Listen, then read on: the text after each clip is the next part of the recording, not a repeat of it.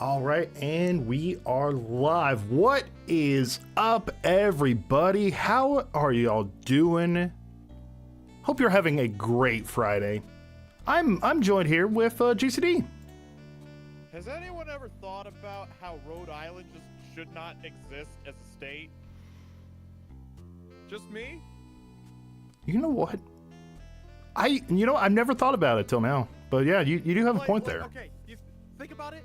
The thing's like about 50 miles long. All right, it's a parking lot. Texas is the size of 500 Rhode Island. They both get 2 senators. Somebody make it make sense, because it don't to me. I mean, I've never been to the East Coast, but yeah, I want to know what's the difference between like New York and Rhode Island. You know, is it like a legit island? No, if you look on a map, Rhode Island there's nothing special about it. It's just a rectangle sitting on the coast. Massachusetts at least looks like it's got an arm pumping. Rhode Island, Connecticut, they're nothing. They shouldn't exist. Weird. Why is it called Rhode Island then? If that's the case. I don't know, maybe somebody rode in and said, you know what, we'll, you see that hill over there? We'll draw the state line there. Interesting. The only joke I got for Rhode Island is that it shouldn't exist. I mean, where else would Family Guy be?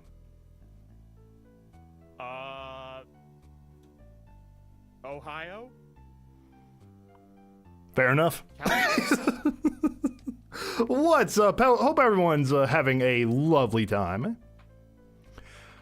Hello, Superstar. Hello, Jobu. Thank you so much for the sub for 10 months. Anime wows. It's been, yeah, Joe, it's like, I thought you guys were never going to continue the series. Yeah, July was a busy month. I don't like July. It's too hot. August is just as hot, too. I seem to be having better luck with the temperature in August than I did in July. You know what? Fair. Plus, the dog days of summer are upon us now. It starts in August and goes to September. Right. It's a good day when Deadpool and Wolverine play Ace Attorney. I made thought about how September's been synonymous culturally with fall, yet it's the most of the month is summer. Yeah, technically speaking, if you believe in if you go based off of equinox, that's when fall starts. Apparently, they're having trouble hearing you. Let's see if I can. Oh yeah. At least according to. Oh, that could be it. Okay, go ahead and talk. So as I was saying earlier, Rhode Island has no business existing. There we go. I had to jack up Discord. Gotcha. Yeah, for some reason just defaulted probably. Also on the YouTube side of things, hello Raz, hello Rouge, hello Wooly, hey Sketchy Fox, and hello Tyler. Welcome to the stream.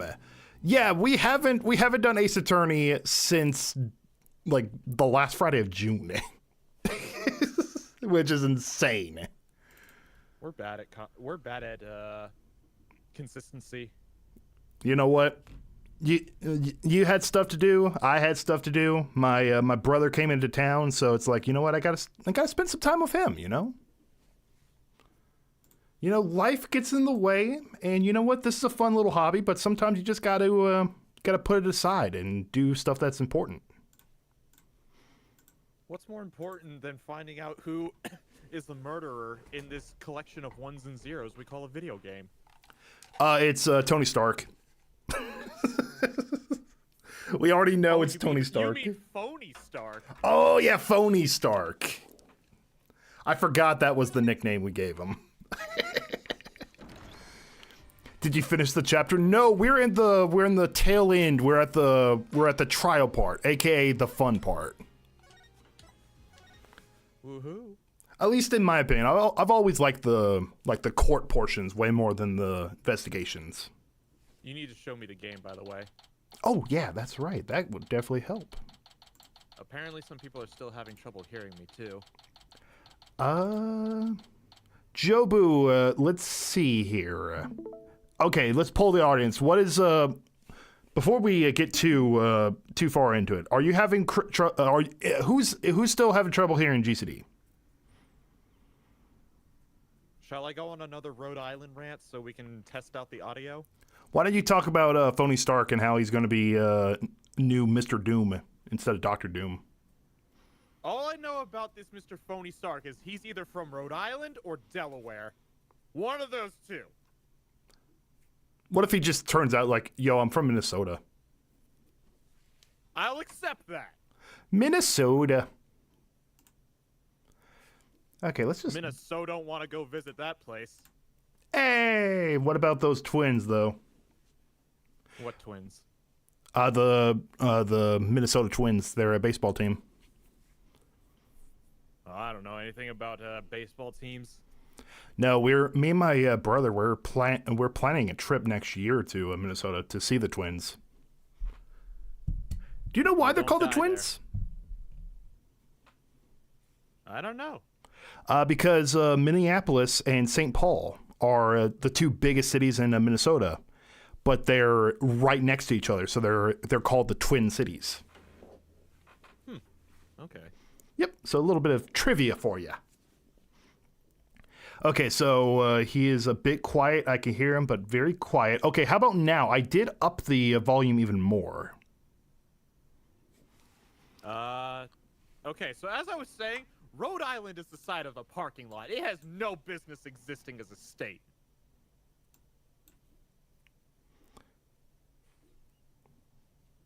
I don't like Vermont either. I want to visit Vermont just for the maple syrup, though.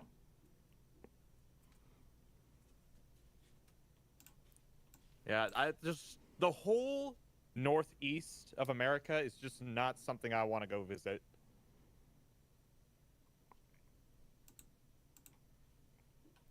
Same as before? Same as before. Interesting. Wooly's saying it's fine now.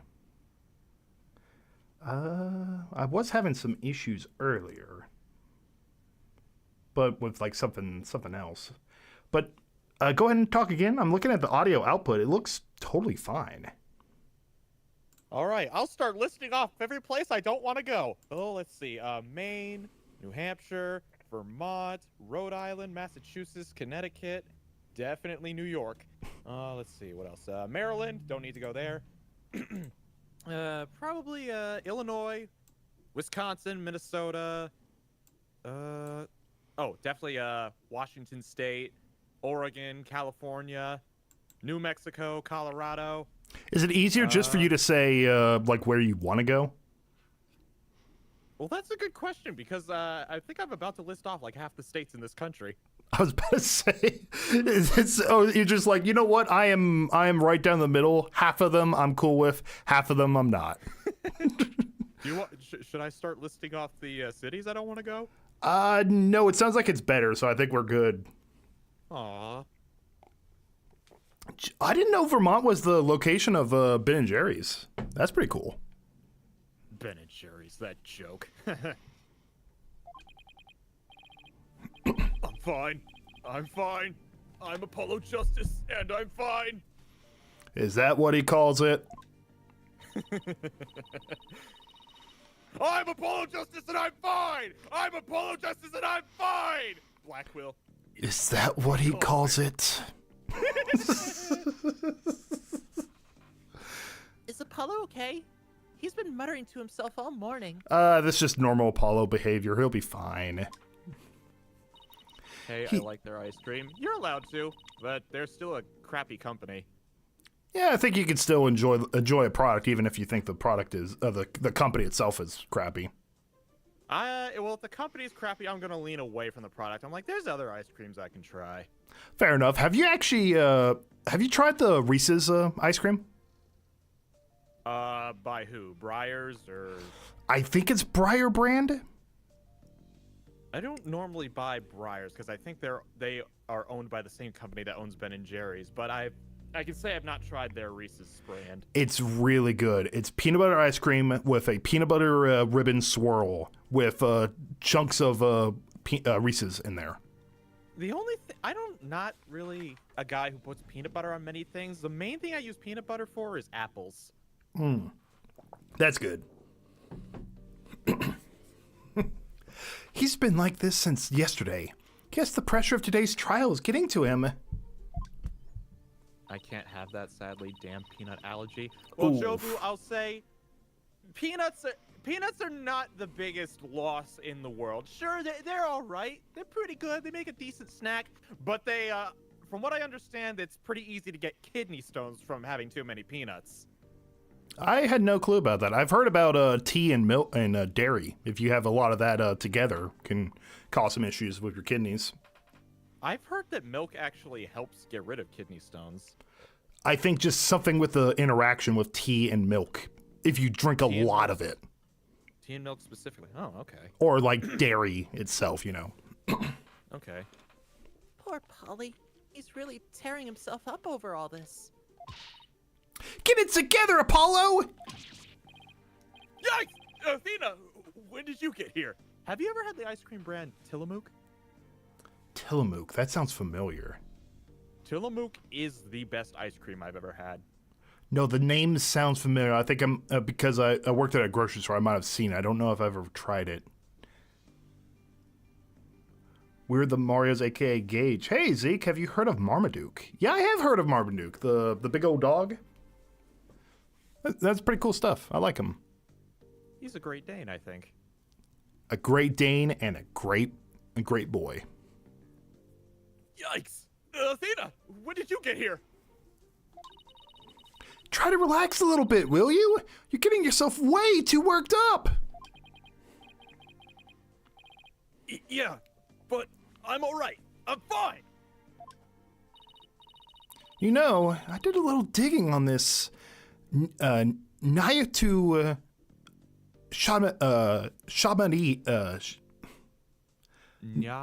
Nayuta Shadami guy. Okay, so I think it's Nayuta Shadamati. Shadamati. Oh, okay, Shadamati. Shamahid. I can't pronounce this guy's last name. First name is Naruto. Second name is Shad. We got him. Shadamati. Shadamati guy. Shadman, got it. Oh no. He's apparently not your run-of-the-mill prosecutor. Oh yeah? What'd you find out? Well, they say he wields an incredible power to accurately read a trial's karma and its ultimate fate. Oh no, he's one of those astrology girls.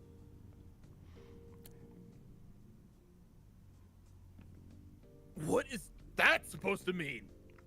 I gave up trying to pronounce it midway through the game. I just called him Naruto. Naruto. You know, Naruto, I could get that. The Shadamati. You know what? I feel as if if anyone has a better like pronunciation of it, please let us know.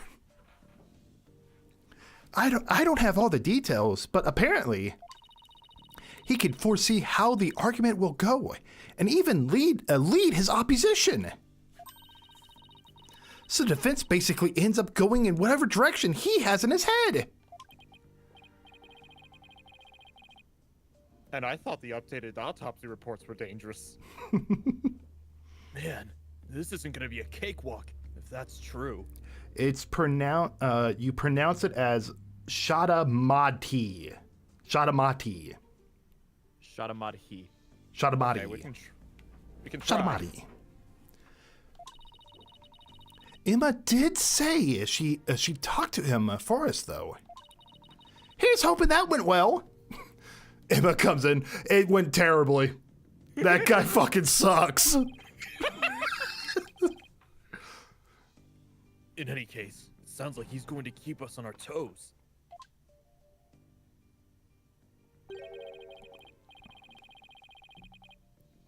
Oh, this has got to be Phoenix. That's why I know you're ready. Why I know I can leave Trucy and the office to you. I believe in you, Apollo.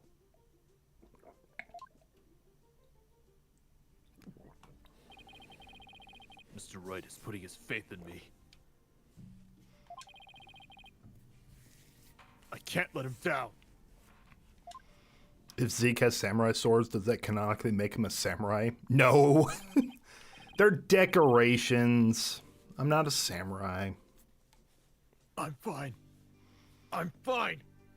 I'm fine. There he goes again. It's almost like he's chanting a prayer. What was her name, Pines? Who? The girl that had a crush on Apollo.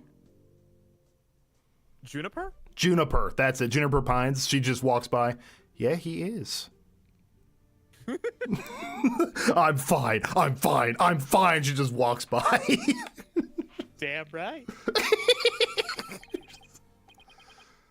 I'm fine. I'm fine. I'm Apollo Justice and I'm fine! Juniper Woods. Oh, okay, thank you, Jobu. If you say so, Apollo.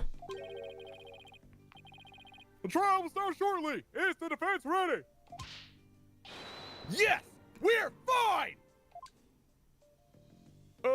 Understood.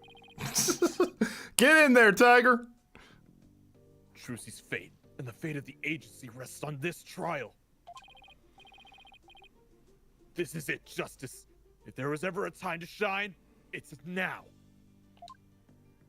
I got sued for getting sued many times. Oh, damn.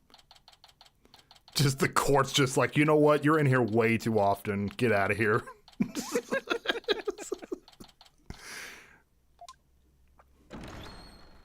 Speaking of getting sued, did you hear about Google losing their antitrust lawsuit? No, I have not. Oh, I might have to send you something on that a little later. Yeah, Google was deemed a monopoly. So, we're probably gonna see some pretty interesting changes soon. And a lot more people are probably gonna be suing Google. Oh boy, it's gonna be a fun year, guys! Tyler says he likes your judge voice 100% more than the anime one. Right. I think in the anime, it's like, court session is now in session for the They make him sound like Joe Biden. So instead, I try and give him more of like a wisdom type voice, like, court is now in session for the trial of Trucy Wright. I appreciate your compliment, Tyler. Thank you. The defense is ready, Your Honor.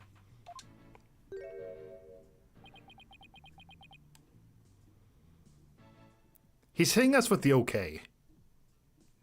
You have lost the game. As you can see, I have already won. We haven't even started, but I won the game.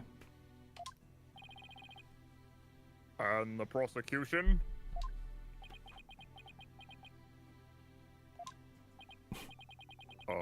Prosecutor Shamati? 1,000 pardons. It was rude of me to keep you waiting. I was praying for the victim. Don't get too excited, GCD. They're probably just gonna get a slap on the wrist. Maybe, but at the same time, being declared a monopoly opens a lot of floodgates, so we'll see. I'm gonna definitely pay attention to the situation. Oh, praying. Yes, I see. You're a Koreanist monk, correct, prosecutor? Yes, that is correct. I am but a lowly monk from the kingdom of Karani. I beg in advance for your forgiveness and kind patience of everyone here in this court. I am unfamiliar with the proceedings of this country and may make many blunders.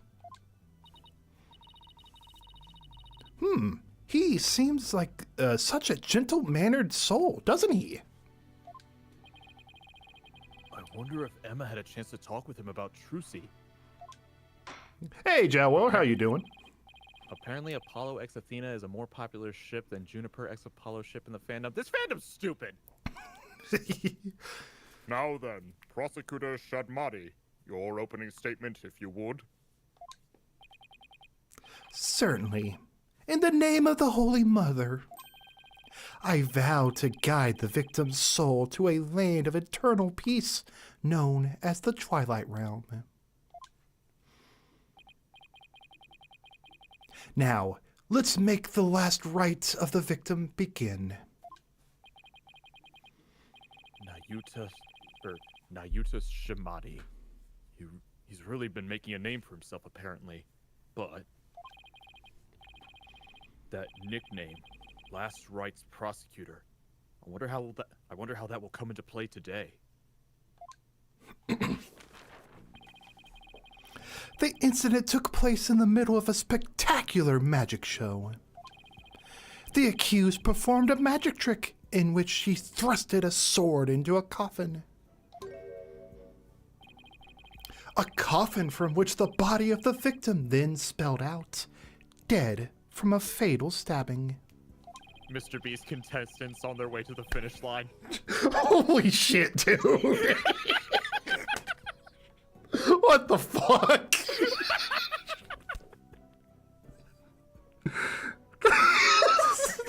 That legit caught me off guard. Fucking hell.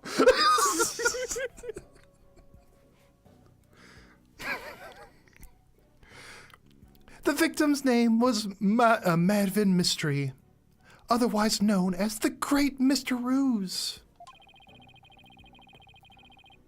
His blood was found on the sword that was used during the magic trick.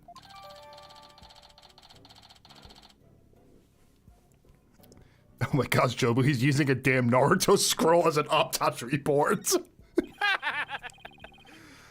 That's unique. So his death was just an unfortunate accident. No, Judge, it was magic.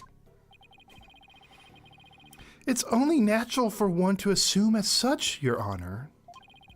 However, it was no mere accident, but rather a homicide. The prosecution's position is thus, that this was a murder made to look like an accident. I see. And you believe this crime was committed by the defendant? Right, I just remembered. It was implied in the last, in the pre-trial segment that the prosecution had evidence that this was a homicide. Yes. But we don't know what that evidence is yet. Yeah, because I think Emma said they originally were looking at it as a accidental crime, and then it got bumped up to murder. Right, right. So let's see what we find. After a thorough consideration of all possible scenarios, I unfortunately had no other choice but to conclude as much.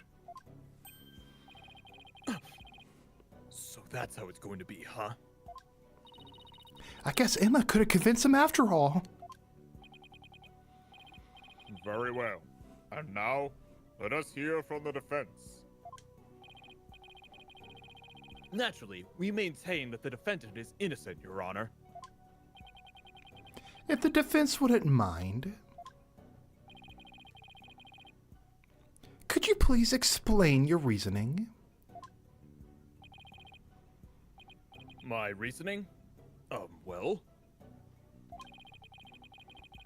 I would have to say that my main reason is because I believe in the defendant. How many fans do you think it takes for it to like keep his like scarf floating like that? 1, 2, 3. Definitely 6. 6 at the minimum. And he has him strapped to his back. Just it's just like a constant hum every time he talks. Mm-hmm. Hey, Orange Moon. Oh, hey, it's the guy I can't spell the name of. Yeah, we were having problems pronouncing his name as well. I see. So you find it difficult to come up with anything more concrete than that, do you? What a fine demonstration of the fact that you are indeed a lawyer of putrid mind. It's not a prosecutor and ace attorney if he doesn't go after us. Putrid mind? Prosecutor Shatmati. Excuse me, but I thought... Huh? Fire! Okay, back away. He might be summoning some shit. I've seen a little bit of Naruto. That means your ass right there, dude. He's summoning his stand. We're about to have a JoJo moment here. If you don't mind me asking, Prosecutor, what was that you were just chanting? A sutra of the Holy Mother that guides those of tainted souls towards enlightenment. It is the I've lost how to say that. It is I think... Koreanist. Koreanist's incantation to awaken the foolish from their fruitless slumber. Fitting for a lawyer who indulges in such fancy as the innocence of the accused. I see. So, you're asking the defense to get real? Allow me these few words, defense. It is my duty as a monk to punish sinners and to guide victims' souls to the Twilight Realm. Should you show repentance and admit to the accused's guilt now, no harm will come to you. But should you interfere with my sacred last rite for the victim,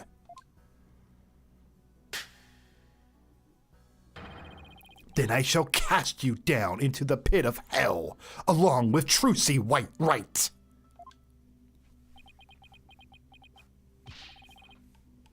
No, wait just 1 minute here. The judge like, order, there'll be no casting of souls into hell in my court. Putrid pit of hell? Is that any way to address someone in a court of law? Prosecutor Shatmati. That may be the way you conduct trials in Khura'in. But I would appreciate it if you would refrain from such charged language here. Your Honor, that was but a Koreanist shaman for those who have strayed from the path. Harsh words are often necessary to admonish contemptible deviants who can't see reason. Oh, I see. I didn't realize. Woolie's saying he's going to the void, or maybe Brazil. What's the difference? I'm sending you to Brazil, defense. Oh no! I guess they really do hate defense attorneys in Karane, huh? Even still, that was way over the top as far as verbal abuse goes. And the trial's only just begun. Yeah, technically this guy just threatened us, like, in a very severe way. Because when people say go to hell, sometimes they often mean for you to, or well, a lot of times they mean for you to die. The only way we could stop a trial in this game is a bomb threat. Like, people have been shot, and they keep going. True. Or if somebody, gets poisoned and dies on the stand, then you get a mistrial. No, I don't even think that was a mistrial. They just like, okay, well, oh well. Oh yeah, I think you might be right. Well, defense? I suppose the way a prosecutor does things varies by country. Which makes sense. Why don't we look at this as a cross-cultural exchange and try to be open-minded about it? You can't do that in a court of law. What? Bailiff, please bring in the first witness. Cross-cultural things are for street markets or Oh, rock concerts. She's back with the snackaroos. Oh no. Uh-oh. I thought she said goodbye to the snackoos. Oh no.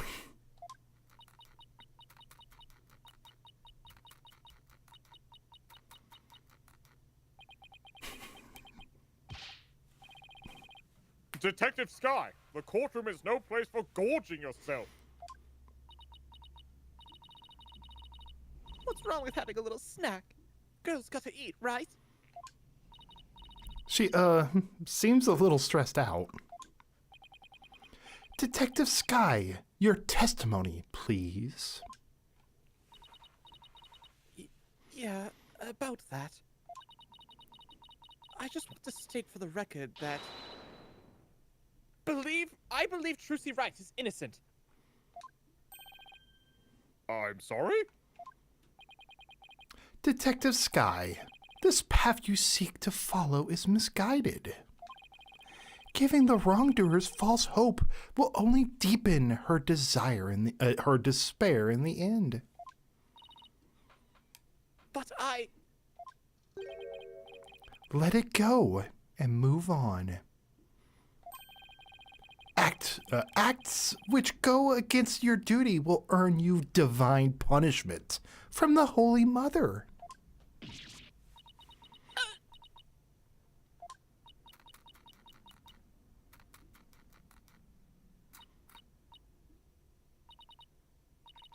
That was such a cute little sprite of Emma. She's like, oh. Does not seem to be having a good time. I don't know about the divine part, but I get the punishment bit loud and clear. I guess Emma got assigned tons of paperwork or something for sticking up for Trucy. She and Prosecutor Shadmati don't seem to get along very well, do they? Shall we continue? The prosecution contends that the accused had a clear motive. The evidence, if you would, Detective Sky. All right. Please take a look at this poster. They legit just put a canceled on him.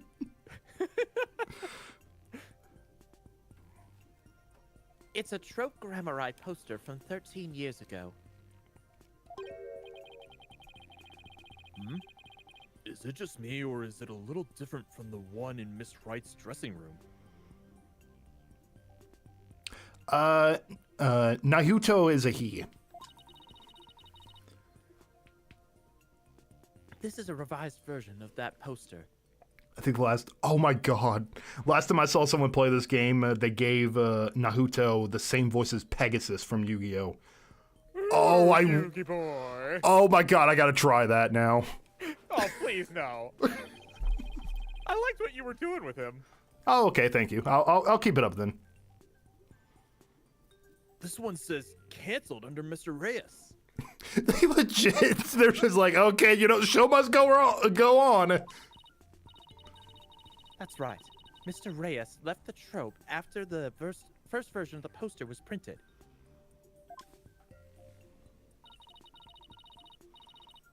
Take a look at Mr. Reyes' right forearm, near his elbow. See the big scar? Oh wow, he got 2 X's. He apparently got that when he made a mistake while practicing a magic trick. Ouch, that's quite a scar.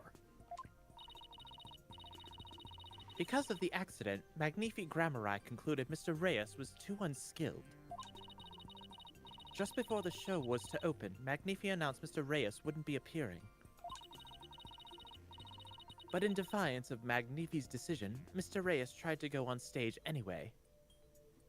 Could that be could that have something to do with the motive for why Phony Stark wanted to kill him? I'm still not sure if it was Phony Stark or Rabbit Girl, but... I think they're together. I think that's the whole thing. That's true. They are in on it together. The problem is Phony Stark had an alibi, I think. Yeah, I don't think he did it. I think Rabbit Girl was the one that actually got the kill, but I think he's the mastermind of the whole thing. Probably. This, in turn, caused Magnifi to oust Mr. Reyes from the trope on the spot. He kicked Mr. Reyes out? That seems rather extreme. Did he really have to go that far? When it came to magic, Troupe Gremier was so passionate. Or should I say extreme about it that it caused problems for them from time to time. Yes. They even caused this court a mountain of trouble with their extreme antics. And now, the troupe's successor has committed a murder. It seems the troupe's rare talent was inherited by the right person after all. A putrid talent for criminality.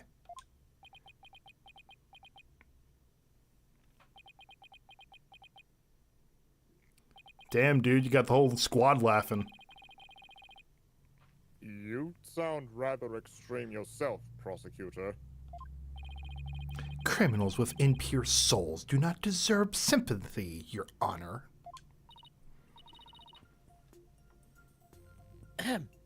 As I was saying, after his expulsion, Mr. Reyes apparently went on to hold a grudge against the trope. He would tell those close to him, I will get my revenge on Troupe Gremier someday. Hello, Ket Croc Gunner. Hey, K-Croc. Revenge, hmm? That certainly sounds antagonistic.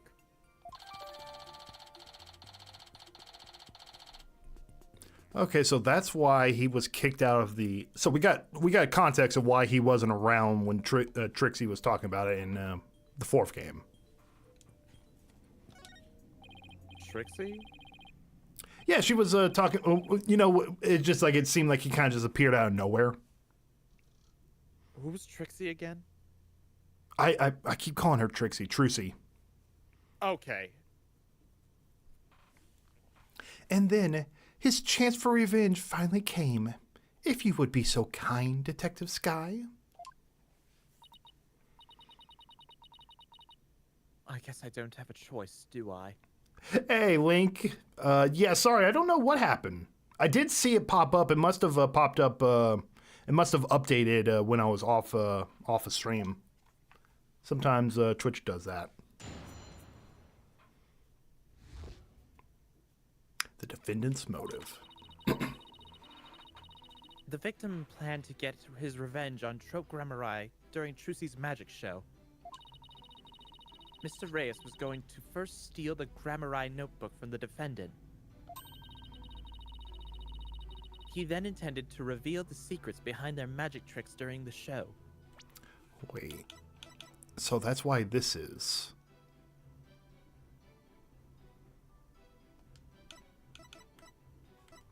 So I'm just taking a look at everything.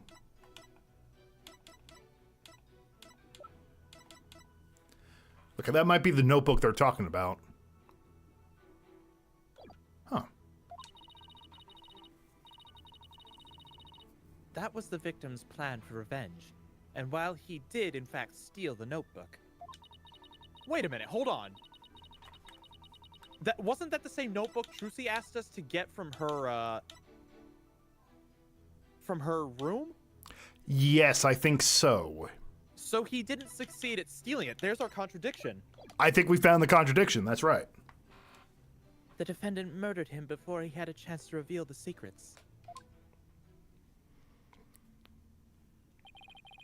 By the time the accused had discovered the notebook's theft, it was too late.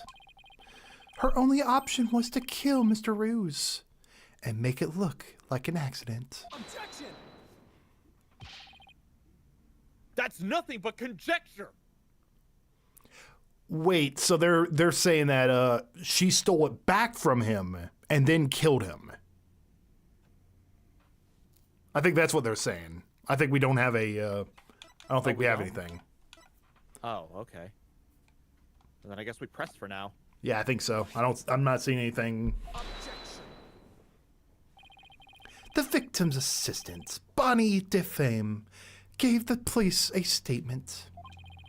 She testified that just before the start of the show, Mr. Reyes said, "I'm going to reveal all of Trope Grammy-Year's secrets on stage today."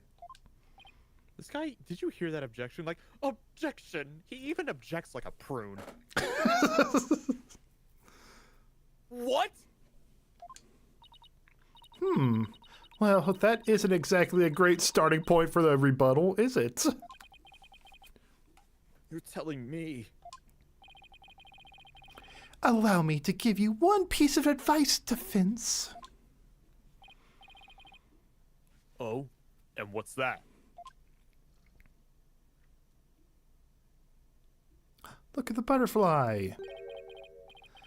Let it go and move on. Have you seen that movie, Defense? Frozen. To quote that movie, let it go.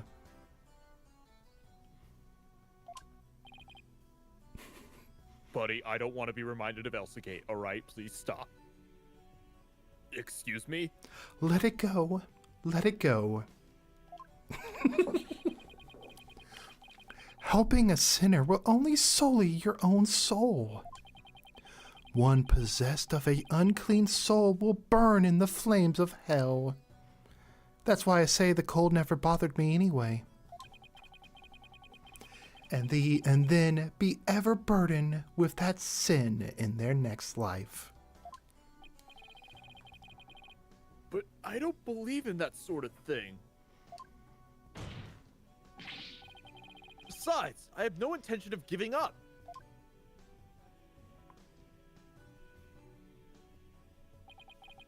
Oh, Holy Mother, grant me the strength to deal with this putrid lawyer.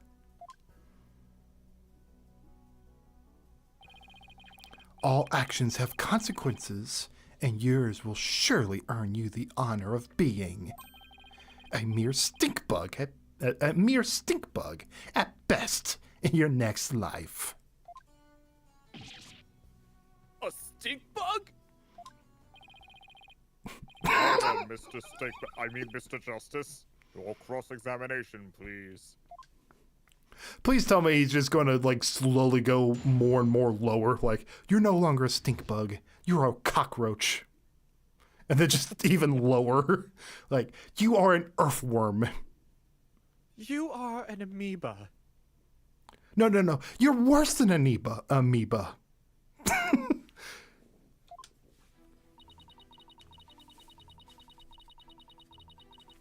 Okay. I love the fact that the health bar, we don't have a consistent health bar through all 6 of these games. We do not. Hold it!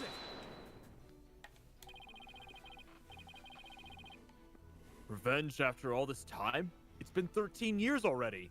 Some grudges run deep. Why now? I know, right? I thought it was pretty sketchy myself. I mean, I wouldn't have done it if... It sounds like he said shut up. I think he did.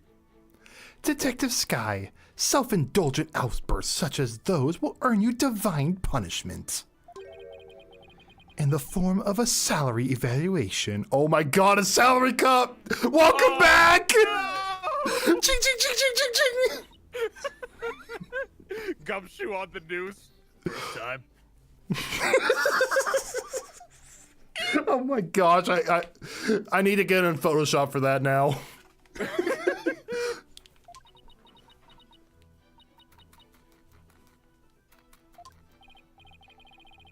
Wait, that's what divine punishment means? Capitalism is evil, Apollo. Money's the root of all evil. Let the detective have her snack. This humble servant of the Holy Mother shall explain. You know the actual quote is, the love of money is the root of many evils? I had no clue. Yeah, it's, the quote's been a little, what do you say, misconstrued over years. But it's not like an absolute quote. Ah, makes sense. Over a decade ago, Troupe Gremier was at the height of their popularity. But then their reputation declined, and they had all but faded from public memory. Until recently, that is, when Trucy Wright sought to recapture their former glory. The defendant? At such a young age, too. How impressive. I'm having trouble reading this guy's dialogue because the voice makes me want to like squint my eyes like he is. Yes, the accused's skill at magic is undeniably impressive. If she hadn't fallen from the path of, if she hasn't fallen onto the path of sin, she would have had a bright future ahead of her. It is always sad to see such promising young potential go to waste. Now then, Detective Sky, how did Mr. Reyes plan to get his revenge? And please put down the snackoos before you continue with your testimony. Yes, Your Honor. Oh my gosh, she has that little, you know that little emoji face? It's like the sad emoji face. She's hitting that so mad right now. I'm not sure I'm familiar with that emoji fit. Okay, well, there it is. Now. She's legit an emoji. Well, the emoji looks like it's faking it, and she looks like she's actually sad. They did such a good job. They put so much emotion into that one sprite. It's impressive. It is. What evidence do you have that Mr. Reyes actually stole the notebook? Well, you see,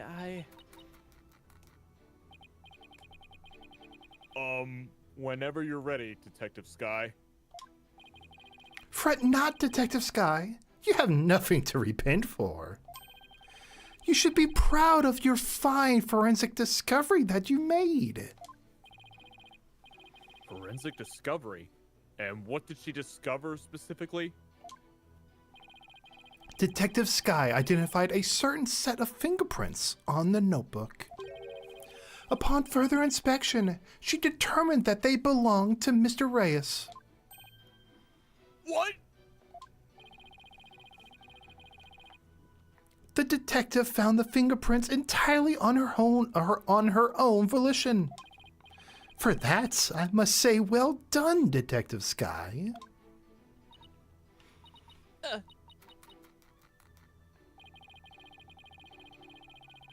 Get a little too addicted to using your precious white powder, did you, Emma?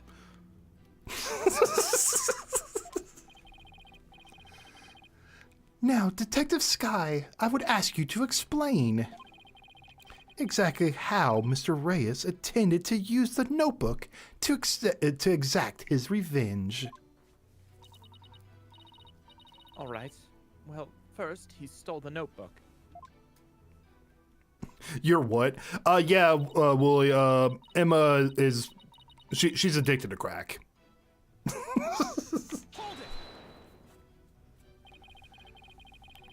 I'm going to reveal all of Trope Grammarai's secrets on a stage today. That's what Mr. Reyes himself said, right? Right, but he didn't exactly specify which Grammarai secrets he was talking about.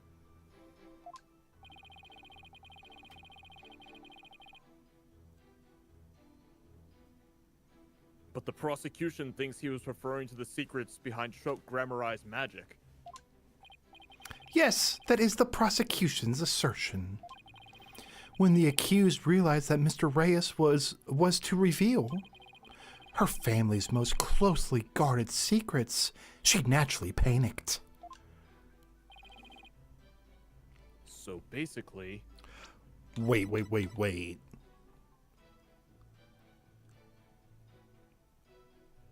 What secrets? A true entertainer always keeps a smile on their face. What is this, the will of D? Is that the only secret in this notebook?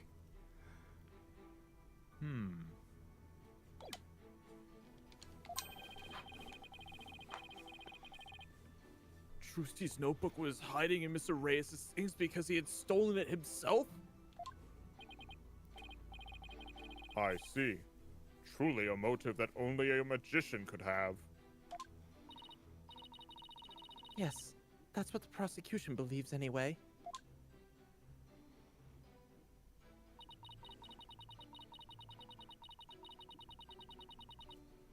Hold it! Do you really believe what you're saying, Detective Sky? Do you really think Miss Wright killed Mr. Reyes to stop him from getting his revenge? Of course I don't think that. The Trusty and I know we... Keep your private considerations separate from your public duty. I warned you about this very thing before the trial began. Did I not, Detective Sky? Yes, you did. Please recite my exact words to you. Emma Sky, you are a detective first and foremost, not the accused friend. Remember your duty and fulfill it faithfully. Excellent. So you do remember what I said to you. Your devotion to your work will be rewarded, for the Holy Mother sees all.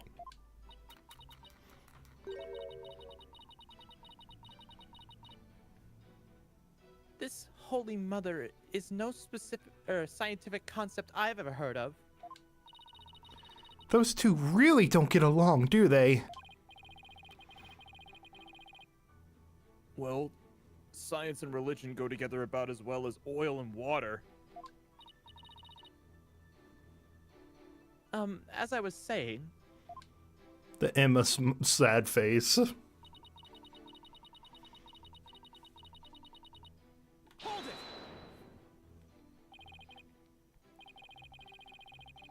I'm sorry, but what exactly is the basis for claiming it was murder?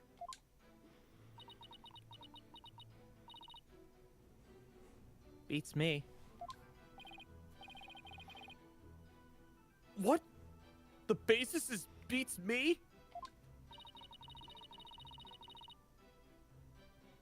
You'll have to ask Prosecutor Shadmati over there because... he hasn't told me his reasoning either. Detective Sky, your feeding of information to defense has not gone unnoticed by my eyes. Anthony, you might want to double check your quote there, because that's not what I've read, and that's not what I've seen. Oh! The bad karma of acts which go against your duty will impinge upon you in your next life. But even before that, it may impinge upon your job in the form of a transfer. Ah! Please don't get me kicked out of the forensics unit! Anything but that! Poor Emma. She's really been risking everything for us.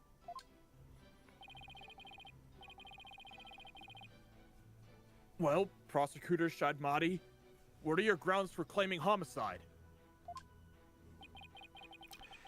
It was the luminous tape in the understage passage. I realize that it has been moved.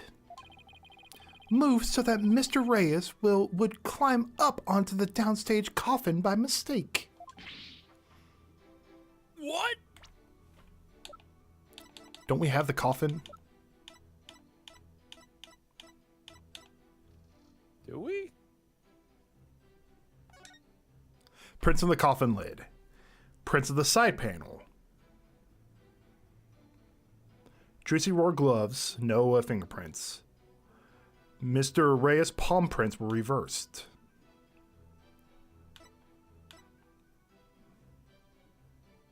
Oh yeah, according to this, if he was inside there, he'd been pressing, his back would have been towards the audience, according to this. Okay, the tape he was talking about actually kind of makes sense then. Because that makes sense, because if he climbed up the ladder, he'll be facing, like, most of the time you climb up. We're between a rock and a hard place right here now. Yeah. That's no good. Not at all. Mr. Reyes, who was waiting in the understage passage, was supposed to have used the upstage ladder shown here on the left.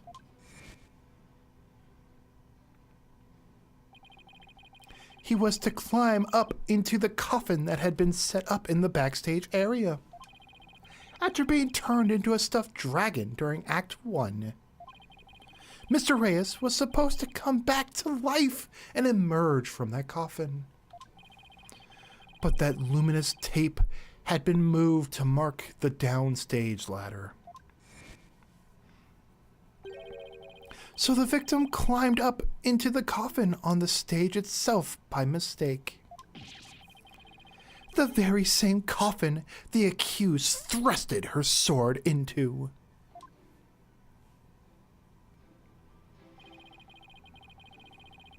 And you have proof that it was my client who moved the tape? But of course, Detective Sky.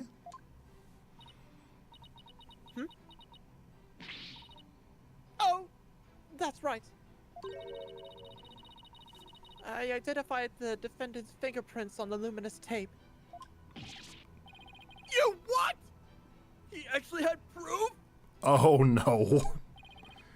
We're in trouble. Well, defense, are you finally ready to let it all go and move on? Absolutely not. Detective, please add the information about the prints on the tape to your testimony.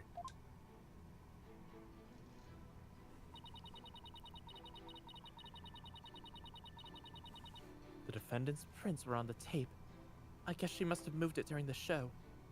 Hold it! Let's get a little bit more information about this. What made you think to check the luminous tape for prints? This is Emma we're talking about. Well,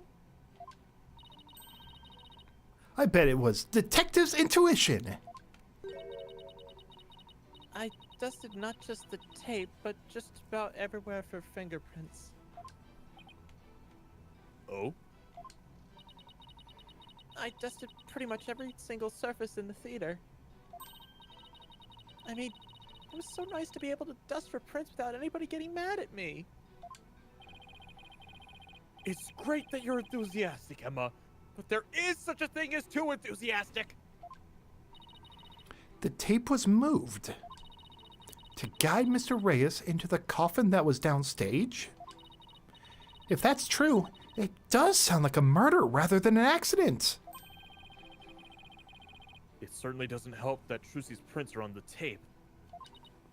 Ugh. I wish I knew what sound would be... I wish I knew what sound would even be appropriate to make in this situation. Alright, so there's something about the last statement. It's always got to be the last statement, you know? Yeah, it makes Or sense. the added statement is what I meant. Defendant's prints were moved. Guess she I moved it guess during she the must show. have moved it during the show. Wait.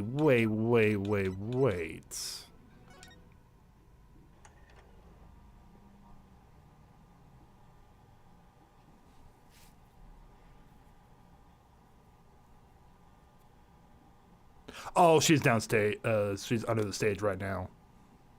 Yeah.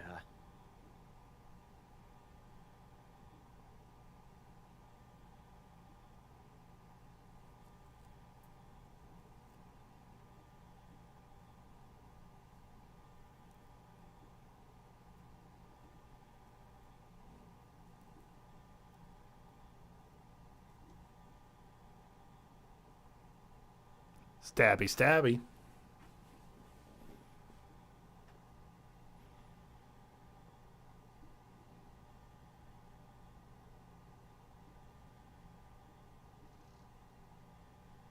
Behold, a dead body.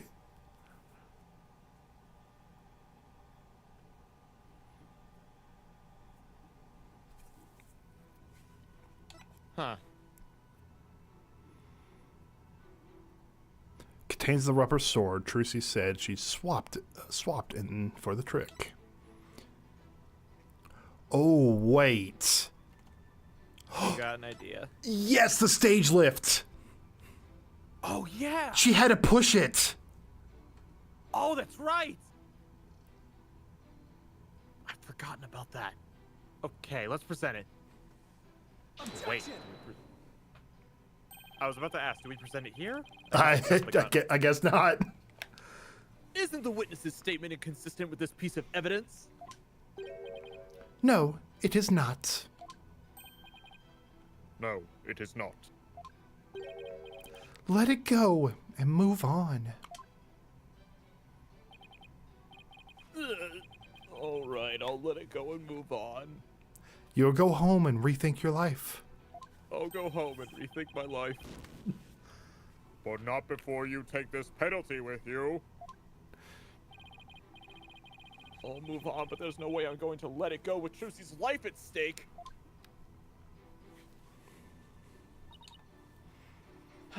Okay,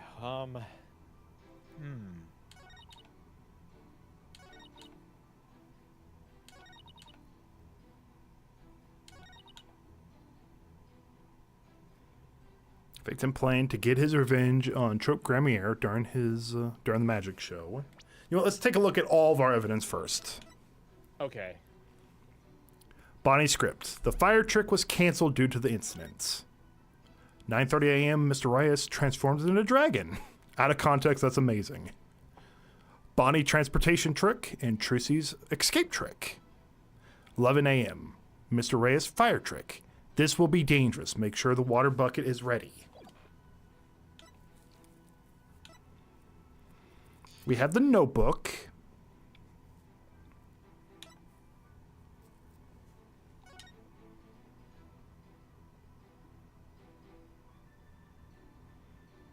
Where he's stabbed in the back by the looks of it. Doesn't necessarily match up with the how he was sitting there. Prints on the lid. Prints on the side. Prints on the top were unknown.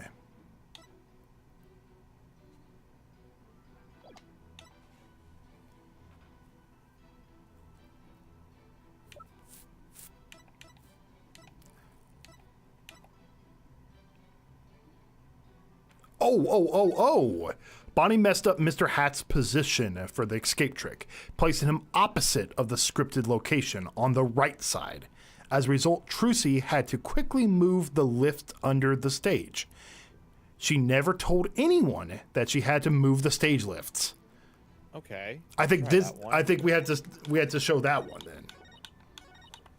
Let's try it.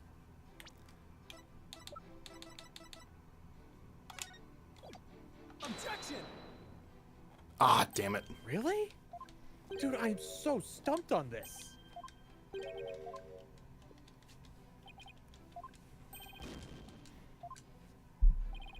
We lost 2 health already. We're in the first little bit. You want to consult? Let's do that. I must be really out of it today. You and us both, Apollo. Apollo, there was one statement that I thought was a little strange. Oh? Am I witnessing the power of analytical psychology at work? Nope. Feminine intuition. Let me show you which statement I'm talking about. Okay. Now to try comparing the evidence with the statement that caught her eye. Okay, so it's the last statement, like we thought. Just as we thought. Okay. The defendant's prints were on the tape. I guess she must have moved it during the show.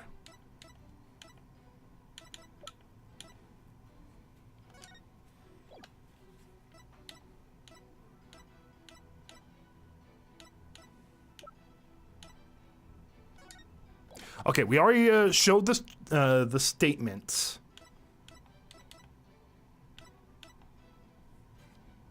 And we already showed the stage lift number 2. Both of those were incorrect. Oh, I just realized. Yeah? Where is it? Trissy wore gloves during the show. Oh! She wore gloves.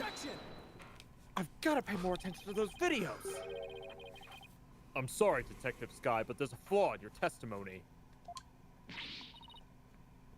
Oh, really? The prosecution is claiming that Miss Wright moved the understage tape during the show in order to guide the victim into the coffin downstage. But it doesn't make sense that she would leave prints on the tape at that time. It doesn't? Please consider the fingerprinting result of the main coffin, which showed that not one of my client's fingerprints was found in or on it. That's true. We didn't find any of her prints on that coffin.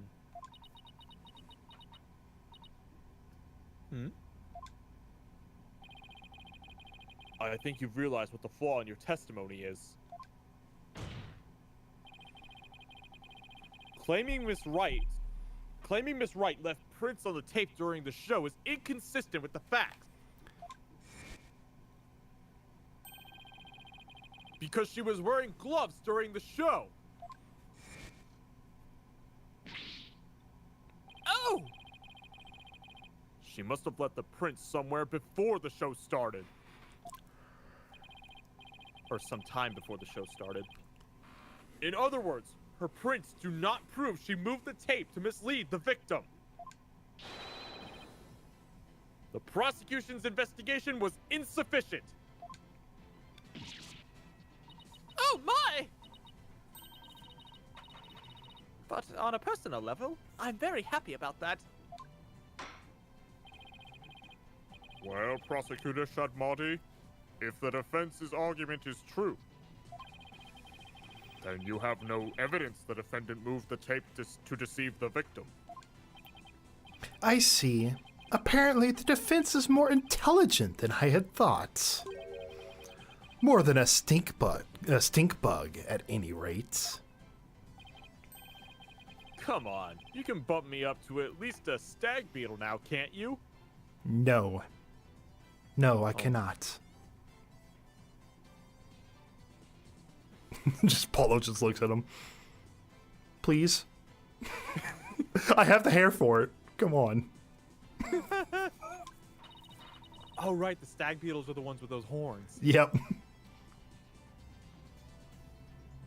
Would that really be any better? Of course! Way better! Stag beetles are cool, with those huge mandibles of theirs. You know what? I agree, Apollo. Those things are so cool. It's the defense wishes. Oh, what's up? It sounded like, when I got a little better listen at it, Satura. I don't know, is that a is that an actual, what is that? Yeah, probably like silence or something. If the defense wishes to be promoted to a stag beetle, then answer me this question. All right, shoot. Apollo's all excited, like, oh my god, here's my chance, here's my chance. Even with no evidence that the accused moved the tape to misguide the victim,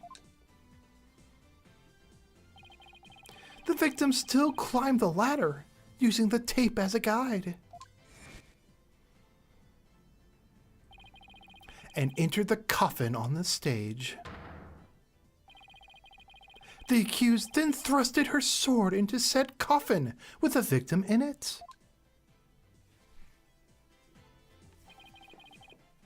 So I looked it up. A satara is apparently some kind of European Japanese pastry. Interesting. Can you imagine just yelling croissant without knowing what it was? Just thinking it was important. Like I doubt it's actually a pastry, but can you just imagine just a normal conversation, you don't know the words, and you're like, croissant.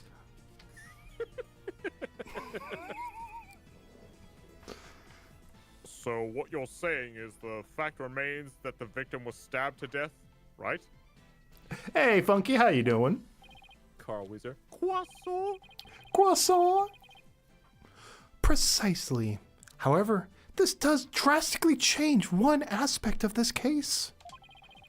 If the accused did not lead the victim into the coffin on purpose, then it means the victim's death could have been accidental. If it was indeed an accident, the defense can argue that it was involuntary manslaughter. I see. If it was involuntary manslaughter, they could plead extenuating circumstances. And the severity of the crime would be mitigated. Defense, if you believe the accused did not murder the victim, then do you argue that it was an accident? This is it. The all-important question. The defense argues that Mr. Reyes' death was murder. Murder. The defense maintains that the defendant is entirely innocent. We believe that it wasn't an accident, but murder. Dun dun dun. And what's more, we believe it was committed by a third party. Dun dun dun. A third party? As in, the true culprit is someone else?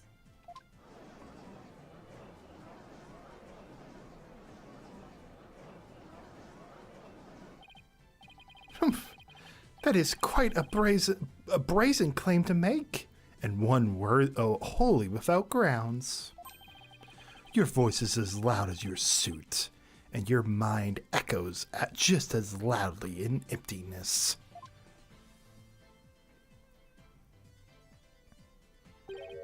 Surely, you were but a loud red pepper in your previous life. I've been demoted to a vegetable? Wow, I didn't know a person could be reincarnated as a non-sentient plant. In any case, I do have grounds to make this claim. Let us hear this reasoning of yours, then. Alright, but before I give it, there's one question that we need to address. If the victim was killed by some third party, then the sword the defendant thrust into the coffin wasn't the cause of death. If that's the case, then how did we wind up with a dead body inside the coffin? Why does Trissy give like the look of, oh shit, this happened again? It's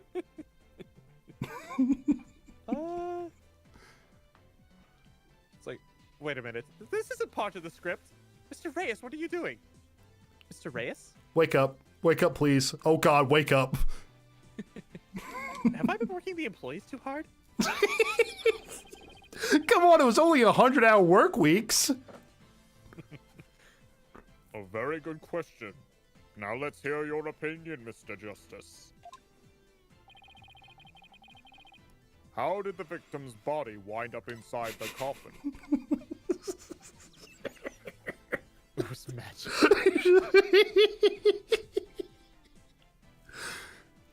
Oh my god, do we? Do we try? Do we dare? We only have 3 health points left. I mean, are you willing to risk it? I mean, he was probably killed in the he was killed in the coffin. It was magic. He was killed understage. Understage doesn't make sense. I just want to see what this does. Oh, all right. The defense would like to contend that it was magic. I've seen that kind of trick before. Money appearing in an empty box, for example.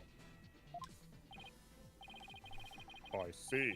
And how does a trick like that work? What's the secret to it?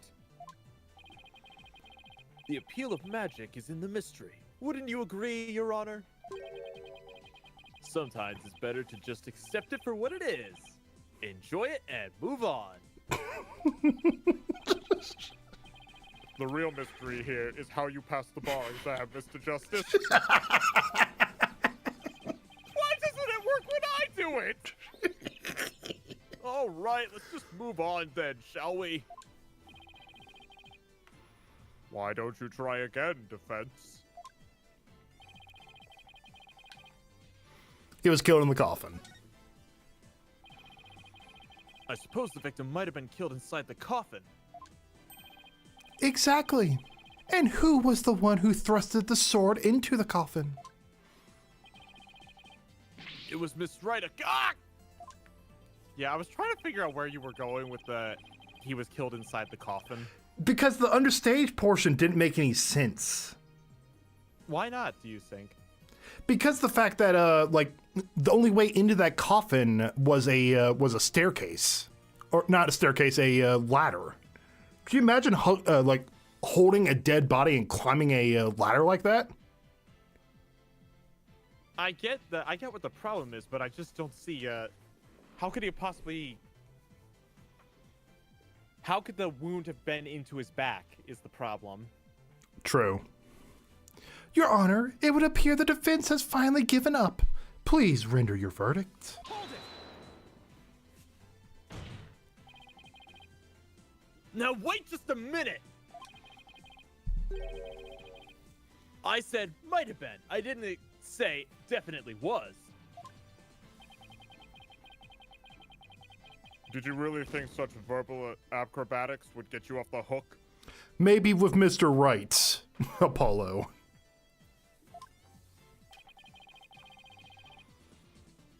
If only I could have stuck the landing better.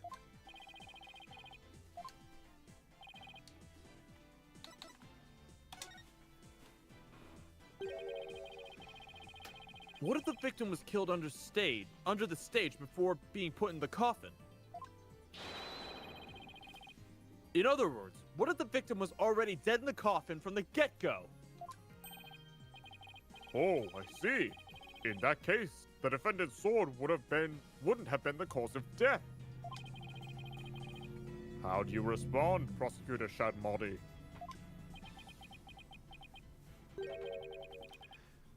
That is the third time. The third of what?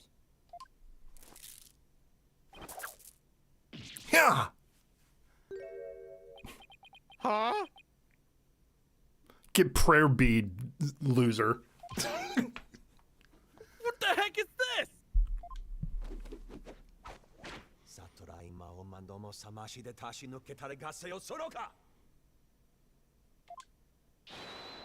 Yeah. Ow, my head!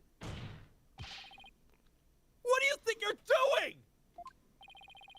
Even the merciful Holy Mother loses patience if she is struck 3 times. Since you never learn, you need to be punished. Why don't you let me worry about what I need and don't need? It is what you deserve for interfering with my sacred last rite for the victim. You are a brainless lawyer chasing phantoms. You know nothing. Let this humble servant of the Holy Mother give you an edifying sermon. A sermon? Now? All right, see you later, 13.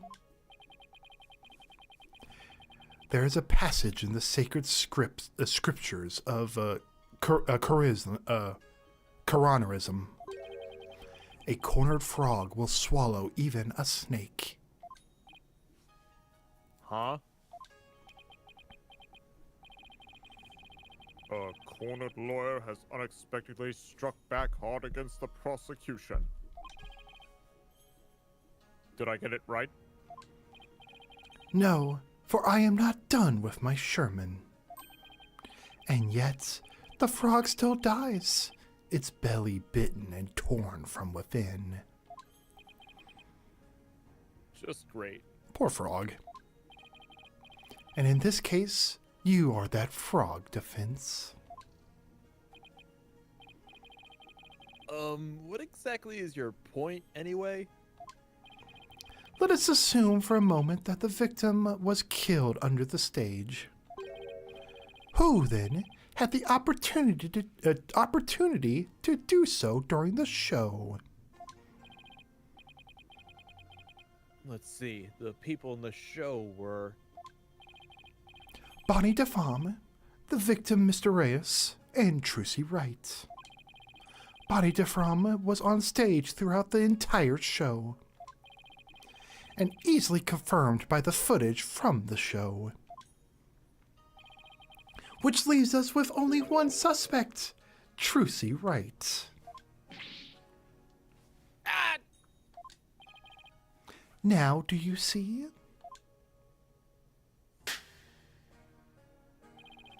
The accused killed Mr. Reyes as he waited on standby in the understage passage, and then placed his dead body in the coffin above, thus making the murder look like an accident. No!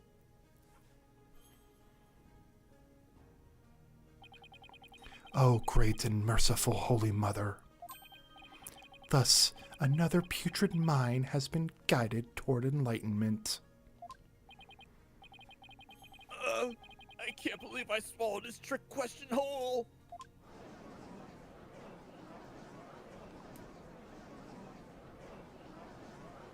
Objection!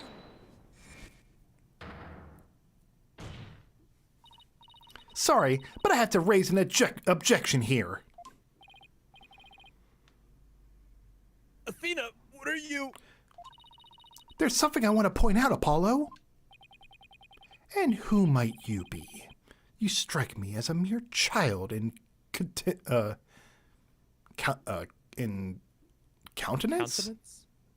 A mere child in countenance.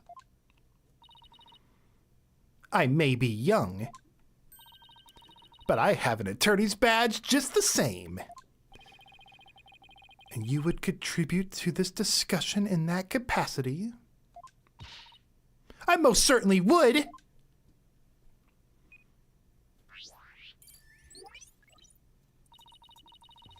You just argued that the defendant killed the victim under the stage. But let me remind you that Miss Wright is a girl. Clearly. Surely you didn't raise an objection simply to point out such an obvious fact. Your Honor, please send for this little child's guardian to come take her home. Hold it! But I'm not done with my Sherman! You don't need to talk like a prosecutor... You don't need to talk like Prosecutor Shadmati, you know. Listen, if the victim was killed in the understage passage, then his body would have been would then have to be hauled up to the stage, right? However, Miss Wright is a young girl, and a pretty petite one at that. She couldn't possibly have hefted that large body up and put in the coffin. That's true. It does seem like it would be a rather difficult task for the defendant. I don't even think I could do it. What do you think of that, prosecutor? Who's the child now? In my religion, the priestesses of Quranism are revered as a pillar of our beliefs. So I naturally hold nothing but deep respect for women. I also think highly of the female perspective. Says the man who calls this fair maiden a little child. who's a fair maiden? I agree that your point is worth discussing, Defense. How, indeed, was the dead body raised up into the coffin? By the accused, Trucy Wright, that is. You're committed to pointing the finger at her no matter what, huh? Then you explain how that even be possible. But of course,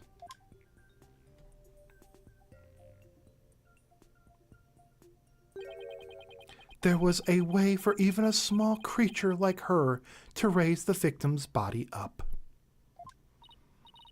Huh? Wait, you really can explain it? I foresaw that our argument would come to this, so I have prepared a witness. I know where he's going with this. Well, well. I admire your readiness, prosecutor. It is really not that difficult when one can read the ultimate outcome of any trial. He couldn't have really predicted that things would turn out like this, could he? It's pretty hard to believe. Excuse me, but may I step down for now? Yes, I suppose you may. One moment, Detective Sky. I'm sorry for, the way I handled all of this. You did a fine job, Detective. Your testimony was invaluable. It was? Yes, you served well as a detective and did not allow your personal feelings to interfere. You overcame the conflicted emotions you felt and performed your duty admirably. You will be rewarded for your fine work.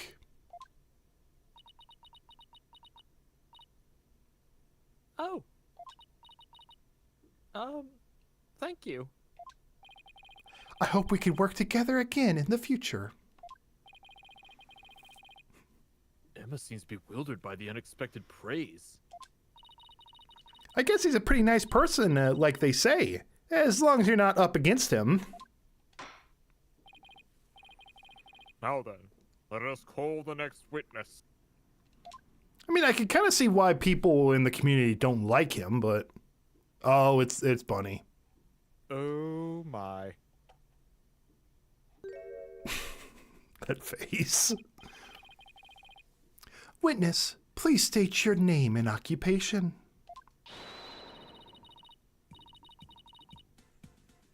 Did you have Bonnie, or did I do Bonnie?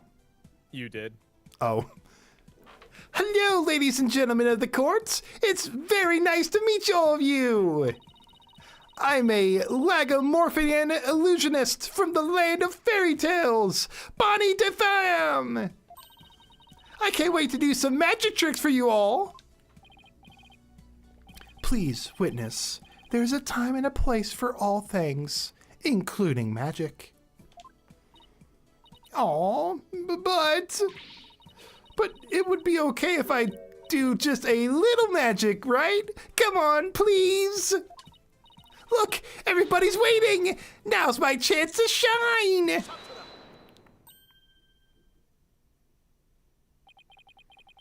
That is your second time. My second time doing what? There will be no further warnings. You should know that from our preparatory meeting, correct? Eep! Is no one exempt from His Holiness's rosary of suffering? May we have your testimony, witness, once you've rediscovered from your disappointment, or recovered from your disappointment? Well, as a big fan of Trucy's, I don't really want to testify against her. But I guess I have to, don't I?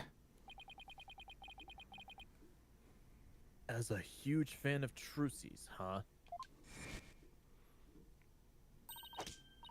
Oh yeah, crazy bunny. I hate her. I loathe her. I can't stand that Trucy Wright.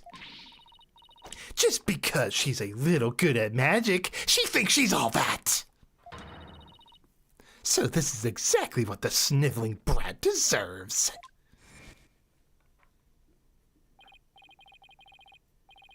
Sure, you're a real fan, all right. Of destroying Trucy, you mean?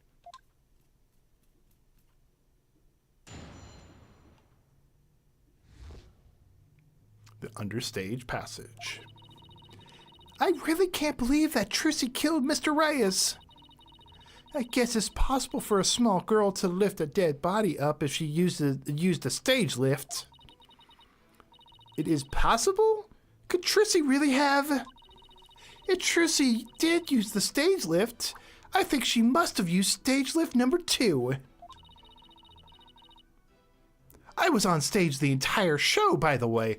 Stage number 2.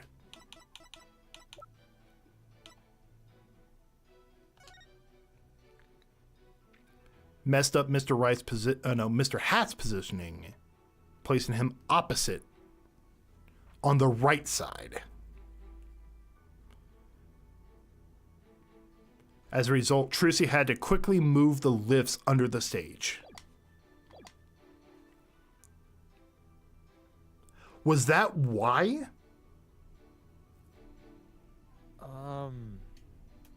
Possibly?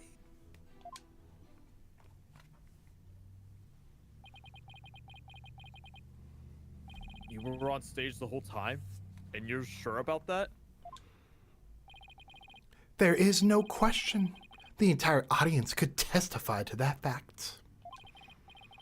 What more, she is shown clearly in the TV show footage as well. I couldn't possibly have killed Miss Reyes, not little old me. Therefore, the only person who could have killed the victim under stage is the accused. Furthermore, by using a stage lift, even a petite young lady could have raised the body up to the stage without difficulty. You've got to be kidding me. Very well. The defense may now cross-examine the witness.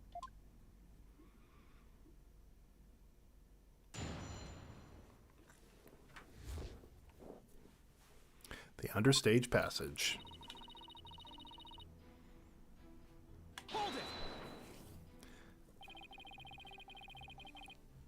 You said you were a huge fan of Trucy's, isn't that right?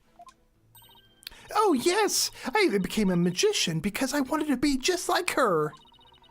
The first time I saw her, she was performing at the Wonder Bar. She was only in junior high back then, but she got up on stage with a ton of confidence. And then she proceeded to win my heart with her astonishing tricks and winning smile. She certainly sounds like she means all of that.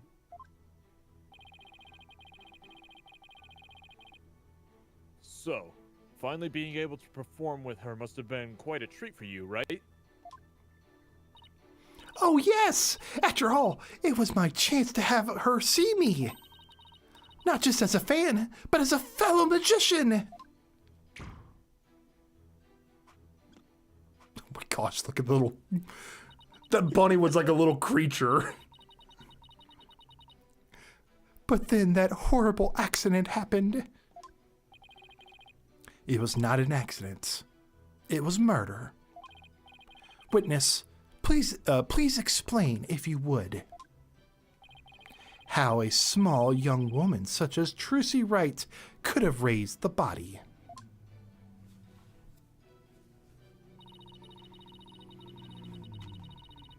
Hold it! What makes you think it would be possible? It's not like you tried it out yourself, right? Well, actually, we did try it out for ourselves. You did? Detective Sky, if you would. Oh! So that's why you made me do that. Detective Sky, what did he have you do?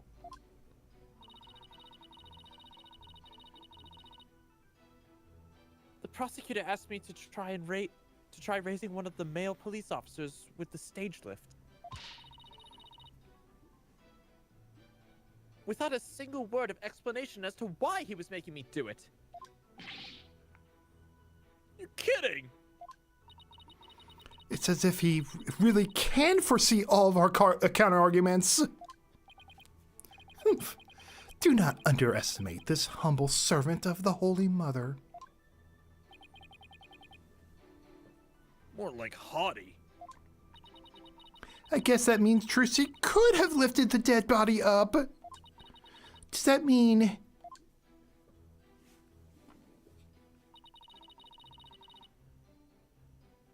Hold it! Is what possible? Could Trucy really have what, Mr. Pham? Please finish your sentence. Eek! Well, I... Don't try to beat around the bush. Come right out and say it. Say it with your chest. Why not tell this court what you really believe? What I really believe? Of course I don't believe Trucy could ever commit murder. Such an amazing and wonderful magician could never do such a thing. But taking all the facts into account, what else can I think?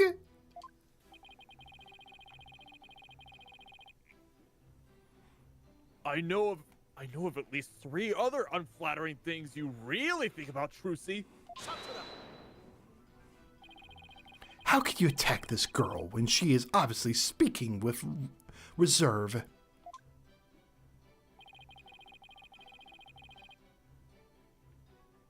There is such a thing as reading between the lines, Mr. Justice.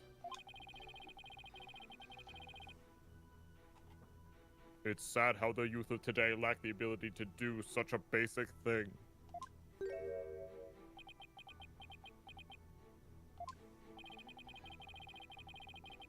Looking at me like that isn't going to help me stick my foot in my mouth less, Your Honor. Witness, please describe what the accused might have used to lift the dead body. All right.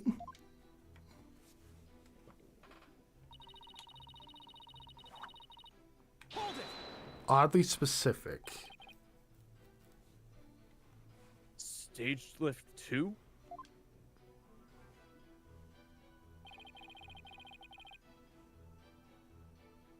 You mean the stage lift shown here on the left? That's right, with a stage lift.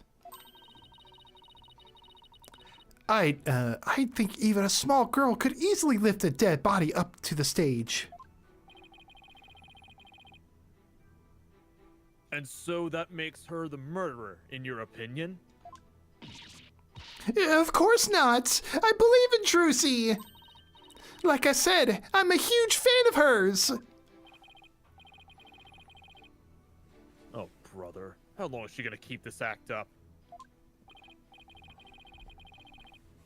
Defense, what position was stage lift number 2 in after the show? Let's see. If I recall, it was in the fully raised position. Ah! And the reason why it was fully raised is because the accused used it to lift the victim's body. Wouldn't you agree?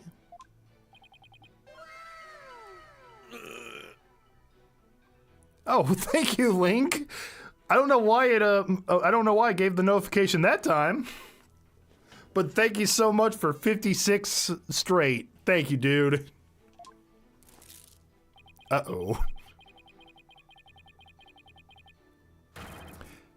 Feel free to slowly mull it over while you roast over the flames of hell, you evil red pepper.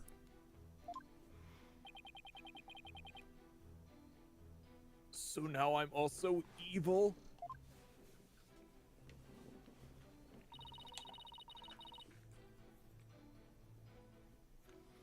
Hold it! You didn't have a single spare moment to slip down to the understage passage? Wooly, with the Prime subs, you have to renew it every single month. It gives you one free one each month. Huh?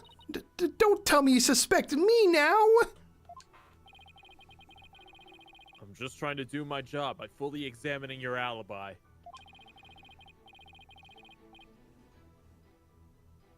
Depending on how solid it is, I might have to suspect you, yes. You gotta be kidding me. Don't spit on my head and tell me it's raining, lawyer boy. I'm right there in the footage. Are you too much of an idiot to see? Huh? Mr. Farm, are you feeling all right? You seem suddenly different. Oh, oops. Where did that come from, right? Oh my. I must have snapped there for a second, didn't I? Tee-hee. You didn't just snap, you broke character just now. In any case, I was on stage the whole time, performing magic. I mean, you saw me in the footage, right? My dazzling and flawless performance. Flawless? That's odd, considering what you told me. You said that you'd make a mistake with where you said you'd made a mistake with where you positioned Mr. Hat. Nyeh. Mr. Farm, what is the defense referring? Well, I made a little mistake on the stage. I was in charge of operating Mr. Hat, you see. According to the script, I was supposed to place him to the left of the coffin. But I flubbed it up and made him stand to the right of the coffin instead. And because of that mistake, Trucy had to move the stage lifts around. I feel really bad about messing Trucy up like that with my goof. Tee-hee!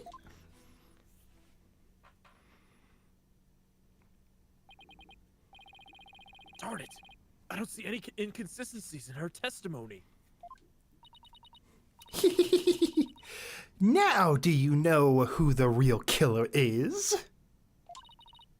Come on, Gramps! Don't just sit there! Hand down your ruling! Pronto! Do it quick before you kneel over up there! I beg your pardon? Judge's like, I'll have you know I've been this age for years. Oops! Oh, what's got into me? I am so sorry. I give her another 5 minutes before she tears off that mask. Well, defense. Are you ready to let it all go now? Of course not! I'll never give up! I see. I suppose this, too, is fate. The sacred scriptures of Coranoism describe a variety of hells for the damned. For someone like you, who struggles ceaselessly against his fate. Popol Bojig seems most appropriate. People boil? What? Oh, wait. That's in Koreanese. What sort of terrible place is Popol Vuh? A place where the the more one struggles, the further one falls into the abyss. At the bottom of the abyss, a ferocious beast awaits. Think of it as something akin to an antlion sandpit trap. Oh, there's one of those in my backyard. That's actually kind of sick. Antlions are so cool. All I know about ants is that sometimes people will find. Have you ever seen the videos of the people finding the underground ant hills and then they pour molten aluminum into them? Oh my gosh. No, It's awesome. antlions are a little different. They are a larvae of a dragonfly. And what they do is they dig a hole in the ground with loose sand around it. And they will sit at the bottom with their jaw just open waiting. And an ant will come walking by, or like a beetle, whatever food item will come walking by. And they will slide in the loose sand into the middle until the antlion with its jaws will just come and just like grab it and eat it. Huh. It's super cool. I still think the molten aluminum is cool, but that's cool too. Mm-hmm.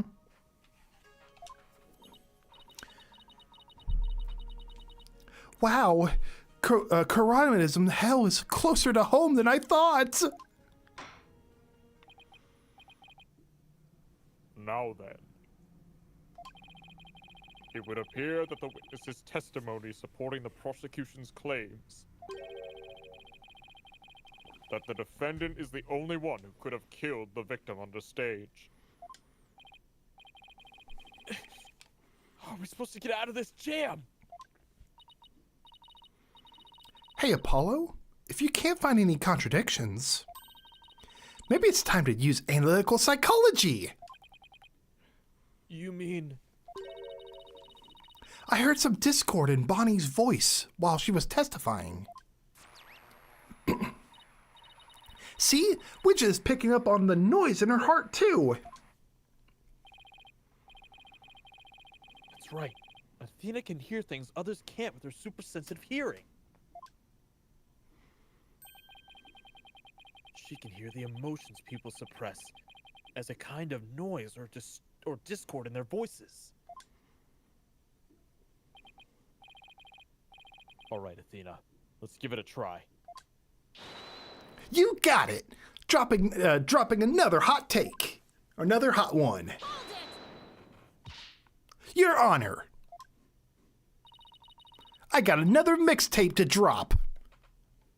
I'm afraid that our witness, Miss DeFam, is suffering under terrible traumatic stress due to this horrible incident. She is? Look at her, Your Honor. Split personality disorder is a telltale sign. Yes, what with that terrible death on stage and her beloved Trucy getting arrested, she's under awful strain and shock. In fact, I don't know how much more she could take before she is unfit to testify. What? Oh, I've heard of that. What is it called? Postal stress disorder? It's where a person becomes uncontrollably angry, I think. I read about it somewhere. That's going postal, Your Honor. This is PTSD. Oh my, I don't like the post office. Post office lost my mail last time. So that's why the witness acts so hostile at times, as if she were a different person. Fun fact.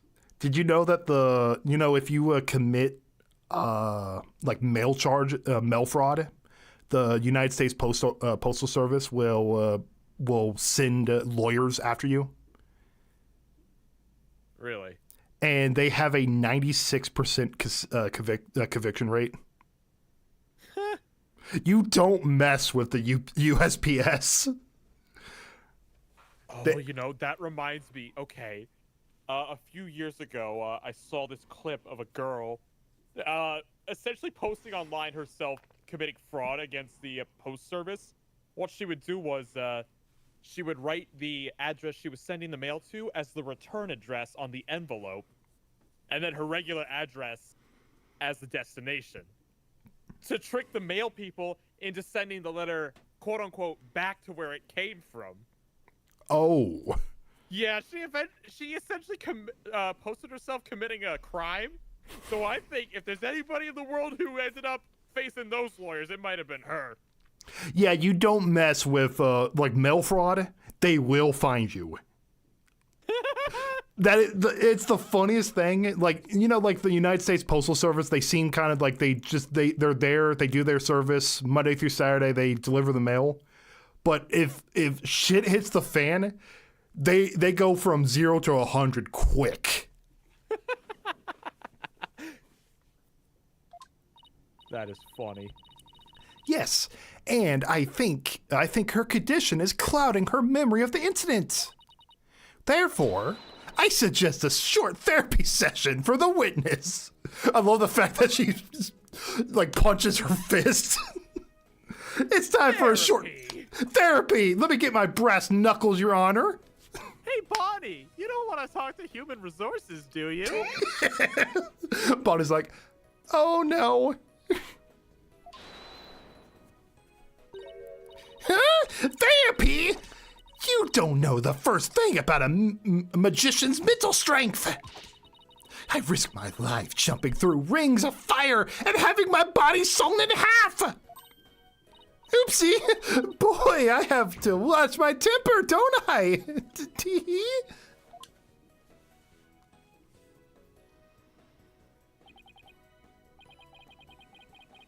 Miss Sykes, please do whatever you can to help this unfortunate young lady. The judge like, go right ahead. You got full reign. And what exactly is this child planning to do, Mr. Justice?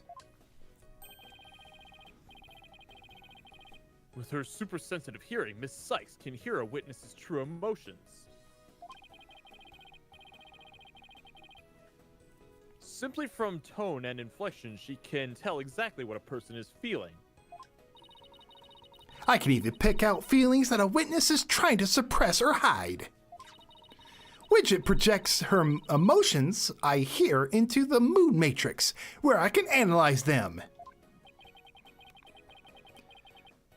It sounds like some sort of superfluous devilry, though I find it hard to believe. I must ask. How do emotions constitute evidence? While I won't say that emotions can be taken as evidence per se, I have seen how instrumental Miss Sykes' work has been in cracking a case.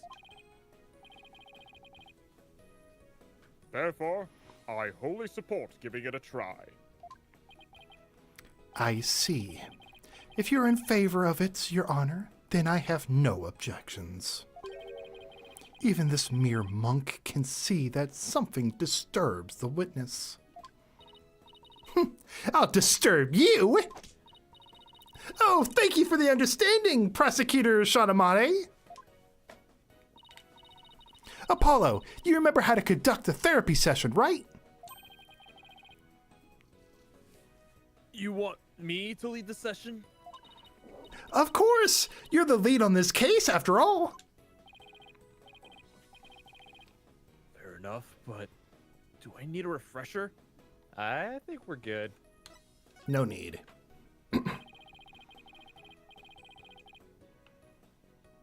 I think I still remember from the last time, so let's get right into it. Okie dokie. You ready, Widget? Let's do this. Also, hey, Gray, and hello, NGC. How you doing?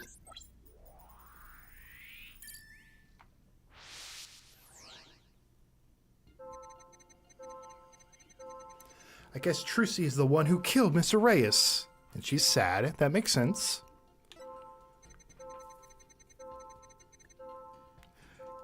Even she could have moved the body with the lift. Oh my gosh, look at her. Her evil. I was on stage at the time. No emotions whatsoever. Interesting. But that terrible mistake!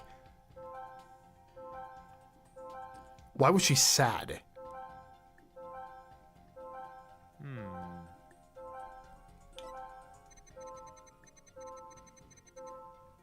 My stupid flub caused Trucy so much trouble. Oh. I think I see the issue here. Yes, indeed, I do believe. The sadness.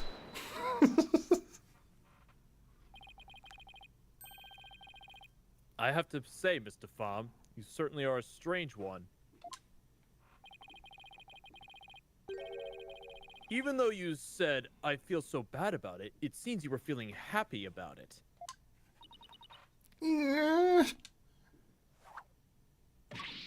Ouch! Ah. I think I can guess why you were feeling happy. It must be because You messed messed. Trucy up. I think you were happy because you messed up the defendant. Or Yeah. messed the defendant up. I'm right, aren't I? You gotta be kidding me! Why would I be happy I messed Trucy up? I'm a big fan of hers! Because we saw you. I hate her. I loathe her. I can't stand that Trucy Wright. Just because she's a little good at magic, she thinks she's all that. So this is exactly what that sniveling brat deserves.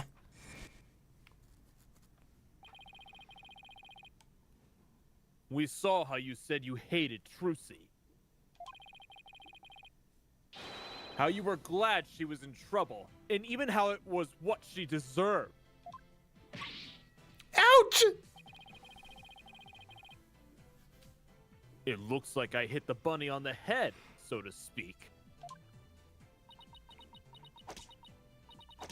Urgh. Apollo, the noise level dropped! Now we could get it down to 0%. Well, Mr. Farm, are you ready to confess how you really felt? What? What do you mean? I'm Bonnie, the sweet, cute little bunny! I'm a rookie magician working hard to be just like my idol, Trucy! That's the character I'm supposed to be! Objection! Keep that up, Miss Defam, and you're going to have a mental breakdown. Just let yourself be who you really are. Who I really am? The two sides of you are fighting each other and doing you psychic harm. I can hear them. Two distinct voices battling inside you. Shut your pie hole, you know-nothing know-it-all! I mean, you mustn't say things like that, or I might get flustered. Mr. Farm, how long do you insist on maintaining this wolf in sheep's clothing act? We can't end this therapy session until you get real with us. Set the wild beast inside you free! That doesn't sound like a good idea. Ouch!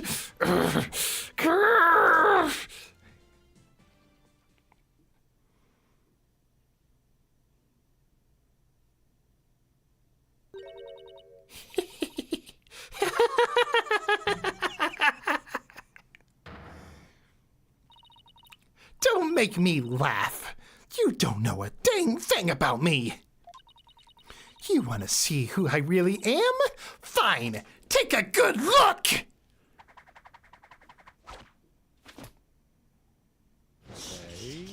Oh. Oh!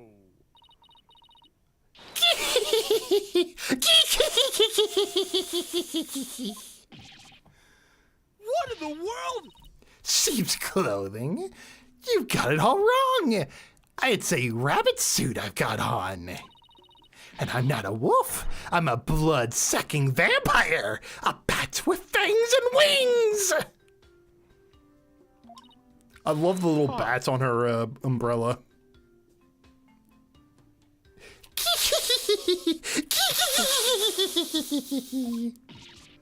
Eek! I think we just opened Pandora's box.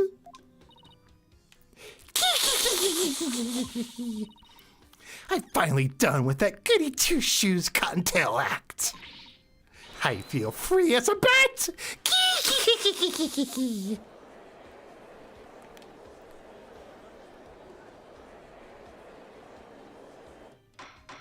Well then. Defense, your therapy session has taken a turn for the worse from the looks of it. Judge is like, no more therapy sessions. There's a perfectly good explanation for this, isn't there, Miss Sykes? Methinks I created a monster. We blew it. Hey, you, lobster boy! Who, me? You think I'm glad Trucy is in trouble? That I think she's getting her just desserts?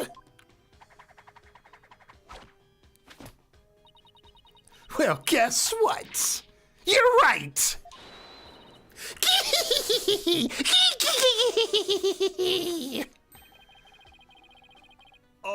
Does that mean you admit to wishing the defendant harm? Well, the bat is out of the bag now. That mistake of mine was a work of arts. Thanks to my goof, poor little Trucy had to do all that hard physical labor. When you say hard physical labor, what are you referring to? Because of Mr. Hat's new position, Trucy had to move both of those huge stage lifts. They must have been so heavy. What a riot!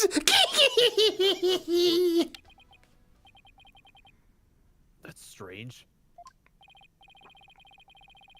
Athena, could you please add that last statement to Bonnie's testimony? All right, I'll update the mood matrix with the new info.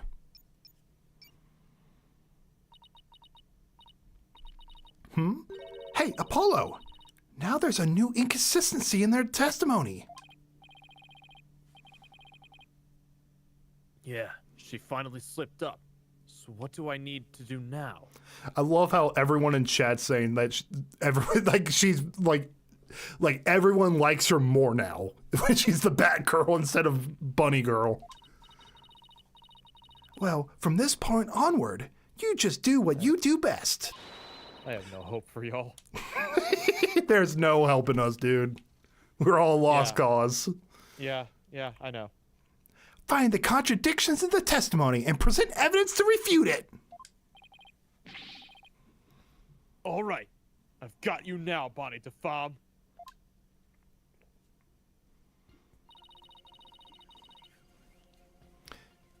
I guess Trissy's the one who killed Mr. Reyes.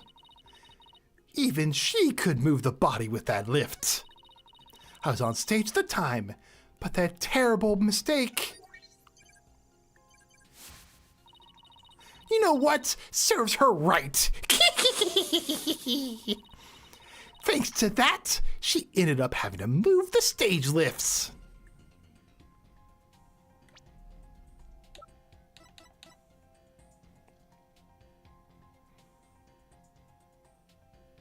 Stage lift Trucy had to move out of the way during the show since it was already all the way up.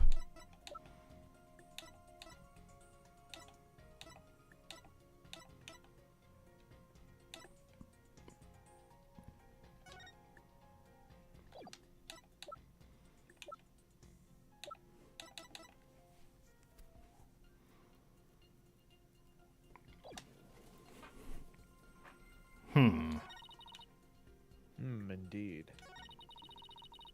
Thanks to that, she ended up having to move the stage lifts.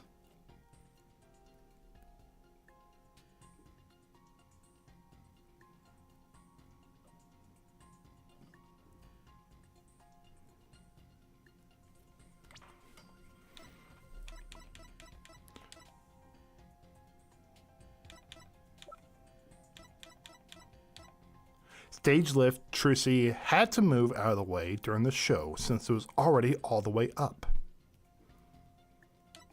If it was already all the way up,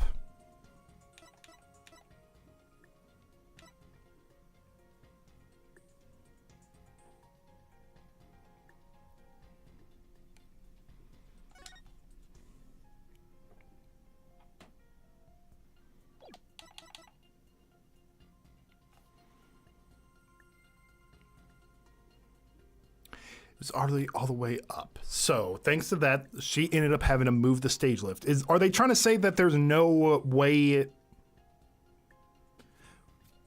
Wait, let's just see something real quick. I guess Trucy was the one who killed Mr. Reyes. She even moved the body up with the lifts. I have no idea.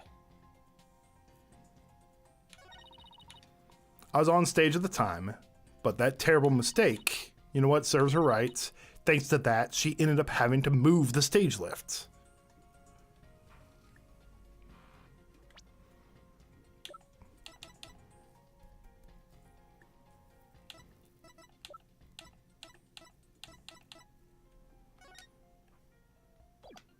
Lift 2 is in the original place, wouldn't make sense. Yeah, Super Saiyans, but there's no real way to prove that. We don't have any evidence. Like the fact that the stage lift 2 was pushed, that itself makes sense.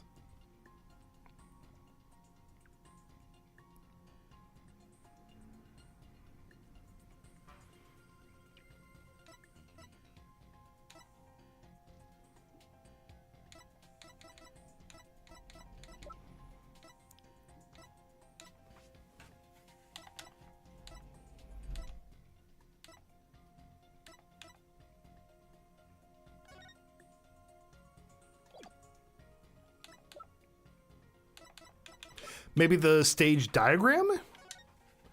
Because the coffin was right there. That's where the body was. And they're saying that she could have loaded the coffin up. But if that's the case, why would they need to move? Why would she need to move the stage lift? Stage lift Trucy had to move out of the way during the show since it was already all the way up. Because they're saying that she lifted the body with stage number 2. Okay, yeah.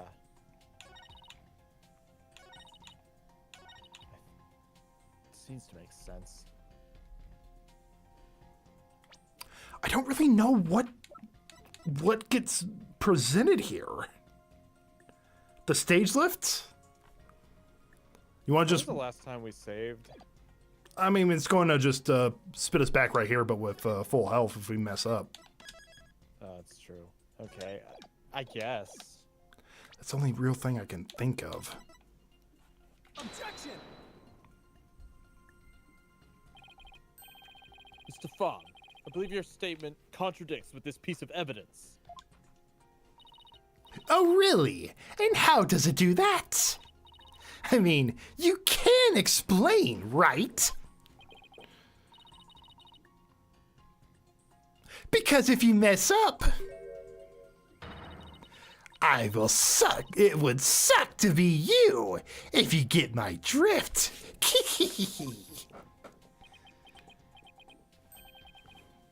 I can't do it. Coward. Ha! Just as I thought. I'm not ready to be her human juice box yet. I'm afraid the witness and I disagree on one point, Mr. Justice. Because I'd say it does suck to be you right now.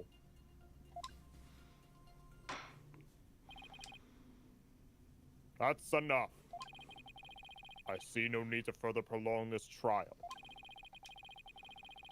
The defense's case is insufficient to overturn the prosecution's claims. This court finds the defendant, Brucey Wright, guilty. Well, that sucks. Yeah.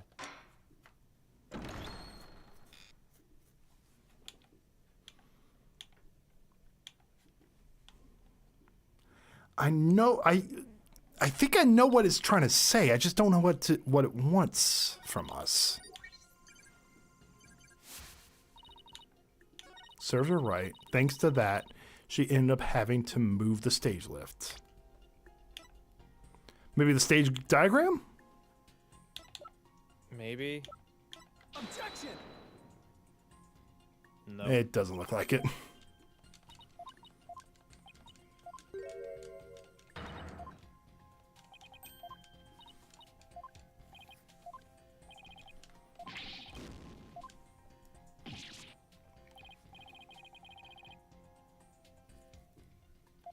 Oh, that's new. Well, there goes a pint of blood anyway. I don't think that's where the contradiction is, Apollo. Apparently not. But there was that one statement where Bonnie let something slip. Right, that little hole in her testimony we've been waiting for. But we do have a piece of evidence. But do we have a piece of evidence I can challenge her careless comment with? Better take another good hard look at the court record. Okay, let's go through the dialogue again. Let's see. Okay. All right. There's definitely a contradiction in her testimony. So just present evidence like you always do. And since we finally found something, I'd say we can call the therapy session a success. You call Batsy McBatty over there a success? In a certain point of view, maybe. I guess Trucy's the one who killed Mr. Reyes. There's nothing objectionable there. Even she could move the body with that lift. Prosecutor was able to prove that.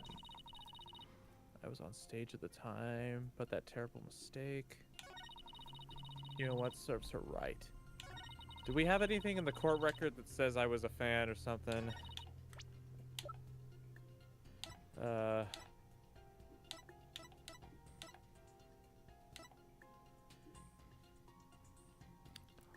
Oh! Yeah?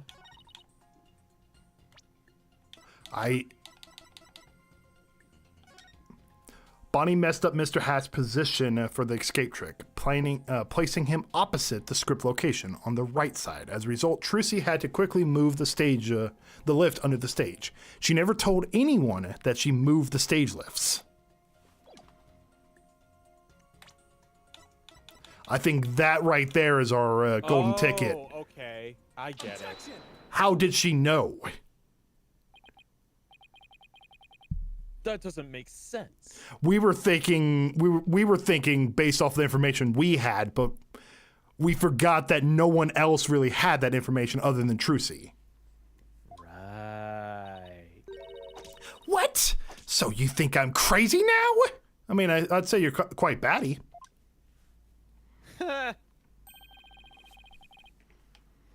No, that's not the point I was trying to make. But I don't hear you denying it! Mr. Fogg, allow me to repeat your statement. Thanks to that, she ended up having to move the stage lifts. You know, how crazy does the feces of a bat have to be in order for it to be batshit insane? I don't know. And how wrong is bull feces for it to be bullshit? I don't know.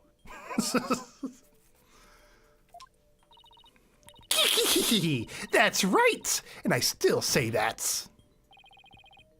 But how did you know? How did you know Miss Wright moved the stage lifts? How did a shrimp fry that rice? Exactly. And why would wood fire pizza? Huh? I get it.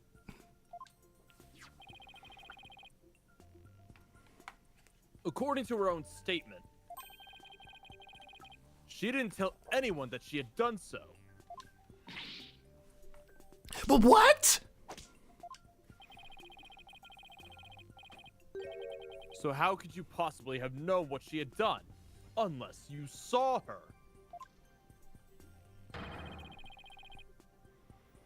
You saw Miss Wright moving the lifts in the understage passage, didn't you?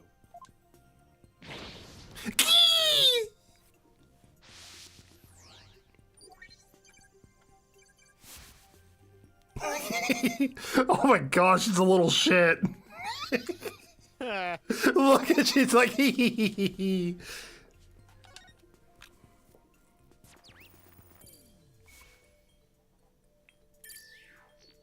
Bye bye. You did it, Apollo! Noise levels are at 0%. But, Mr. Justice, wouldn't that mean... Yes, Your Honor. Miss DeFam herself was under the stage where the victim was killed. And I hardly need to tell the court what that would mean. Yeah. You are an awful liar, Miss DeFam, and a spectacular and one spectacular suspect.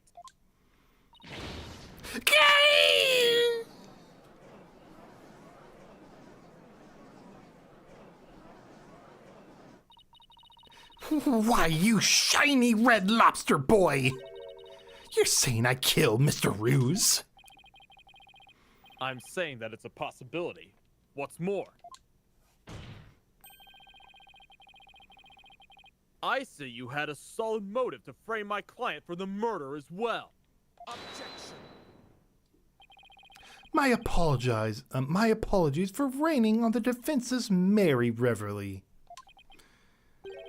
But you seem to have forgotten one very important point. Oh, really? Oh, is this his theme? The TV footage. As you can clearly see, Miss DeFam was on stage the whole time. The entire audience can bear witness to that fact, including you. Oh, yeah.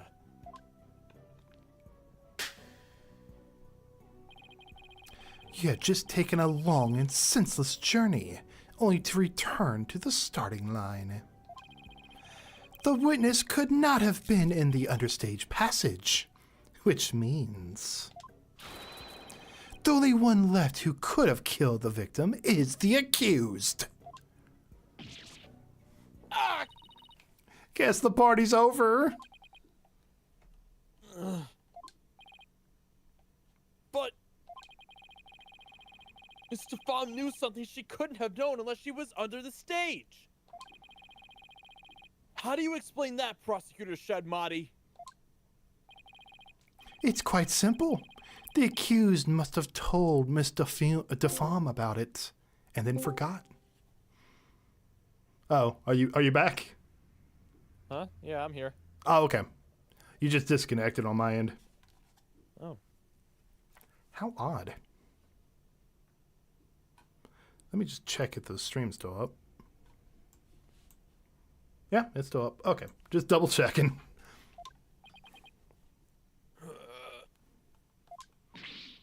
Ha! Open those useless eyes of yours and take a good look at that footage! If Miss DeFam really was in the understage passage, it would mean she was on stage and under the stage at the same time.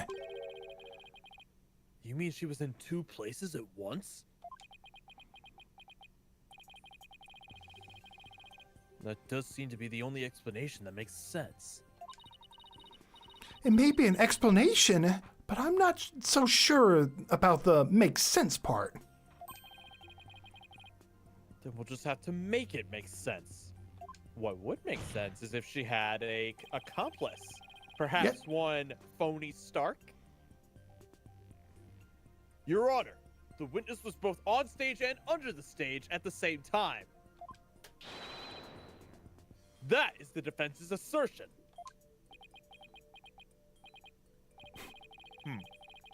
I've heard some illogical things come out to you before, but this is absurd.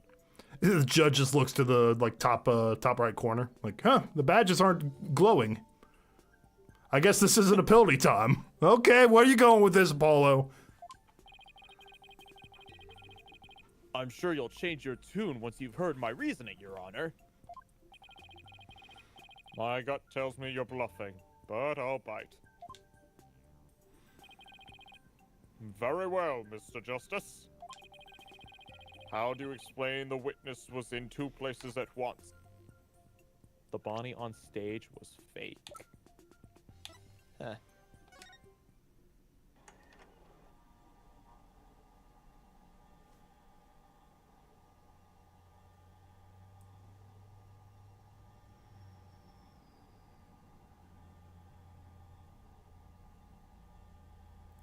Is there any way to prove that's a fake Bonnie? She might could have a twin.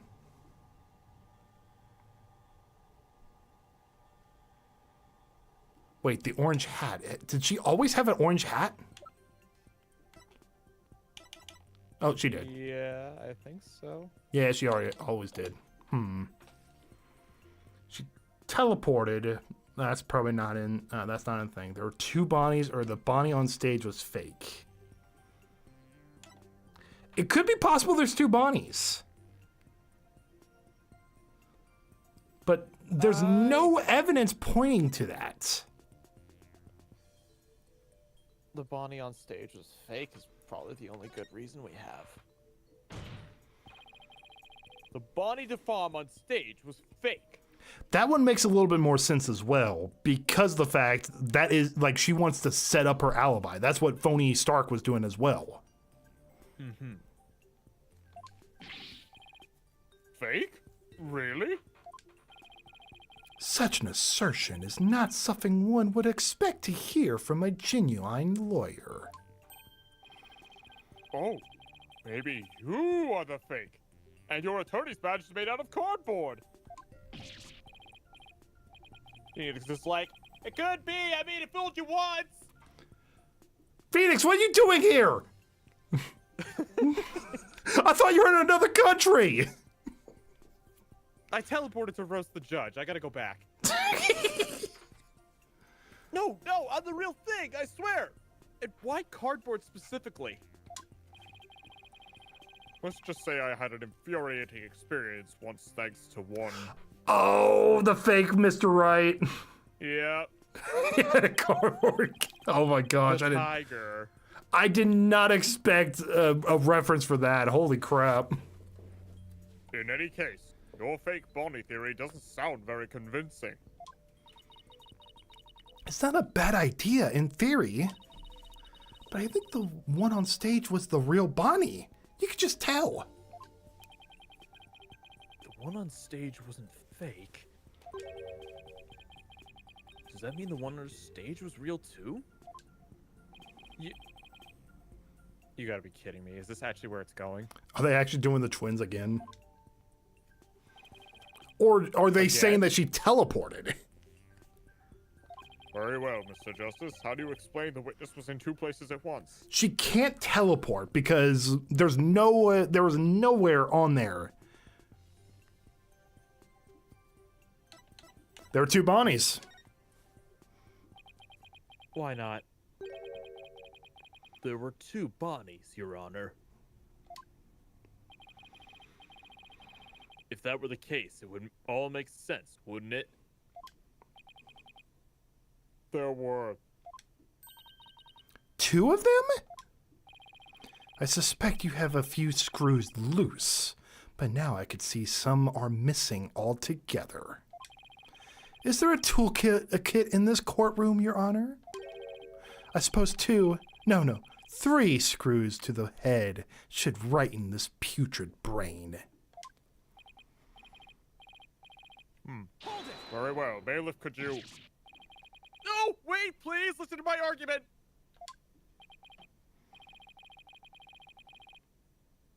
Very well. I suppose it wouldn't hurt to at least give it a listen. As was argued earlier, Miss Stefan was shown in the footage the whole time. But at the same time, she was also watching Miss Wright in the understage passage. The only possible explanation is that there are 2 Bonnies. That almost sounds like it makes sense. What do you think, Prosecutor Shedmati? This humble servant of the Holy Mother is of the opinion that we should lose no time in replacing the defense's many lost screws. But Apollo, it goes against reality itself to say it was one person. It goes against reality itself to say that one person is actually 2. But we don't have... But we don't have to be bound to reality. But we don't have to be bound by reality after all. We're talking about magic here.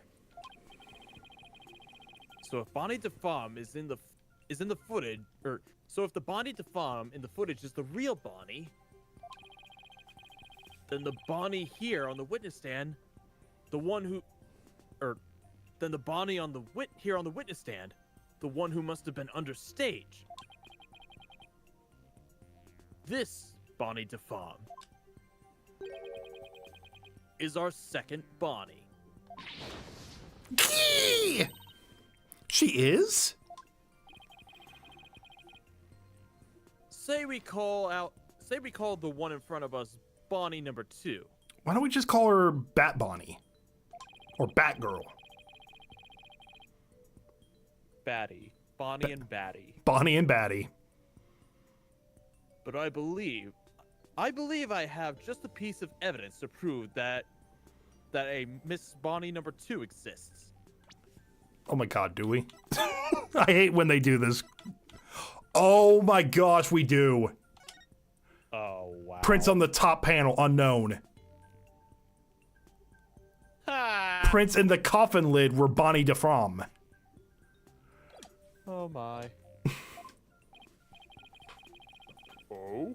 Then please submit your evidence, Mr. Justice. What proves the existence of a Bonnie number 2? Take that!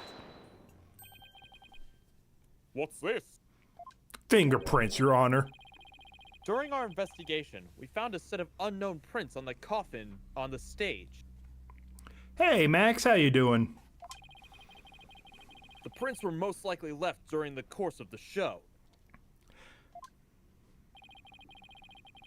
But they didn't match the prints of any of the people involved in this case. An unknown third party's fingerprints. I was not told of this. Emma must have kept it from him. So the question is, who could these prints possibly belong to? Oh, she's nervous. And she's doing the trick with the opposite hand. Huh. Miss Bonnie DeFamme. Or should I say Bonnie number 2? These are your fingerprints, aren't they?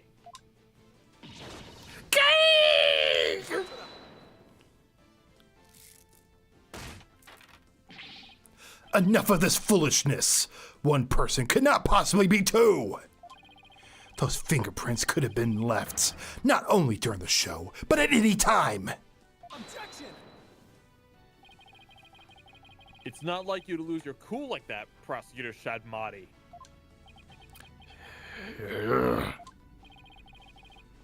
And I'm sure you know that. Exactly when the fingerprints were made is not the main issue. What do you mean by that, Mr. Justice? The issue is, who do these unknown prints belong to? They're certainly not Bonnie DeFom. But what if they belong to the person standing right in front of us? Oh, you mean Bonnie number 2 is the second Bonnie? Is that what you're implying? It's preposterous to suggest those prints belong to the witness. I say they must belong to some other unknown individual. Prosecutor Shadmani, can you really look at her and stay still? And still say that? It's a different animal. What are you looking at? Take a picture. It'll last longer. How could it be? If we check her prints, I'm sure they'll match the unknown set. Well, Bonnie, the prints that don't belong to the real you. Oh, I think I'm getting it now. It took a little bit. The first Bonnie, you know, the one that we met, Yeah? she actually probably cares about Trucy.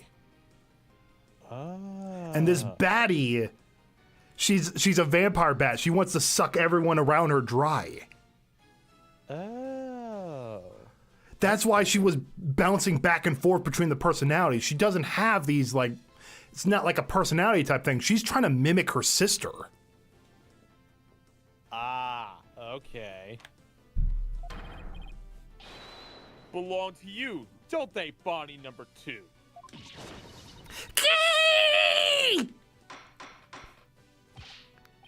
Witness, is what the defense has to say true?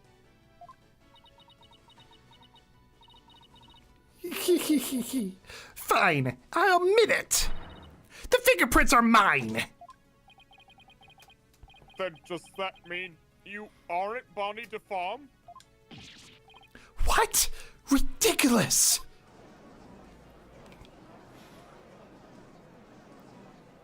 This is also severe perjury. Yeah, the monk guy just like, I didn't even expect someone, like, I can't blame him. He's all like freaking out. What the hell is wrong with this country? He's like, I'm out of here. This place is fucked. I'm out. Are there really 2 Bonnies?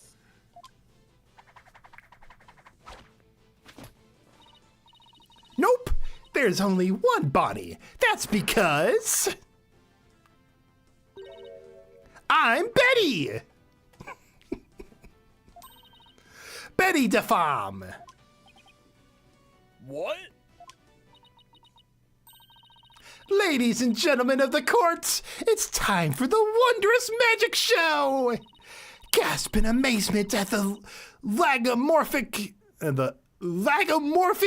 illusionist performing her teleportation magic. Watch closely. It's showtime.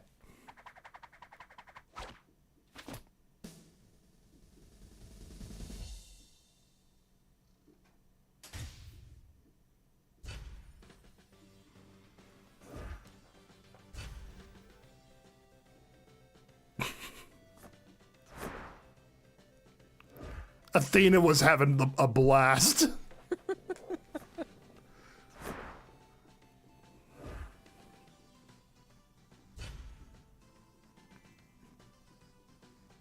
Why would the other one come to court knowing that this might happen? Dedication to the craft right there. What an amazing trick! The witness has suddenly split into 2 people! Anthony's saying check the court records. Let's see it. Okay, it's just Bonnie. We haven't added Betty yet. It's not a trick. No gimmick to it either. We're simply twins. What? Twins? So that's how the teleportation trick works? You know what? Fair enough. Ever since our debut, I've had to hide or pretend I'm Bonnie. All cute and sweet and goody-goody. I can't tell you how stressful it's been. But I don't have to hide anymore. That's right. Our day of sneaking around are finally over.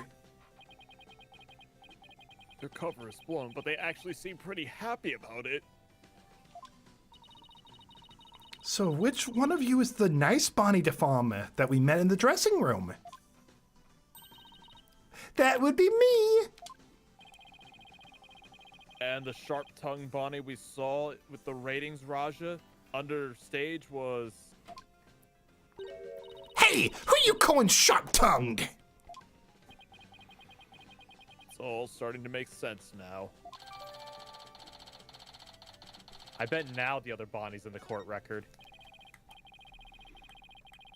So, Mr. Justice, this changes the facts of the case rather dramatically, doesn't it?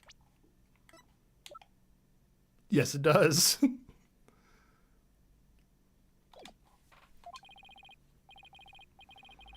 It certainly does. During the show, it was Bonnie who was on stage the whole time. So Bonnie couldn't have committed the crime. But Betty, on the other hand, who was understage, did have the opportunity. Hey, thank you so much, Jesse, for the $2. Maybe they're better than Delilah and Iris. You mean Dahlia? Dahlia, that's it. They're better than Dahlia and Iris. You know what? They've tried. They've done. This is the third set of twins they've done. I don't even think Dahlia and Iris ever shared the same screen together. I think Dahlia was dead by the time Iris came into the story. This is the third set of twins that the game has thrown at us, but I think this is the first time both twin were alive at the same time. We have had 3 sets of twins? Wait. Yeah, we hold had we had Dahlia and Iris. Okay. We had Bonnie and Betty. Okay. And then we had I forgot the twins' name. Was it Oopsies or something? Oopsies, huh? Remember in the second case when we were introduced to Madame Faye? Madame Faye? Um, Oh, wait. Oh, no, they weren't twins. Oh, you mean, I think I know who you're talking about. It's, the redhead. The Valley Girl. Yeah, the Valley Girl. She was the entire time she was pretending to be her twin that died. Eeny Meeny, that's it. Okay, yeah. I don't think they were twins. I think they were, I think one was just the older sibling and the other was the younger sibling. I could be mistaken, but they were similar enough. Fair enough. You know So what it 2 was? sets of I twins. remember that case now. Mimi Meeny and Eeny Meeny. Okay. Mm-hmm. Eeny was killed in the car crash, and Meeny, however you said her name, was taken to the hospital to have her face reconstructed That's after right. the accident because she got I think she got burned or something. That's and they right. used a photo of her sister, not realizing it was her sister. That's right. I thought they were twins, but no, she got reconstruction surgery to become her sister by accident. Right, yeah. That And makes she sense. pretended to be her sister to avoid ever getting connected to the murder. That's or to right. the hospital incident. Oh, okay. It's all coming back. I forgot about that. I remember the broad strokes of these cases, but not the individual. So this is only our second pair of twins. He's like, this country sucks, dude. Holy Mother, guide me. Get me out of this country. Well, so we now have 2 suspects. Wait just a minute there, lobster boy. I didn't do it. That's right. Betty might have a foul mouth, but she'll never kill anyone. Hey, who's got a foul mouth here? Oh, well, speak up, huh? Hold it! Please save your sibling squabble for later.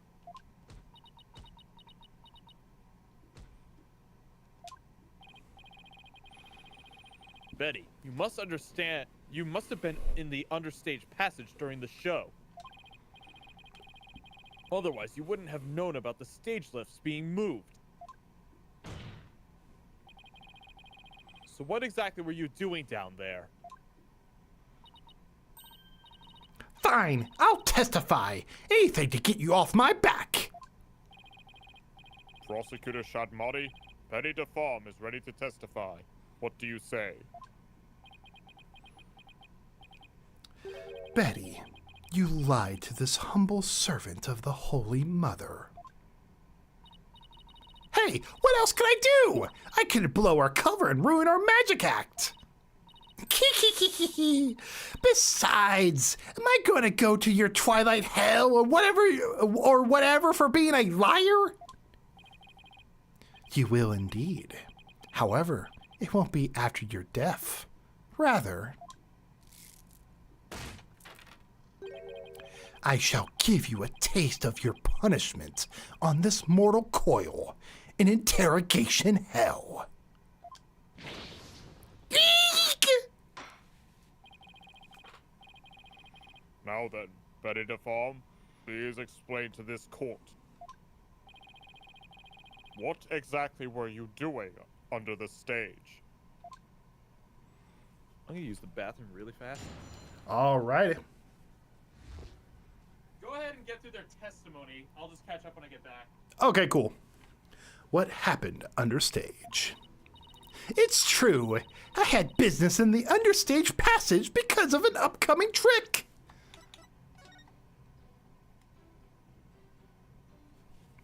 Makes sense.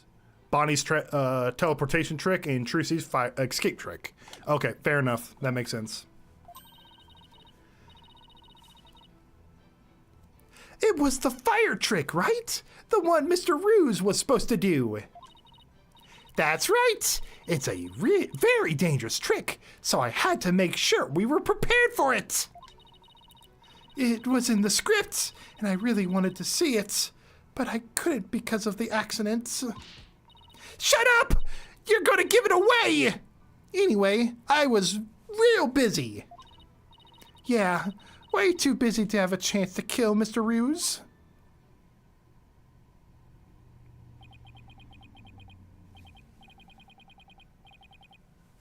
Well, that was certainly different. Oh, thank you, Wooly. Hey Zeke, I made the emoji for Twitch of sad Emma. Oh, did you make it in the server? Oh, nice. How's that for a flawless testimony and alibi?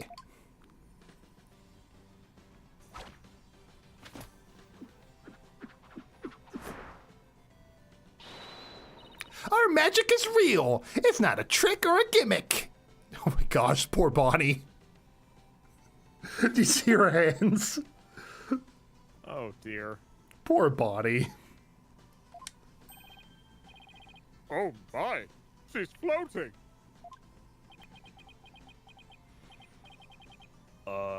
Your Honor.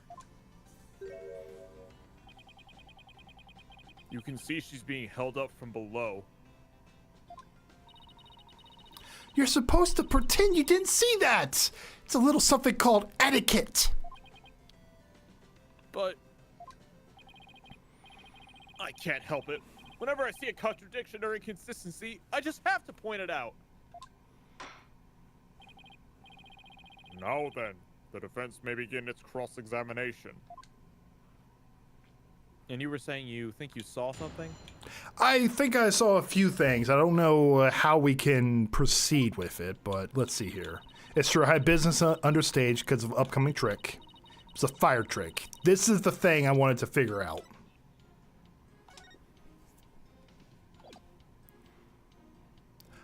The fire trick was canceled due to the incidents. However, they were talking about getting prepared for an upcoming trick. Because based off the show's schedule, you could see 10:20 a.m. teleportation trick. So that makes sense why Betty was down there. Okay. However, another thing I just thought of, when did he die? Good question. 10:30 a.m.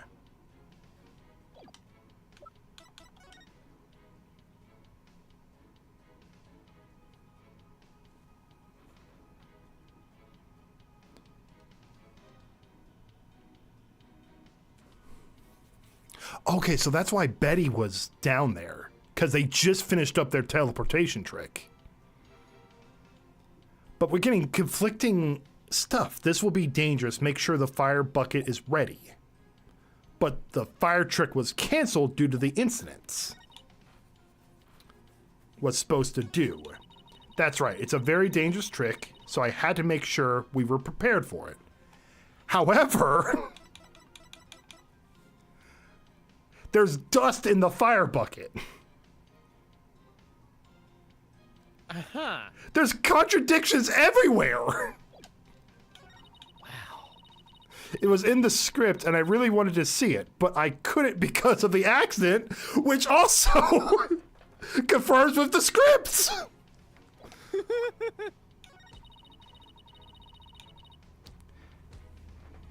These cute magician twins are like, I don't know what's going on here. Way too busy to have a chance to kill Mr. Ruse. Because of accidents. It was a dangerous trick, so I had to make sure we were prepared for it. You want to present the water bucket, or do you think we had to press it for more information? We can try pressing it first. Hold it! And you were taking every necessary precaution. Is that right? Of course! Every precaution. After all, it's a very dangerous trick that uses real fire. I mean, we had to be ready in case the curtain caught on fire or something, right? By the time people realized it wasn't a part of the act, it might be too late, huh? If by people you mean Athena Sykes, then yes. That truly helps. That truly happens, I mean. I've seen videos of like a fire getting caught in a bar because they had soundproofing, and they used pyrotechnics, and it caught the sound foam on fire. Oh. And they weren't following the fire safety. And by the time that the audience figured out that it was not part of the show, their smoke was everywhere. And then a stampede happened. And another added little thing, they blocked off one of the exits. Oh, oh dear. Yeah. It was bad. Yeah, I bet. Wow, a fire trick. That sounds really impressive. Your beard will go up in smoke, old man. I bet people mistake you for a cue ball or something without it. A cue ball? Betty, don't be rude to the judge. Betty, you know that fire trick? It was in the script, but I really wanted to see it, but it couldn't because of the accidents. Hold it!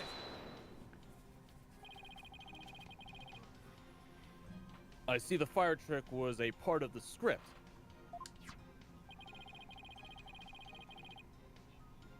It seems Mr. Reyes was scheduled to perform it later in the show.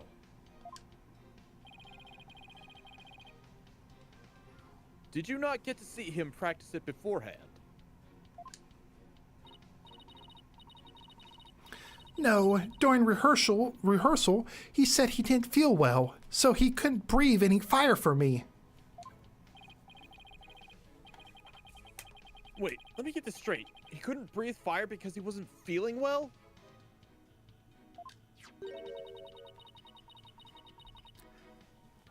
My magical powers appear to be on the wane today. That's what he said. So it was just part of his usual, the great Mr. Reyes shtick. It's really too bad I didn't get to see the trick because of the incident. Which is completely unexpected, of course. Hey!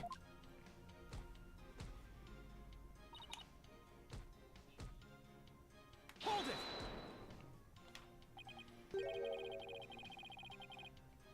So what exactly do you mean by you're gonna give it away? See, Bonnie? You and your big mouth! Now Lobster Boy wants to know what we're talking about! Eep, I'm sorry.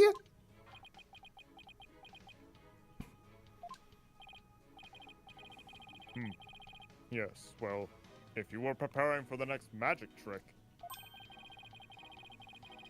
I'm sure you wouldn't have had the time to commit murder. Wow, wow. Looks like the old geezer isn't senile just yet, huh? I'll bet you'll live a good long life. Ho ho ho! I plan to be sitting up here at least another 10 years. 10 more years? I don't know about that. What did we discuss about inner monologues, Athena? Well, more power to you, I guess. In any case, I was busy, so I didn't have time to off anybody.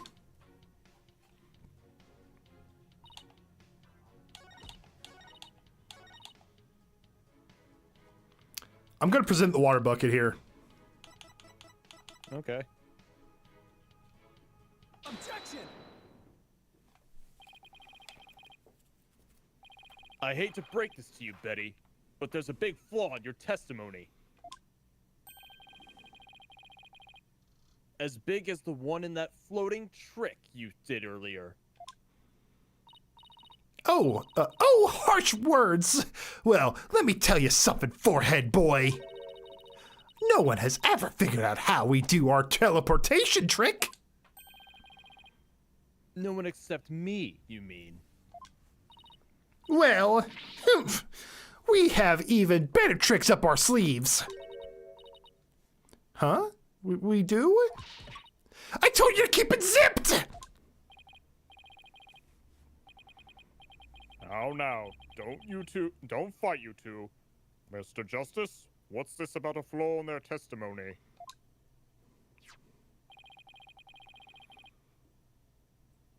The script has this to say about the fire trick.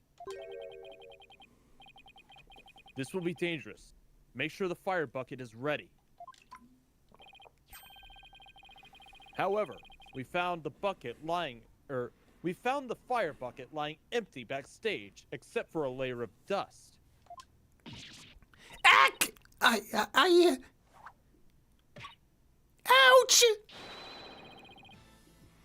You didn't even attempt to get ready for the next trick, did you, Betty? You got me!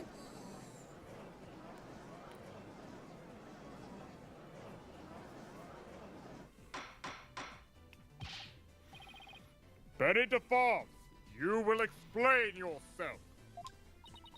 Yeah, there's nothing to explain. Come on, Betty. We can't hide it any longer. We might as well tell them. Shut up! You can barely take care of yourself! Don't try and tell me what to do! Well, if neither of you will explain, I guess I'll have to. The reason Betty didn't prepare for the fire trick is because she... Knew the show wouldn't go on. Although I do love the is afraid of fire.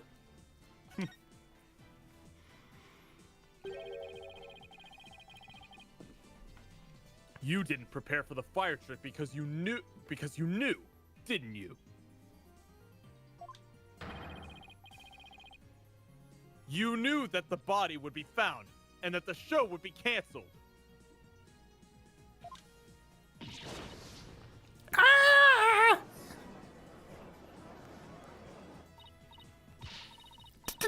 Don't be ridiculous, you insignificant speck of a man! I'm gonna yank those lame bangs off of yours off. Is that what you want, huh? Objection!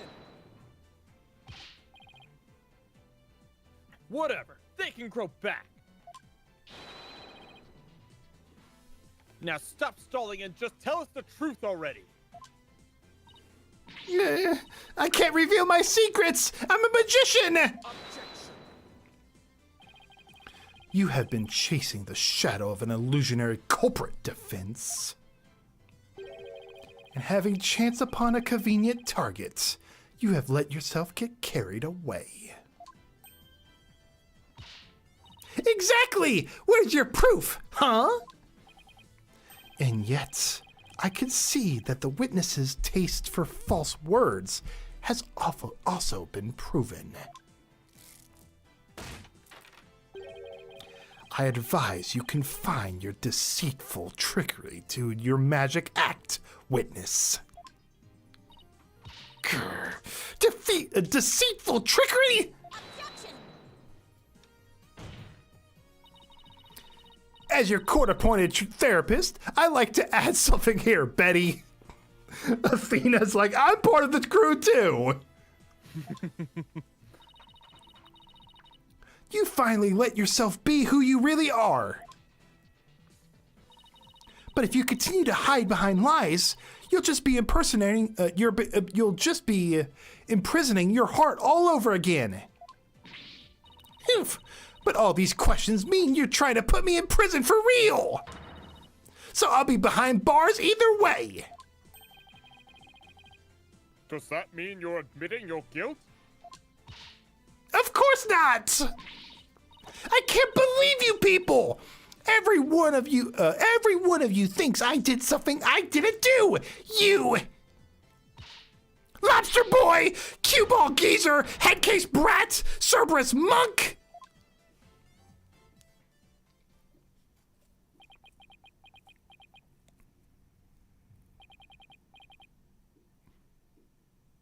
Cue ball geezer?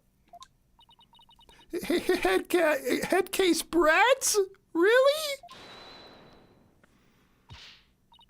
Betty, calm down. Come on now. Deep breaths. Deep breaths.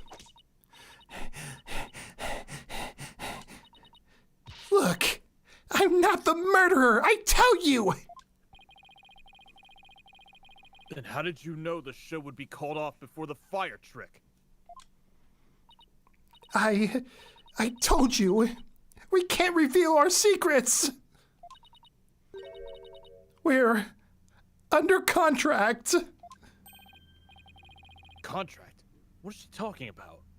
Oh. Oh.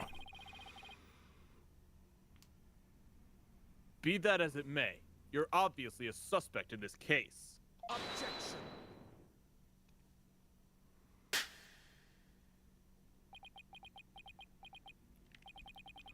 I'm beginning to see the karmic threads that make up the intricate tapestry that is this case. Huh? Allow me to summarize your assertion, Defense. First, that the victim was killed in the understage passage. And second, that the witness and the accused are the only two who could have done it. Exactly. What's more, Betty knew that the body would be found. And that the magic show would be called off. Therefore, it's reasonable to conclude that Betty killed the victim understage. But what if Betty knew that the show would be called off for some other reason? Like what? In the course of my investigation, I found it strange that the dragon set piece fell when it did. That, in conjunction with the body tumbling from the coffin in such a dramatic fashion. All seems too perfect for mere happenstance.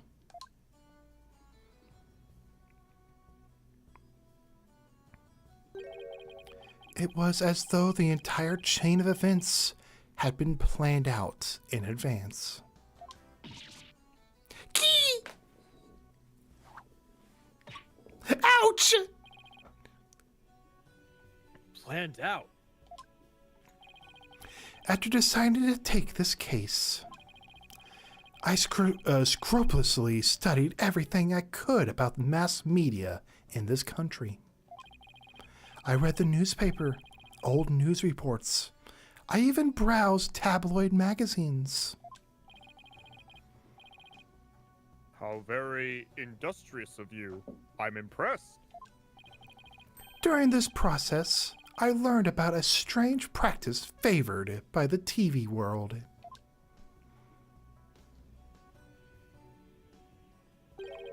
A practice called hidden camera prank. Oh, no. Betty and Bonnie, you knew about this, did you not? About the dead body appearing, the set pieces falling, the show being suspended. They legit, or is it legit? It's just a prank, bro. It's a dead body. You've got to be kidding me. Please, no. We made this magician think they stabbed their assistant. But she actually did. You Damn, two. the new season of Mr. Beast is getting really out of hand. Oh my gosh. You two were informed of this plan by Take-Two TV in advance, correct? Ah! Is this true? Betty, please, let's tell him now. I can't hold it in anymore. Dang it. Fine, you got us. Everything the prosecutor said is true. The TV station paid us to cooperate with them on this plan. It was all a prank, a big setup planned out in advance. Mr. Reyes showing up dead in the coffin. What the fuck? The dead body was part of it. Oh, come on. When was this game released? 2016? Just wanted to know if it was like around the same time as like the YouTube prank thing, you know? I think that was a little earlier. Oh my gosh. On today's episode of YouTube Pranks Gone Wrong, and then I've been watching this show called Impractical Jokers. It's MRSA punishment, boys. Oh no. The set piece falls down. It was all completely scripted.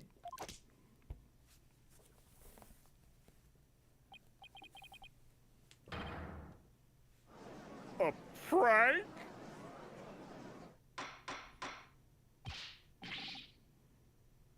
Bonnie, is this really true? Yes, Mr. Reyes was supposed to pretend to be dead. That's how it was supposed to go. So, he was in on it too? That's right. He was supposed to show up dead in the coffin. And then the set piece will fall down.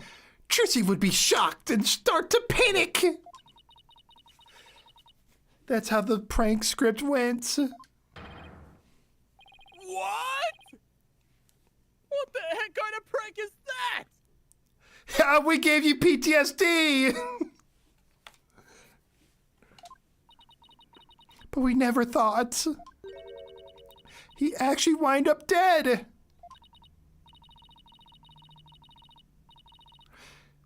Yeah, that was the only thing that was different from the script. Poor Mr. Reyes.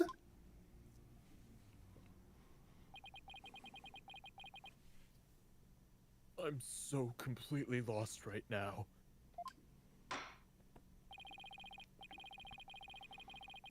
Well, Betty and Bonnie, it certainly sounds like you have some explaining to do. All right. I guess desperate times calls for desperate measures. Just this once, we'll share how it was done with you. So listen carefully. You'll never hear this kind of thing anywhere else. Oh, look at the little bats. The bat had a suit on too. I missed that. Oh, it was so cute. After our teleportation trick, I went down under stage. When Mr. Reyes' body appeared from the coffin on stage, it was time for Betty to do her job in the understage passage. That's right! I used the remote control for the winch connected to the dragon set piece. And made it fall down. And just before the dragon fell, I called Trucy to the backstage so she wouldn't get hurt.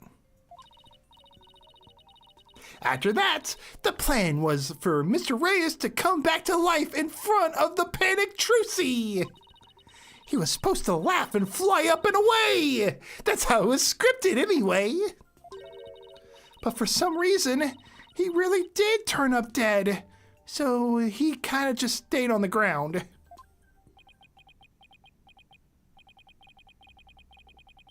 What kind of sick joke is that?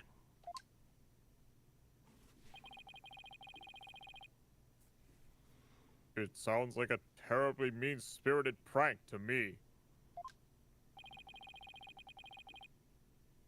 The poor defendant was trying to do her magic show. I guess so. I'm sorry, Trucy. Whatever. It was all the rating Raja's idea anyway. Yeah, it sounds like just the kind of thing that guy like him would come up with. This is the prank plan script we got from the rating Raja. Corpse appearing and the set piece falling were staged by Roger. Dang it! You made us break our contract! Now we won't get paid! But where does this all leave us? Who killed the victim? And when? Yes, exactly. Those are the key questions. If Mr. Reyes was only pretending to be dead in the coffin as a part of the prank, then when he was understage, there would still be life within him. And if that is the case, then Betty, who was also understage, may be excluded from our list of suspects.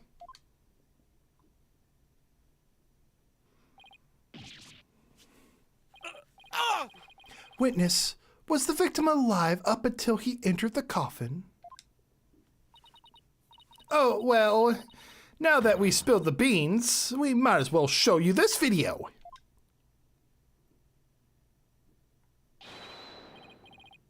Greetings, viewers. It is I, the great Mr. Reyes. We are currently in the middle of Trucy's escape trick. Having snuck through the understage passage undetected, I am now hiding backstage. Preparing to play a little prank on Trucy. I'm about to hide in the coffin, which Trucy will stab with her rubber sword. And when the coffin opens, I will be in it. I will be in it, acting as though I've met my maker. Can you imagine the look on Trucy's face then? I can hardly wait.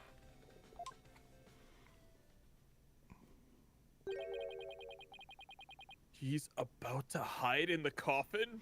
So he was alive going into that coffin. Wow.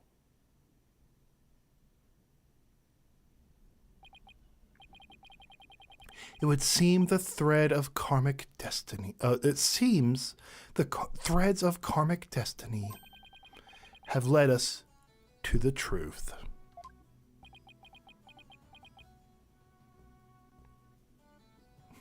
Congratulations, Apollo. You have robbed these poor girls of a paycheck by breaking their NDAs. You are truly evil.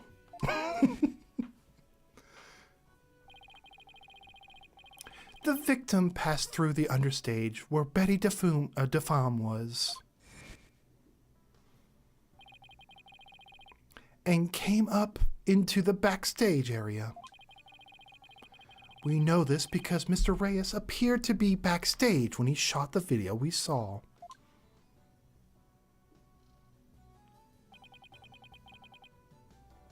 It appears that way, yes. In defense, you proposed the following, did you not? What if the victim was killed under the stage before being put into the coffin? But then, what about this video? This footage was taken just before Mr. Reyes entered the coffin.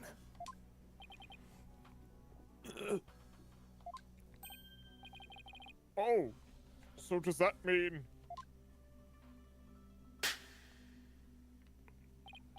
Yes, it is horrible but true. The tragedy did indeed play out right there on the stage.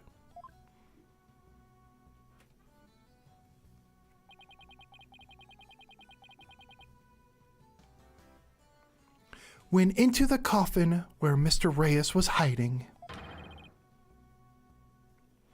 Trissy Wright thrusted her blade.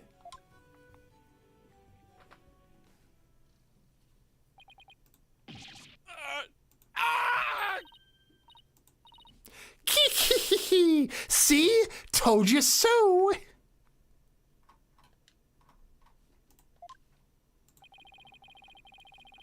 So are you saying the incident was a tragic accident that happened during a prank? It would be an accident if the accused had no knowledge of the prank beforehand. So let us ask the accused herself. Miss Wright, did you have prior knowledge of the prank? What? I... Tell him, Trucy. You didn't know anything about it, right? Of course I didn't. I didn't know a single thing about it. Objection. Still thinking you could play innocent, do you? In that case, you leave me little choice but to present this piece of evidence. It looks like some sort of note. Oh my gosh. Oh, there we go! Oh. Ah! That's... I found this note in the dressing room after the incident. At the time, I did not understand what it meant, but all is clear to me now.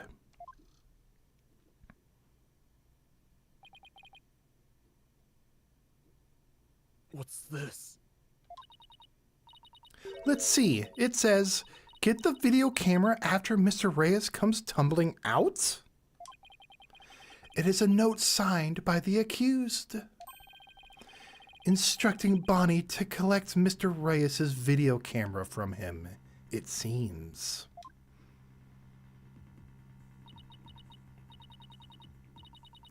I don't get it. Doesn't make any sense. I found it in the dressing room before the show. When I saw it, I realized that Trissy knew about the prank. It does bear her signature, I'll give you that much.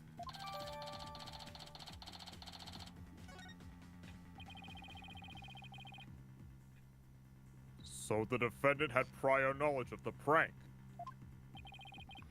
It would appear so, yes. When she learned about the plan to trick her, she decided to use it to her own advantage. So she thrust the steel sword into the coffin where the victim stood, chuckling to himself. Is that not what happened, Miss Wright? Of course not! And I didn't write or sign that note! Ah, but the handwriting matches yours. All of the evidence and testimony points to you being the culprit. But I didn't do it! It wasn't me! Then explain the existence of this note. You could do that, can you not? I can't explain it. I didn't write it, so I don't understand. I didn't kill Mr. Reyes! You have to believe me!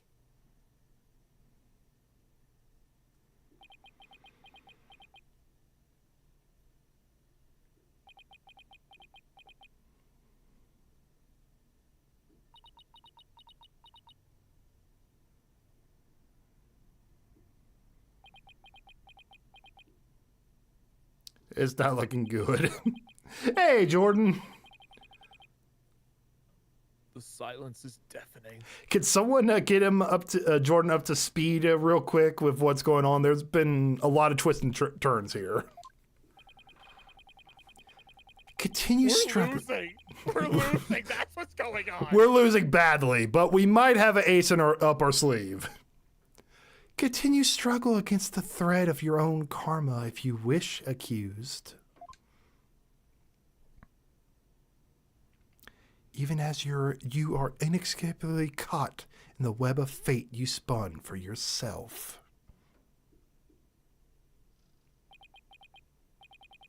Miss Wright. It is time to resign yourself to your fate.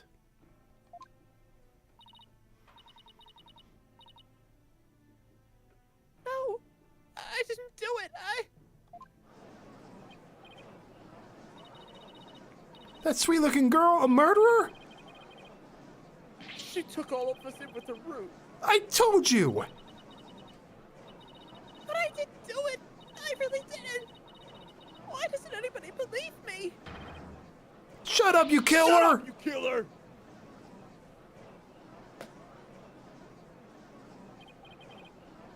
This is bad.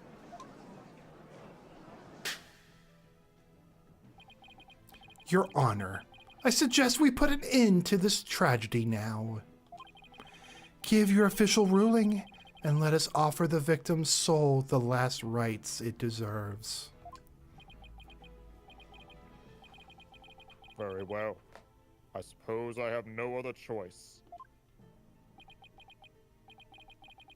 This court hereby finds the defendant, Trucy.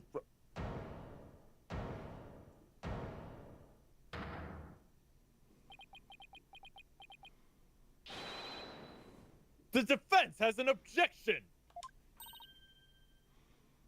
Apollo! You!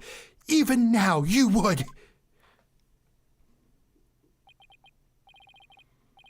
I won't give up. And I refuse to let either of them down. Mr. Wright, who's counting on me.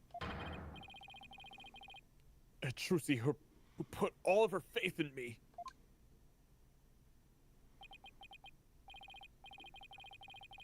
Mr. Justice, the fact that you have raised an objection means that you have evidence with which to refute the prosecution's claims, correct? The clipboard. Yes, of course, Your Honor. Do we really have anything, Apollo? Actually, we do! There's one piece of evidence we can present here. Very well, Mr. Justice. You may proceed.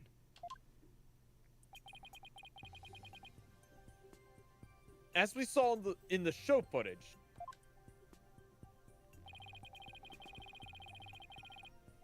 there's no question that the defendant thrust a sword into the coffin. The defense doesn't dispute this point. But let us not forget that this was a magic show filled with tricks and illusions. We can't take everything we see at face value. So you're saying some sleight of hand was somehow involved? Yes. The defense contends that the sword the defendant used was not the cause of death. Now, what was it Trucy told me? What was it Trucy told me she did just before she thrust the sword into the coffin? Very well. Let's see your evidence then, Mr. Justice. But remember, you interrupted my verdict to make this claim. Oh, Damn! oh, You'll be that's a severely 3. penalized if I find you are bluffing.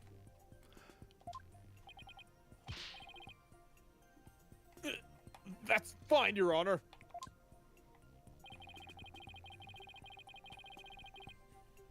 This shows that it's possible the sword Miss Wright used was not the cause of death.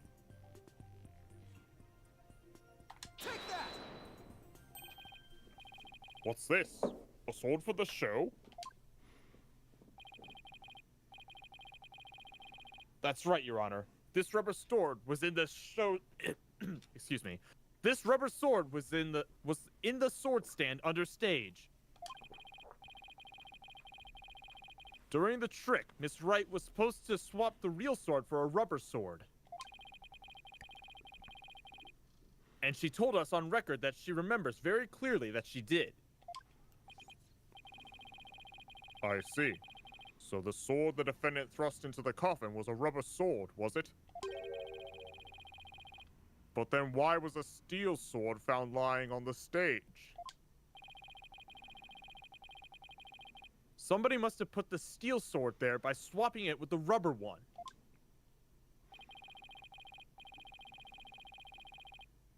Just after the incident occurred, the dragon set piece. Okay. Just after the incident occurred, the dragon's set piece fell, and the theater was evacuated. Rubber, that would hurt and been getting crammed. Yeah, but you won't be dead after that, though. The real culprit must have used the resulting chaos to swap the rubber sword for the steel one. And I think I know when they did it, too. Yeah? Remember right before... We could watch the video if you want. There was a shadow. There was a weird shadow right before the dragon fell.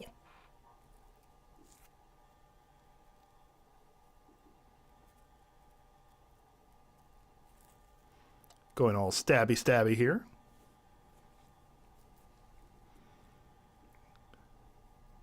But wait. That's not Mr. Hat. Master Hat goes up. You see the shadow there. Mm-hmm.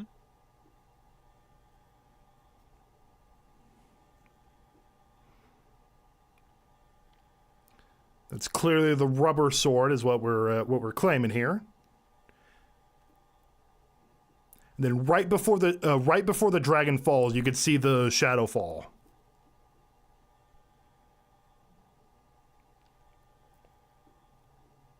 Just a prank, bro.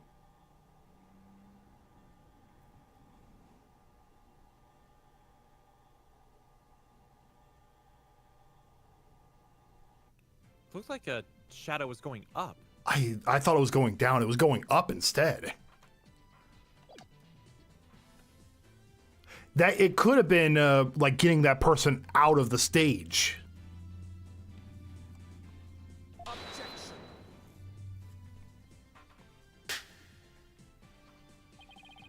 Do you not know when to give up, stink bug? That is not possible. Blood was found in the coffin hole that the sword was thrust into. It must have been left there when the accused withdrew the sword. This is incontrovertible proof that the sword she used was the steel one. Objection!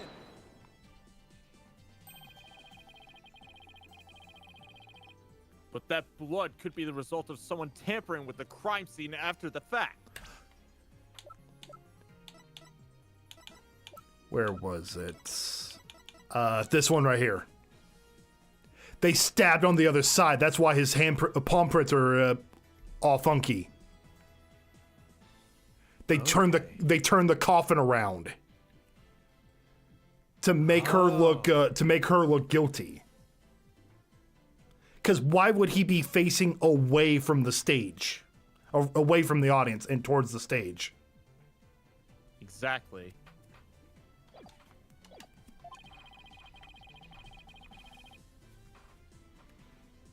After the set piece fell and the audience was cleared out of the theater,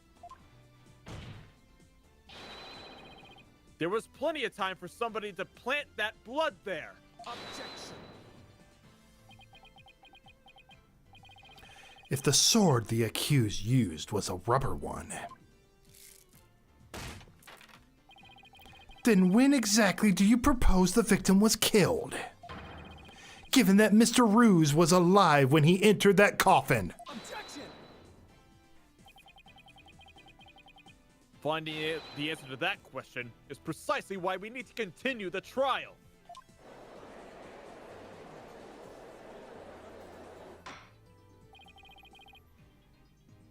Let me express my opinion. By all accounts, it's certainly reasonable to suspect the defendant based on the evidence, or to suspect the defendant based on the evidence. But as to the question of whether the sword the defendant used was rubber or steel, I believe further discussion is warranted. I suggest we hear from the defendant herself on this issue. Very well, Your Honor. Yes! I saved it! Somehow! Too close for comfort, but still. In one of the coffin holes. It's possible the blood was placed there after the fact. Let's adjourn for a brief 15-minute recess. I advise the prosecution and defense to use this time to prepare. How much longer do we have? We haven't gotten phony phony Stark on the stand yet, so I think we got a while. We do have a while. Phew, that was hairy. Tell me about it. We barely made it through that by the skin of my teeth. I can't say I'm crazy about that prosecutor shot Marty either. You know, with the way he says let it go and move on, as if it's nothing. Let it go and move on, huh? Whoa boy, am I interrupting a secret conclave of villains or something? Who's this? Could it be Emma? Maybe? Let's see. Oh, it's phony. You. Phony Stark! Were you phony Stark? You were Phony Stark. Raytons is, if we want to use his real name. No, I like phony Stark way more. Got your next evil scheme in the works already? What do you want? Keep making that face, champ, and everyone's gonna change the channel. Look this way, Trucy. Now smile for the camera. Let's see those pearly whites. Isn't that what the Grimoire Creed tell you to do?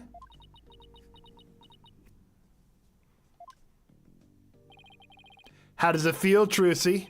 Everyone online can't stop talking about you. They're calling you a real witch out there. Could this be the end of Troop Grimier? Go away, you creep! Oh, what's this? Something just charged into frame. It looks like a yellow gorilla or something. Could it be Trussy's pet? Filming is prohibited inside a courthouse. Do you want me to go get the bailiff? I can tell you what I want to do. Huh?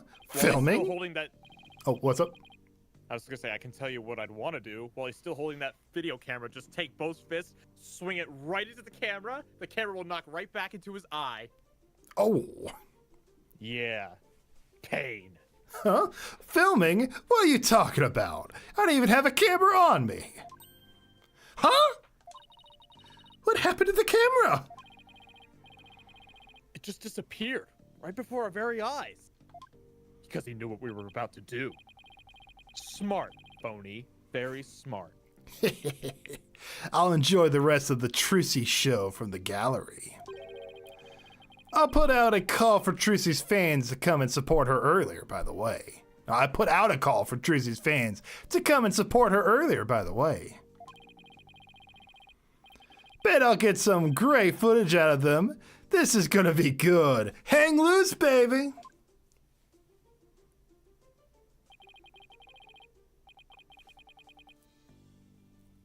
He called in some of Trucy's fans? But for what purpose? Apollo? That thing Mr. Raytons just did. That was some high-level sleight of hand. Huh? Why would he know how to do something like that? I don't know, but he definitely had some serious magic skills. No way. But I thought he said magicians were all a bunch of good-for-nothings. Mr. Lawyer? Who's this? Oh. Oh, hello, Bonnie. Can I help you with something?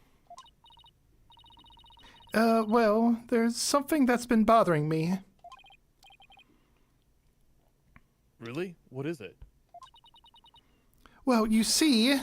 Hey, dummy! What are you whispering to Lobster Boy about? But Betty... Who the heck do you think you are? Are you crazy? You want a piece of this? You know you have to talk to me first before you do or say anything, you harebrain! Me, but I... Shut your mouth, you big bunny, you dumb bunny! Come with me, now!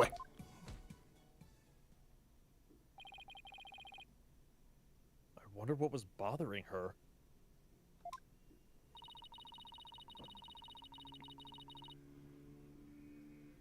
There's no way we're finding out with Betty constantly hovering over her like that.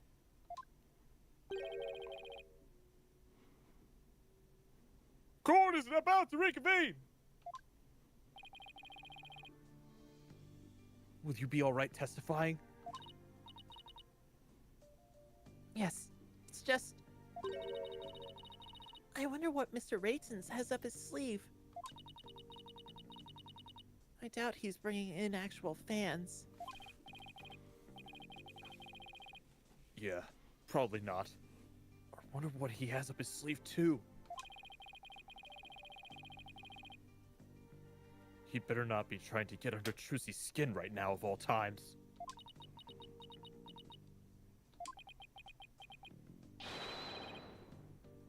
You're Trucy right, and you'll be fine! Oh! There goes Apollo with his best trick. That's right. Whenever I'm feeling down, I always tell myself I'm fine.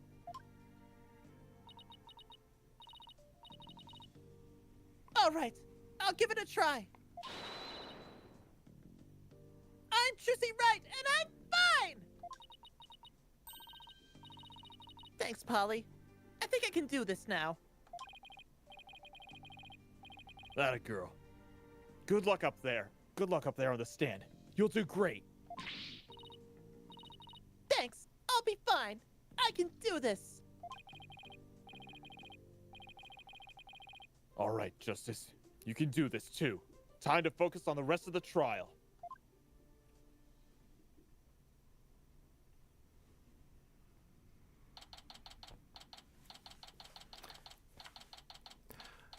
All right, so what do you think Phony Stark's going to do?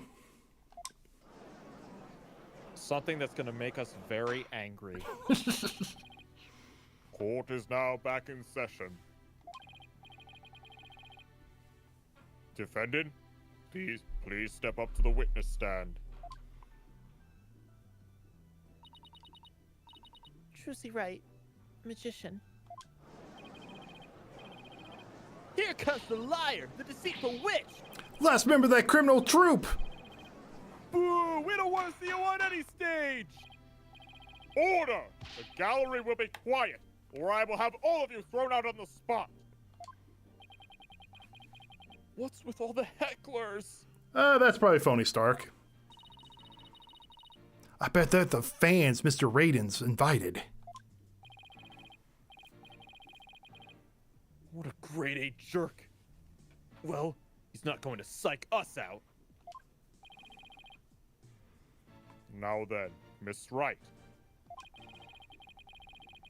This court would like to know if you switched from the steel sword to a rubber one on stage. So please testify about this issue.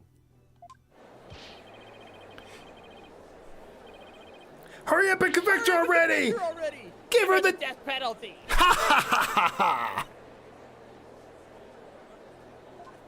That's gotta be hard to hear. Silence! All of you! I won't tell you again! Miss Wright, do you feel able to testify? Yes, I'm fine, Your Honor. Trucy, I knew I shouldn't have let her go through with this. I'd like to make a small request. How about instead of testifying with words, I'll show you exactly what happened. Would that be all right, Your Honor? You can witness my stupendous sword-switching magic and judge for yourself. In spite of everything, she's still smiling. Our Trucy's amazing, isn't she? She sure is. She's doing just fine up there. True entertainer always keeps a smile on their face. She's faithfully following the trope Grammar creed even now. She really is something else. It's showtime for Magic Girl Trucy Wright. Watch carefully now, everybody.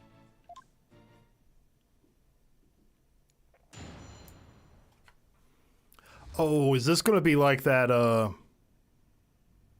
that well testimony?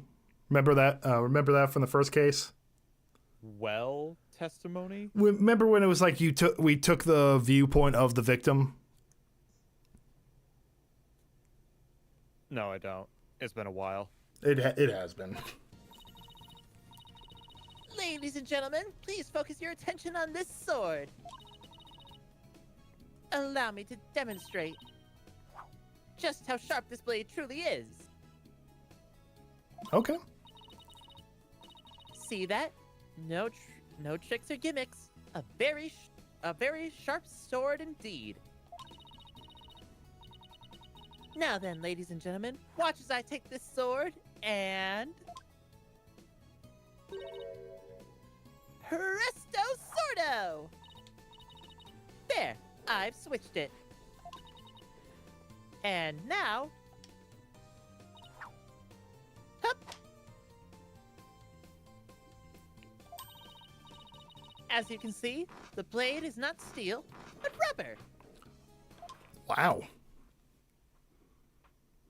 That's crazy good. The judge is like, what? Bravo, Miss Wright! Stupendous, truly! Wow, she switched them in a flash! I couldn't see her doing it at all. She's completely turned the room around. The hecklers are being drowned out by all the cheering. Where did the steel sword vanish off to, Miss Wright? In order to deepen our understanding of the case, please tell us if you would. I'm not asking out of mere curiosity, just so you know. I usually hide the steel sword backstage when I switch them during the show. So when you thrust the rubber sword into the coffin, the steel sword wasn't even on stage, but behind the curtain? Exactly! So, you see, there is a trick and a gimmick to it after all. As for where the steel sword went when I performed the trick just now, it's a secret! Wouldn't want to spoil the magic for you now, would I?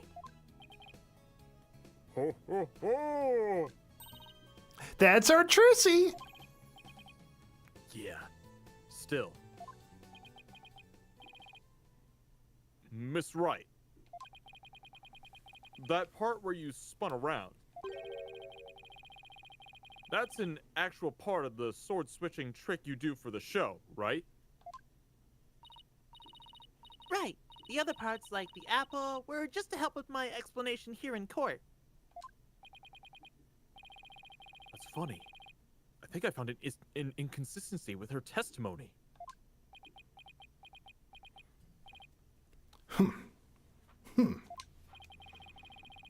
And it looks like I'm not the only one. I don't know what it's doing there. But now that I found it, I have to get to the bottom of it. Now then, Mr. Justice, you may go ahead and question the witness. But try not to ask dumb questions and spoil this wondrous magic. I thought this was supposed to be my cross-examination.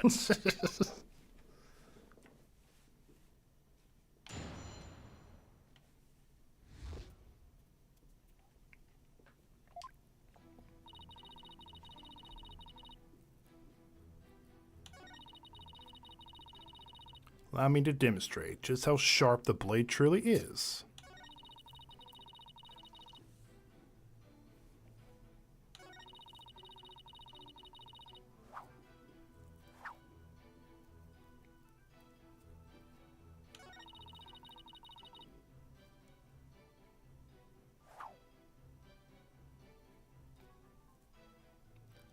Did she do that in the...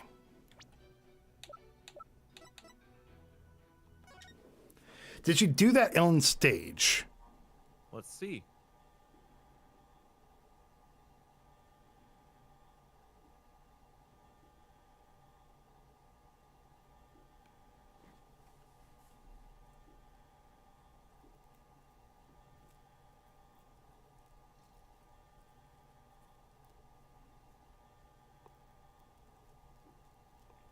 Okay, now she has the sword.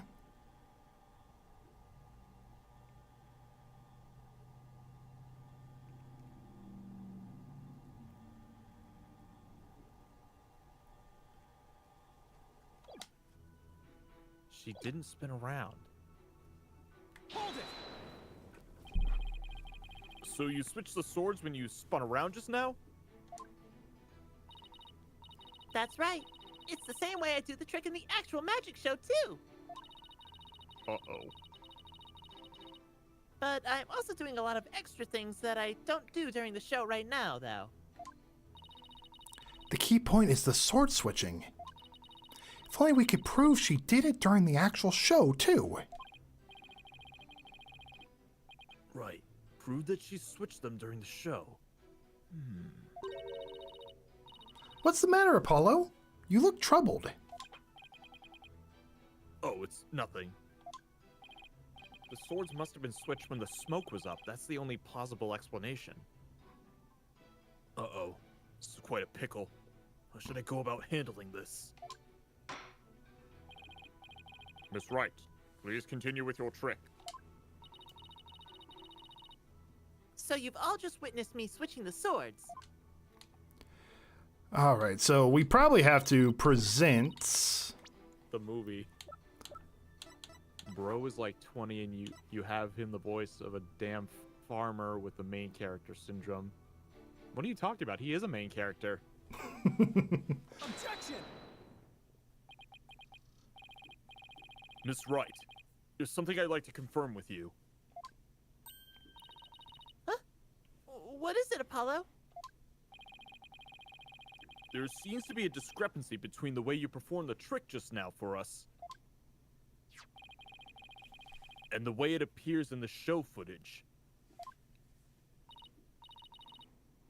What? But that can't be! I performed it exactly the same way both times! Then what's going on here? Miss Wright, I have the show footage right here. And the part where you twirl your cape around is missing from it. What? But I did it! So, it really is the exact moment you switch the swords? Yes, that's right! I knew it! Uh-oh. We are in big trouble now. Well, I certainly never expected the defense to expose the accused lie for me. Mr. Justice, does this mean that you are arguing that the defendant did not swap the swords during the actual magic show? No, Your Honor, that wasn't my intention. I mean, I did swap them! I know I did! I'm absolutely sure of it! Objection! Human memory is unreliable at best, but in this case, I'm afraid that it is the witness herself who cannot be trusted. You could see the footage for ourselves. The claims that this witness are false.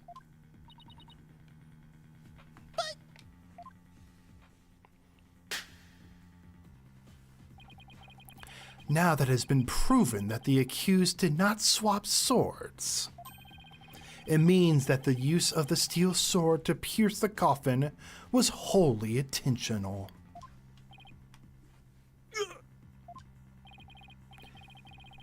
And by the way, was it not you, Mr. Justice, who argued that Mr. Ryu's death was not an accident, but a murder? I assume you have no objection to that still?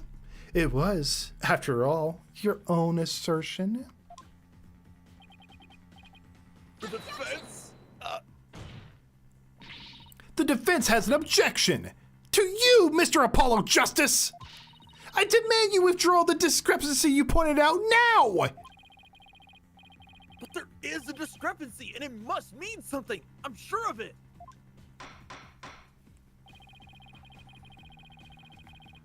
Why would the defense team kindly save their spat? Would the defense team kindly save their spat until after court is adjourned?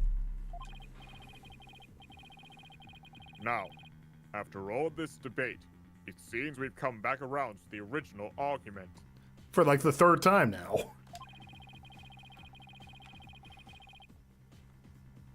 The defendant knew about the prank plan that would place the victim inside the coffin. What's more, the defendant did not perform the sword-switching trick on stage. Through her actions, I'm afraid I come to the true intentions of the accused. Her murderous intentions. It's such a shame.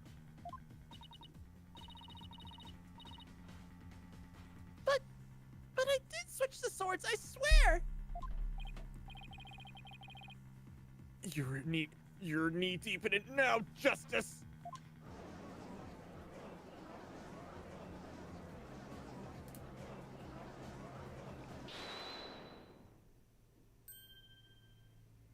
Huh? Excuse me? Let's see. You are... which one again? Benny? No, that's not right. Bonnie? It's Bonnie. You were mixing the two names together, Your Honor. Oh, pardon me. And do you have something you wish to say, Bonnie? Yes, Your Honor. I'd like to testify. About what? The more I think about it, the less possible it seems. I don't believe Trucy killed Mr. Reyes. Bonnie? Hey, what's the big idea? Such an incredibly gifted and talented magician would never commit murder. I refuse to believe it. What are you talking about, you harebrained hare? You keep your trap shut!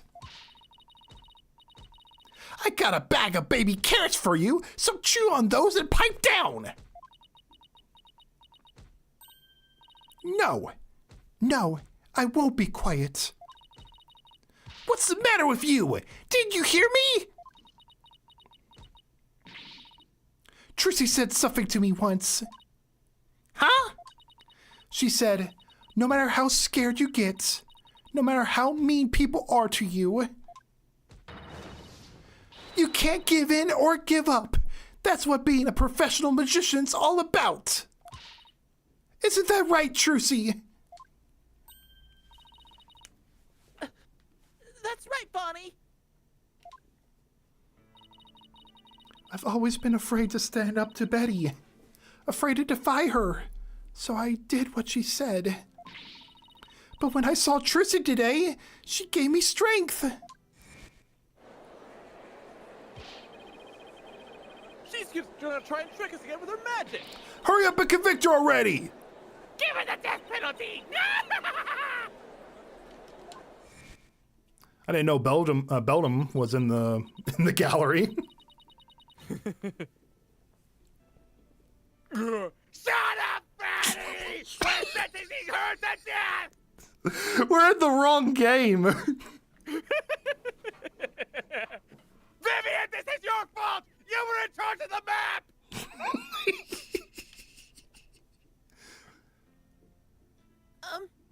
I'd like to make a small request. How about instead of testifying with words, I'll show you exactly what happened. Would that be all right, Your Honor? You can witness my stupendous sword-switching magic and judge for yourself.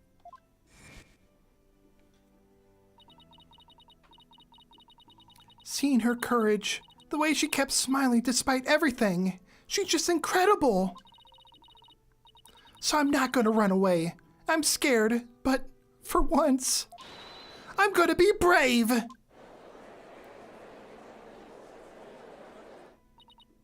Grr. What have you done to my sister, Trucy, right? You practically brainwashed her! It's the power of Trucy's conviction. That's what it is. It's touched Bonnie's heart. Yeah, Trucy really is one magical girl. Bonnie, is the topic of your testimony related to that thing that was bothering you? The thing that you tried to tell us about in the lobby during recess?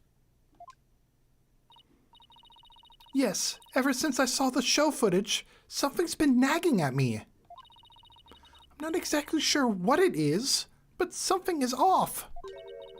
I feel like something about it is different from what I saw on the stage. What do you mean by that, Bonnie? I wonder if what was shown on TV is really the same as what happened on stage. Objection! Of course it is. The show has only been performed once, after all. It cannot show anything other than what happened on that stage yesterday. Objection!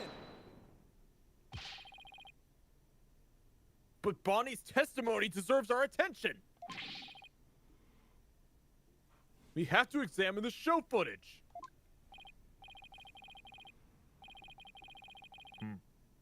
But what can we check against? But what can we check it against? Do you have some other footage of the show? Well, I have some show footage. you too? One of the TV station's cameraman said he was a fan of mine. He kept his camera on me throughout the entire show. And then, afterwards, he gave me the footage he shot as a present. He did? To tell you the truth, I thought it was kind of creepy, so I was going to get rid of it. Hold it! Please submit that footage to the court. Let's see it. Now then, let's take a look at this new footage. But no, that is incredibly creepy. The cameraman just was paying attention only to her.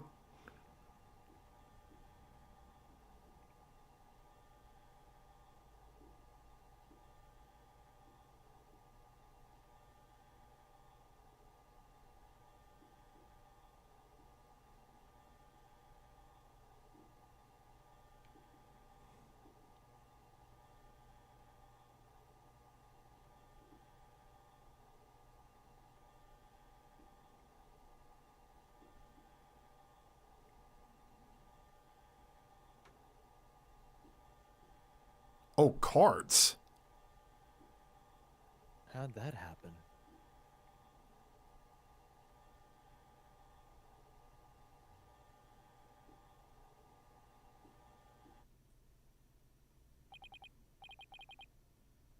Wow. Okay then. He really did keep his camera on Bonnie the whole time, didn't he? I think this cameraman needs to keep his personal feelings out of his work. Well, defense, do you still believe this new show footage is worth inspecting? Of course I do. Okay, so how are we gonna go about this?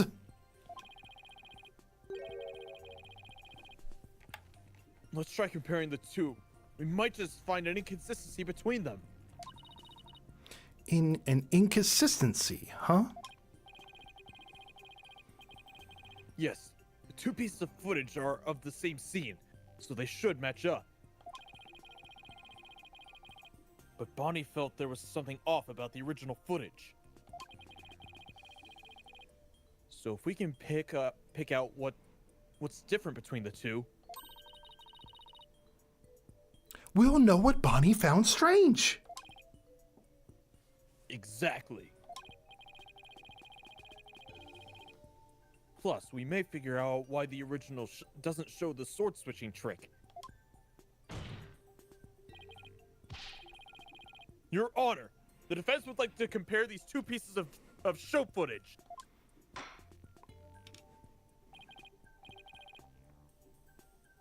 Very well. I will allow it. What a waste of time.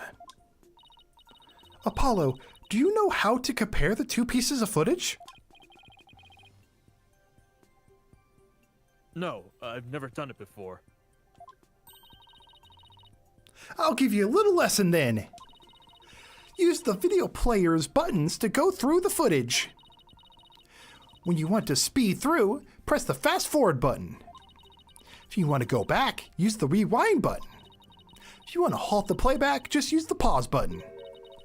Oh, and by the way, if you're fast forwarding or rewinding when the playback is paused, you could do a slow frame by frame playback.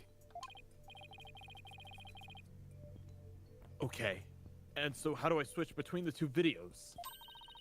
Just use the switch camera button. Now, if you find a difference between the two pieces of footage, put the cursor over what's different and present it to the court. Thanks, Athena. You really know your stuff. The Athena voice. I'm sorry, I can't do a high-pitched girl voice. And I can only do so many. And also, Super Sans says, wouldn't Mr. Ruse, like his name be more like Ruse? Yeah, probably. Well, in the footage in the like anime cutscene of this game, they pronounced it Mr. Reyes. So that's what I'm going with. Not really. I just gave it some gusto, and then went with my gut on most of it. What? I sure hope she guessed right. She's doing the whole fake it till you make it. Anyway, let's give it a try.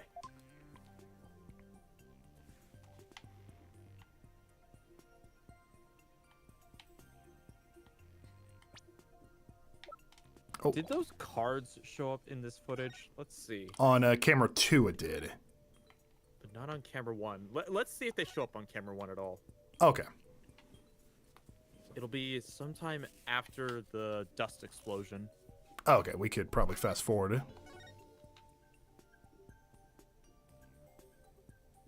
You know what, let's rewind a little bit. There Let's it goes. switch over to the second camera real fast, actually. Okay. Okay, now let's pinpoint exactly where these cards show up. Okay, so it was a little after here. Oh, there's the cards. Okay, now let's go back a little bit and see if they, just to confirm they don't show up on camera 1. Switch footage.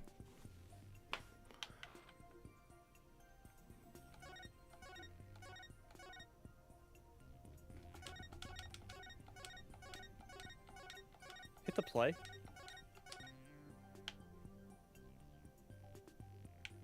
They can't be seen at all in this camera because the angle's too far out.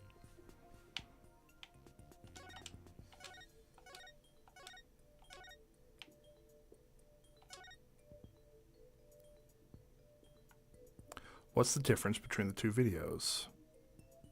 Oh, then we had to present evidence, don't we?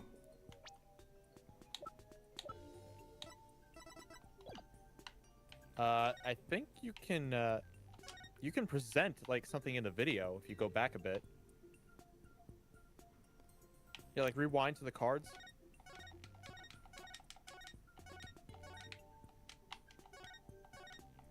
Oh, there we go. Yeah, I'm pretty sure well, I had the option to, or I guess not. Okay, let's take a look at everything we have here. I saw the present button somewhere, but I don't remember what brought it up.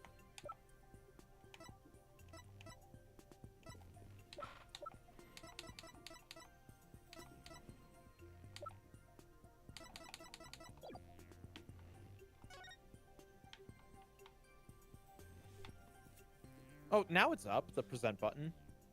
Is it? Yeah. Oh, So present We can't oh, no, wait. We can't present when it's, when it's paused. yeah, okay, so... When you...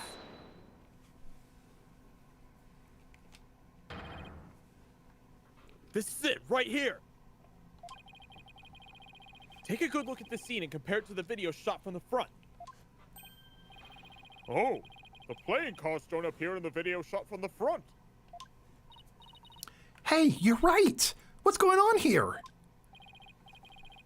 Mr. Wright, what can you tell us about these playing cards? Oh my gosh, real Matt and Guard followed on Twitch.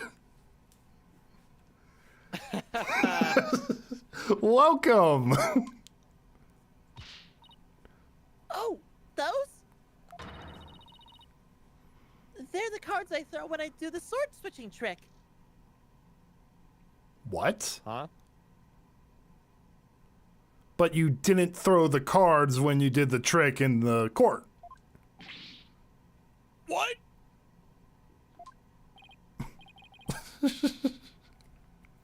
Mr. Justice, what does this mean?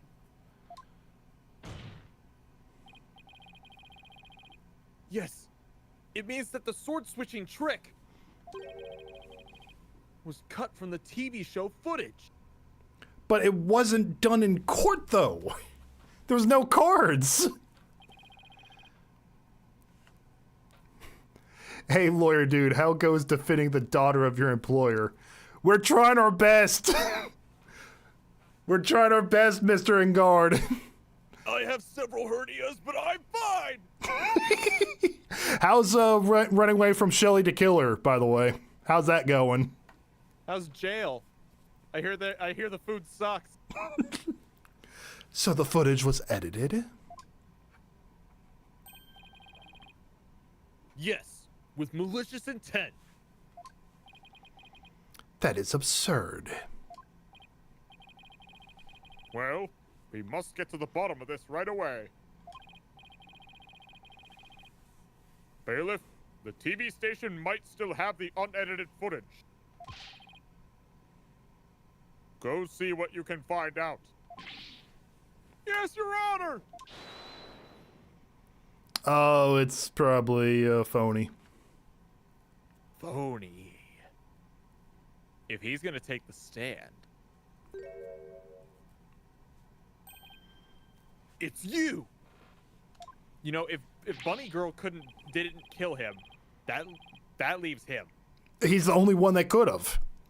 Exactly. Now We hold. have our murderer. Like, doesn't he have socks on?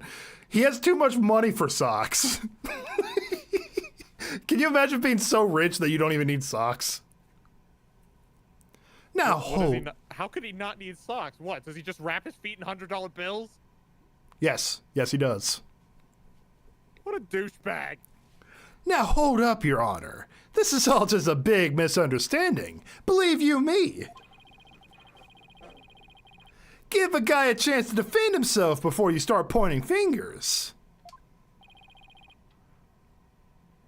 And who might you be? Right. Sorry about that. Got ahead of myself there. Here's my business card. Charmed to make your acquaintance, Your Honor. Oh, well, how very polite of you. It's lovely to meet you too, Prosecutor Shatamate. Please take my card. A business card? Ah, yes. I read about this custom among businessmen in this country. I have even familiarized myself with the various replies. How do you do, good sir? Or, what's crack-a-lackin', homie? Okay, I gotta do that as deadpan as possible. How do you do, good sir? Or, what's crack-a-lackin', homie, for example? Oh ho! You're from Take-Two TV. Are you witness? Come to think of it, I believe I've seen you on television before. Yes, Roger Radins, otherwise known as the Rating Raja. He is a TV producer and appears on many of his own shows as of late. He is best known for his catchphrase, "Hang loose, baby." Oh my! So you're the Ratings Raja? Hang loose, Judgy baby. Nice courtroom you got here. I never thought I'd get to meet you in person. But, oh, that's you. But Prosecutor Shamadi, how do you know so much about him? In preparation for the case, I watched all of his shows. How much time did he have? Enough, apparently. Do you not sleep? I found the Rating Raja Goes to Burger Barn of particular interest. It inspired me to visit that restaurant straight away to learn more about the local cuisine. What? You went to Burger Barn? Who would have thought? He used meth. I mean, that's always a possibility. You must have really wanted to try it, huh, buddy? 'Cause that line, whew! Compared to my eccentric training, an hour's wait is nothing. I recommend the Southwest Burger with jalapeno jack cheese, by the way. You know what? Fair enough. Can't go wrong with a Southwestern burger. Fair enough. I'm also having a mental picture of him in line for an In-N-Out burger. Poor guy has to stick with the bottom of the barrel. The burger was pretty good. Yeah, but the fries made it miserable. The fries were mid, but you know, the burger was pretty good. Especially for the price. I would not rate those fries with a mid rating. They were garbage. I'm having a really hard time picturing him in line for burgers. Ahem. Prosecutor Shadmati's unexpected enthusiasm for food aside. Mr. Raytons, what is this misunderstanding you mentioned? Well, for starters, it's true that the footage was edited. You get your hands on this anyway, so I might as well show you the unedited footage. It's a pretty long video, so I'll just show you the parts that were with the playing cards. You can see the cards when Trucy spins around, so keep your eyes peeled.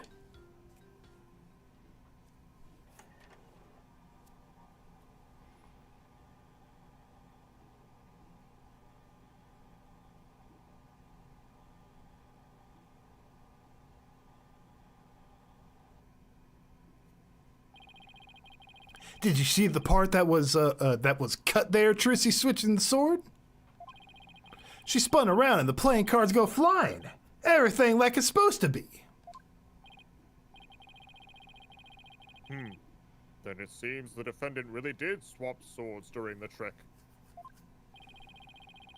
Which means the sword Miss Wright thrust into the coffin was the rubber one. In other words, Miss Wright couldn't have killed Mr. Reyes. Yeah, see, that's the first misunderstanding right there. What do you mean? Well, Trucy definitely did swap swords, as you saw. So yeah, maybe she did kill Mr. Reyes when she stabbed the coffin. But that just means he was killed after he showed up pretending to be a corpse.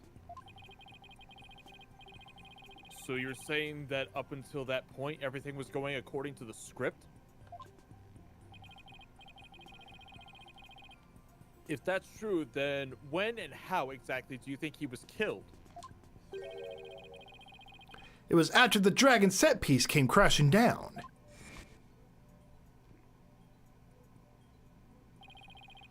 I say Trucy murdered Mr. Reyes when she was hidden from the view behind the set piece. She could have easily done it behind that huge dragon, and nobody be the wiser.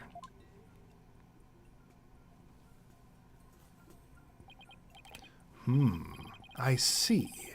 Indeed, there is a ring of truth to your assertion. You bet! Plus, there's a suspicious-looking shadow in the footage, too. It's towards the end of the footage, just before the dragon hits the stage. Might be easier to just see it for yourselves.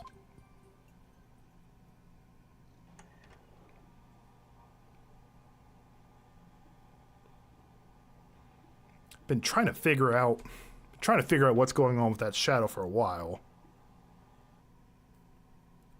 W voice acting, LMAO.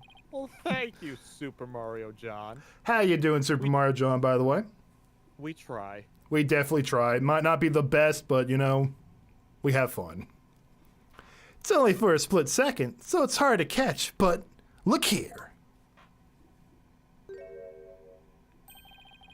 The suspicious shadow must be Trucy. She's using the steel sword she hid behind the curtain during the trick to kill the victim.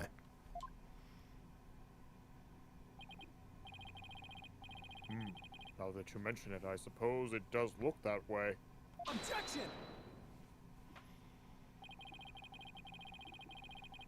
This witness is just trying to ram his theory down our throats, Your Honor. And that's not all. Aren't we forgetting that the witness willfully edited the sword switch out of the footage? You see, there's the second misunderstanding right there. Your Honor, would you mind if I testify about it? I've seen people testify on TV, and I've always wanted to give it a shot. That would be fine with me, Prosecutor Shamadi. This is quite unexpected. It threatens to disrupt the karmic course of this case. Hey, lighten up, pretty boy. You're gonna like what I gotta say. Promise. Very well.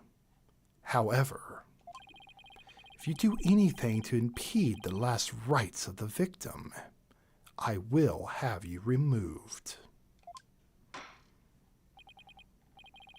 All right, with Prosecutor Shamadi's permission. Prosecutor Salami, says Captain Ghostly. Please give us your testimony, Mr. Ratons.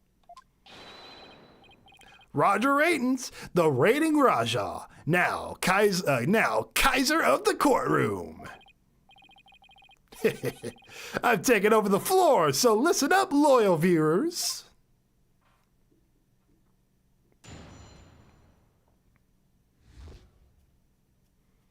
It wasn't deliberate, I tell ya.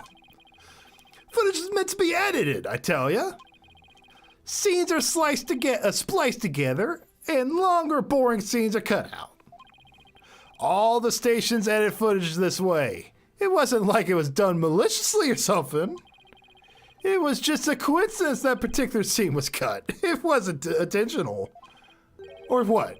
You got some proof that I had an alternative motive for editing that footage?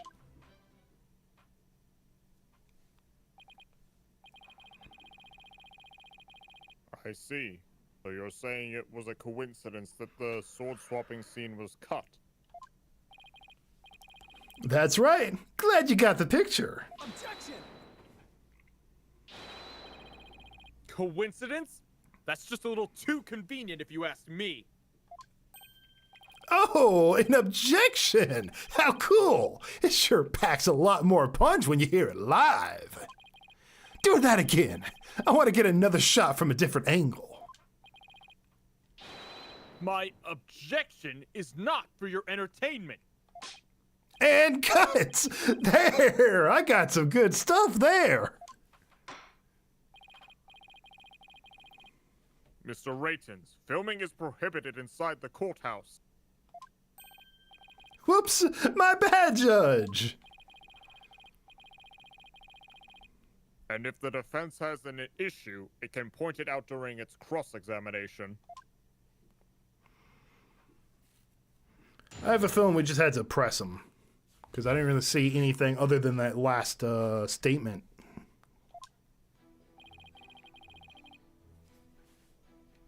Hold it! Really? I've never heard anybody say that. It's common knowledge in the TV world.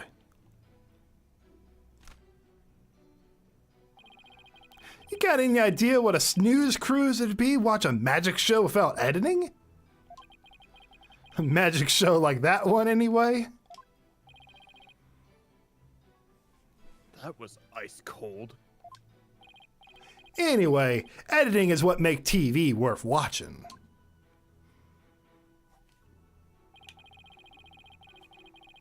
Hold it! Are you saying you thought there were boring scenes in Miss Wright's magic show?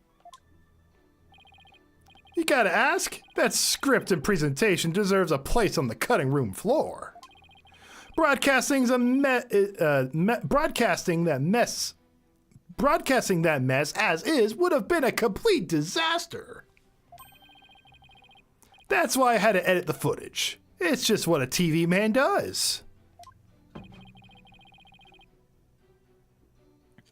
What didn't you like about the show exactly? The whole thing. It was a major snooze fest. Maybe common folk like you don't get it. But a show's only as good as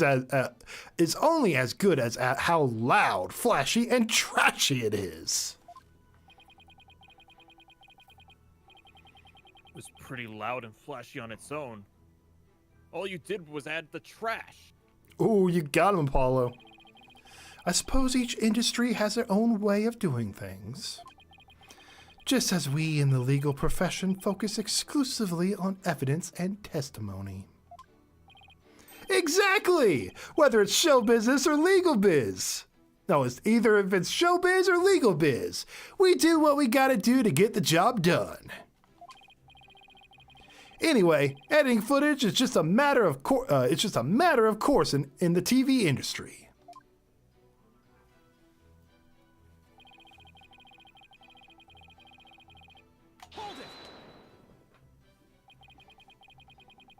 It wasn't done maliciously, huh? But I get the distinct impression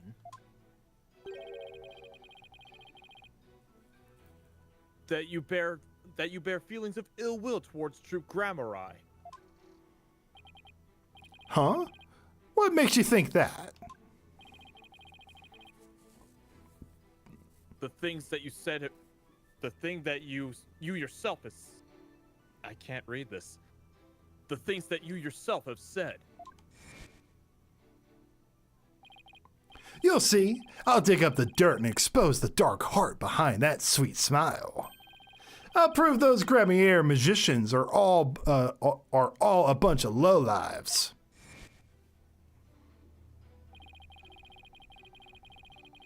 And I also get the impression that you felt this way for a long time. Objection. Words such as those can be interpreted in many different ways. For example, though I bear the defense no ill will, I would not hesitate to say that he is good-for-nothing lout of a lawyer. You bear no ill will. Could have fooled me. And yet, it is the truth. I am only strict on you as it seems you have strayed from the path.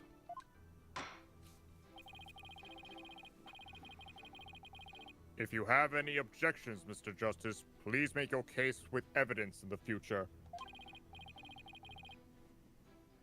Mr. Raytons, please continue your testimony.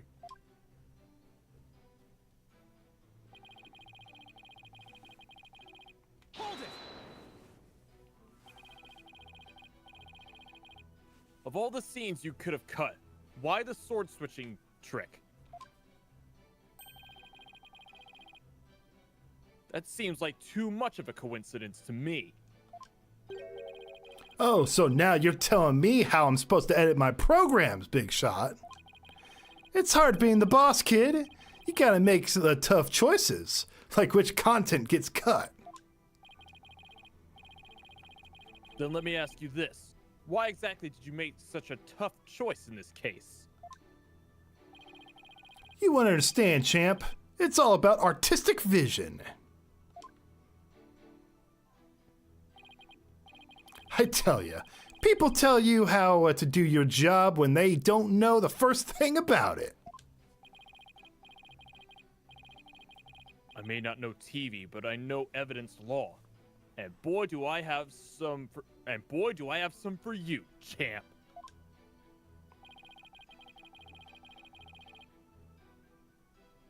I might not be able to show that your selective editing was intentional.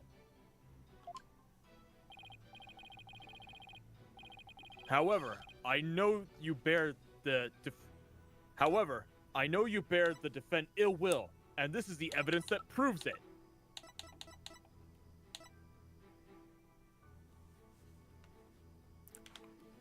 The clipboard?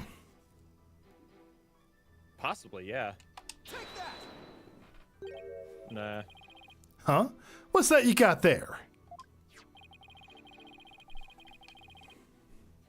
This is the contract you had Miss Wright sign just before the magic show.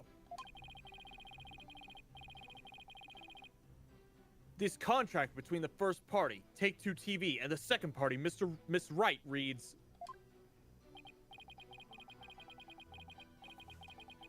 If through the fault of the second party, the show must be canceled in part or in full. The second party will pay $3 million as compensation to the first party. $3 million?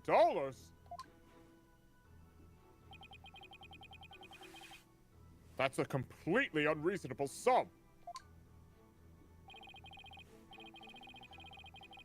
I couldn't agree more. And of course, Miss Wright doesn't have that kind of money. Nevertheless, Roger Radens had her sign this unreasonable contract anyway.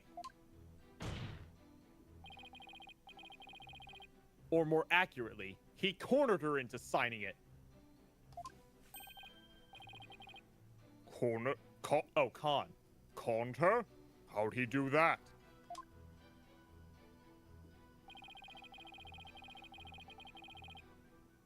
There's a trick to the clipboard that was used by Miss Wright to sign her contract.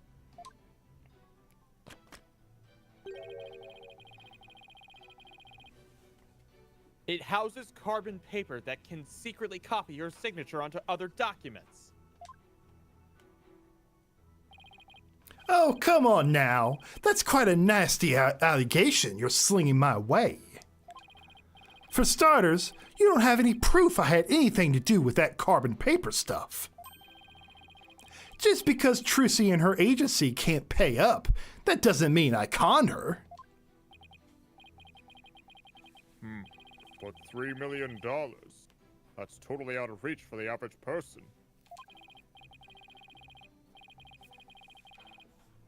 In any case, this is important new information.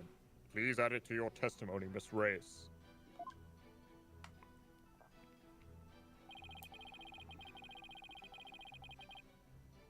Where's your proof linking me to that tricked up clipboard? You don't have any, do you?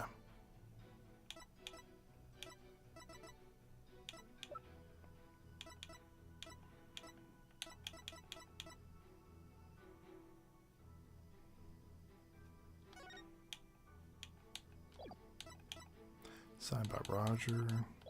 Okay, let's press him. This clipboard is yours, though, isn't it, Mr. Radens? Well, it belongs to the TV station anyway. That much I know. Maybe it's an old prop from one of our TV shows that got used by mistake. Or maybe you used it on purpose to con Miss Wright. Objection. Mr. Radens has already stated that he did not. Mr. Justice, please do not use this trial to try to get out of paying your agency's debt. That's not what I'm doing! Proof Mr. Reyes is connected to the carbon paper, huh?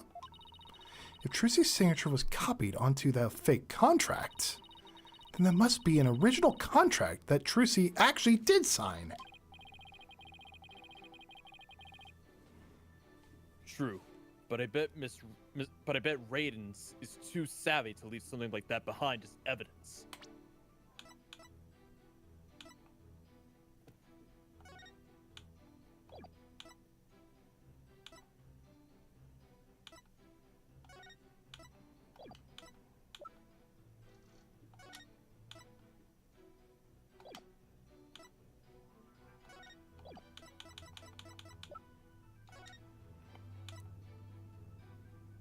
Those signatures are the same.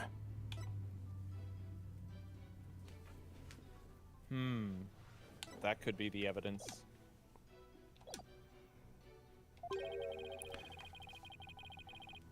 But what if her signature was copied onto more than just the fake contract?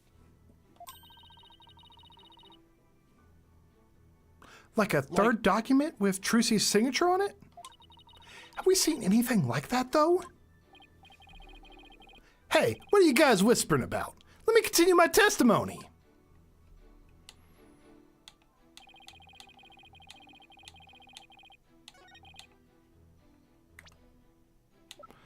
Let's do it. Objection!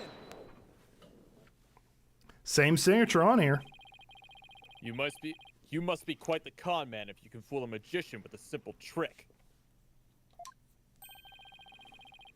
But if you think you can con a lawyer, you're very much mistaken. Hey kid, would it kill you to Enunciate. would it kill you to enunciate in front of the camera? You know, like a newscaster? I'd like you to take a look at Miss Wright's signature here on this note. Now let's compare that signature to the one here on this contract. Exactly the same. Well, would you look at that? They're exactly the same.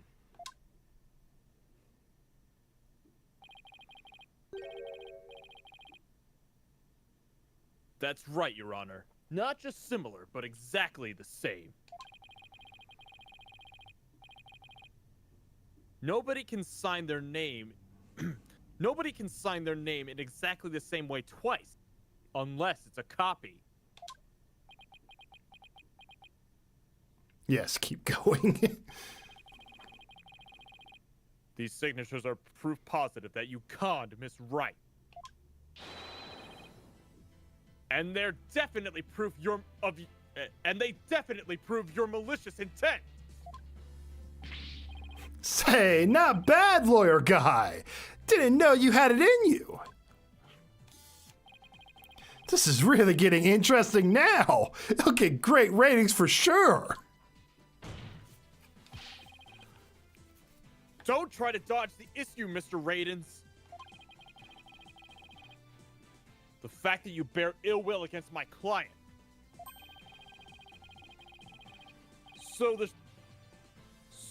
So show the footage, so the show footage was definitely edited with malicious intentions, isn't that right? Objection! What a forced argument, defense. All you really proven is that that is not his ill will towards Miss Wright, but his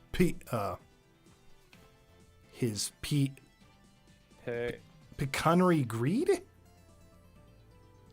His pecuniary greed. Maybe it was pecuniary? Pecuniary greed. That's right. I just want money, baby. Fat stacks of cheddar, that's all. After all, I never even crossed paths with Trucy before this magic show.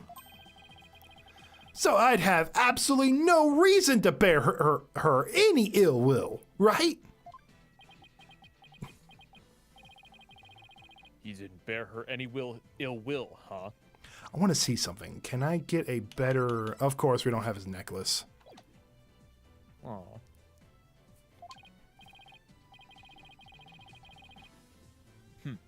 That chance. This guy's definitely has some major hate for Trucy. I just realized something.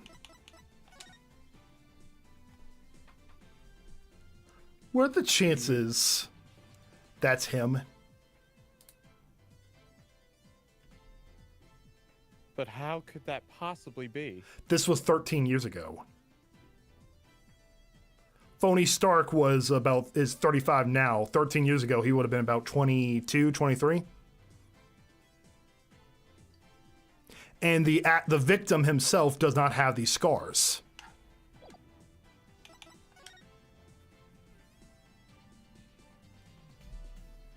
Huh. That's why he bears ill will. He hates Gremier.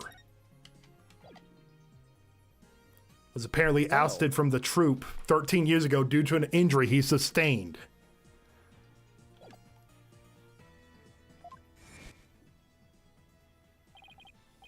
You'll see. I'll dig up the dirt and expose the dark heart behind that sweet smile. I'll prove those Grimier magicians are all a bunch of lowlives. And remember his sleight of hand trick that Trucy was impressed by. He knows magic. Oh.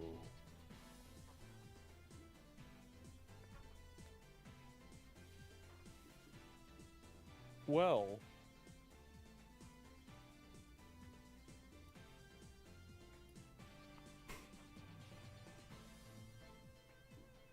Oh, sorry. That's No, fine for me. it's okay. I thought you were still thinking about it. I can't prove it with anything, but the things he said all point to the fact, or to that fact. I thought you were doing that Clone High thing with Gandhi. He's like, wow, I need to think about this. I thought that was you just like looking in the distance, like, just thinking. There must be something between the two of them that gave birth to this grudge. Some sort of connection that not even Trucy is aware of. Your Honor, I'd like to argue that Mr. Roger Radens and Trucy Wright must have crossed paths before. There must be some hidden connection between them. Hidden? Connection? What is it now? Just what are you getting at, Mr. Justice? It is futile to even ask, Your Honor. Surely it's just another one of the defense's feckless claims. Objection! I'll show you feckless. You don't seem to have a very high opinion of me, but once you hear my argument, you'll wish you'd taken me a whole lot more seriously. Will I really? Very well then. Do proceed. Did you figure something out, Apollo? Nope, not a thing. What? That was just some good old-fashioned bluffing, courtesy of Mr. Wright's fine training. I hope you know what you're doing. I do not. Oh God. We're gonna be homeless, Apollo. I can tell. If you're going to make such a bold claim, Mr. Justice, I hope you're ready to elaborate. What is this hidden connection between the defendant and Roger Raytons? I'm not even gonna read the second one. Or just move on. The sleight of hand trick Mr. Radens did during the recess earlier. Filming is prohibited inside the courthouse. Do you want me to get the bailiff? Huh? Filming? What are you talking about? I don't even have a camera on me. What if Mr. Radens is a magician too?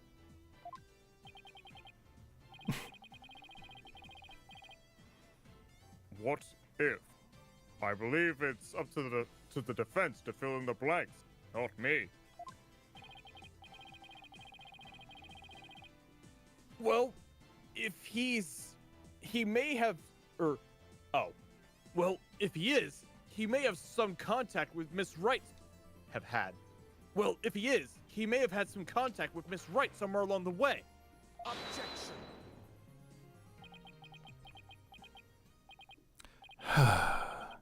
Your argument is hardly worth responding to. But by all means, please do continue. As a passage in the sacred scripture of Karatalism states, he who gives a Sherman to a monkey is himself a monkey.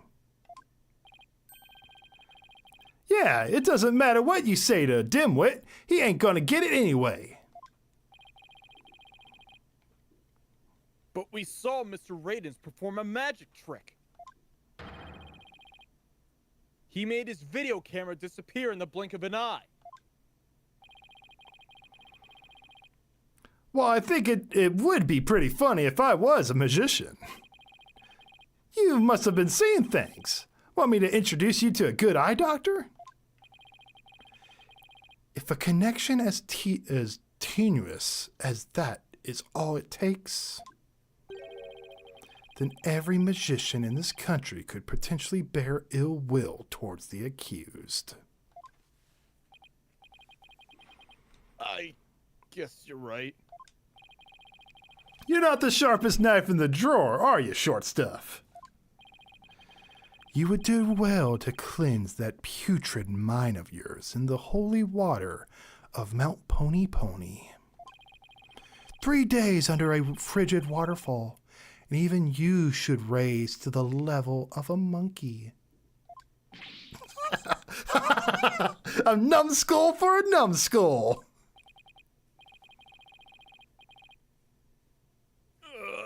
Well, this numbskull has thick skin, so there. I think I get what they're driving at. Even if he is a magician, it's not exactly a reason to bear a grudge against Trucy, is it?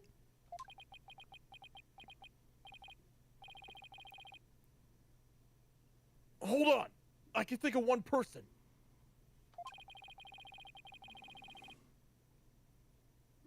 One magician who has a reason to bear grudge against Trucy.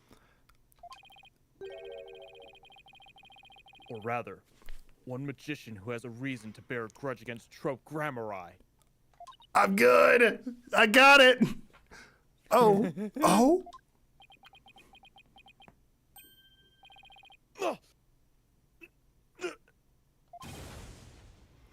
way! Is something wrong, Mr. Justice? Your Honor, the defense wishes to submit evidence at this time. I see. And what sort of evidence do you have for us? Evidence that points to the real killer. The one who has a motive to commit this crime. What?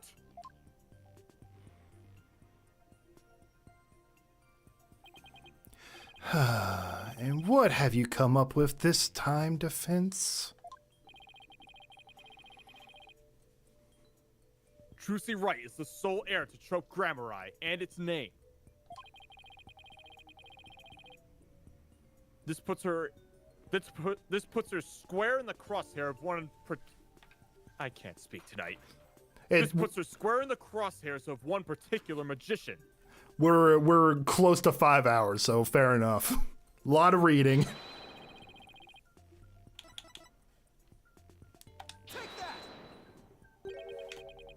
And who exactly are you naming, Mr. Justice?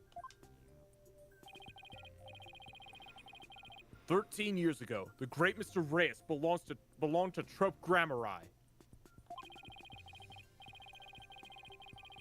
But then, the Trope ousted him, and Mr. Reyes vowed to get revenge on them someday.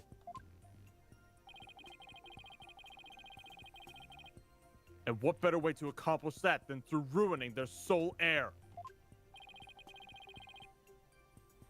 But Mr. Reyes is the victim, Mr. Justice.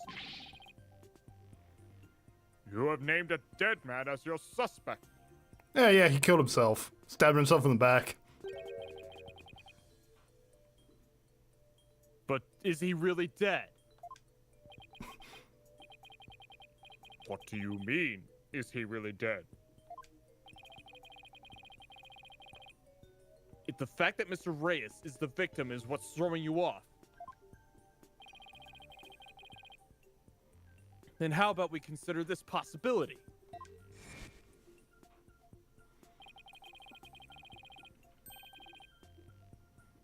What if the man who died on stage yesterday wasn't Mr. Reyes? That poor guy was just sent like, okay, you're going to be doing a prank here. You just have to pretend to die and you'll just get pulled up off stage. And he just gets caught up in all this. That poor guy. Poor guy, indeed. That's show business, baby! What? You mean the victim was an imposter?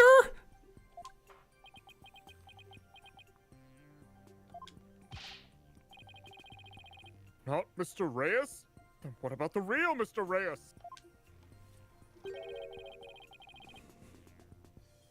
It would mean the real Mr. Reyes is alive. That's absurd.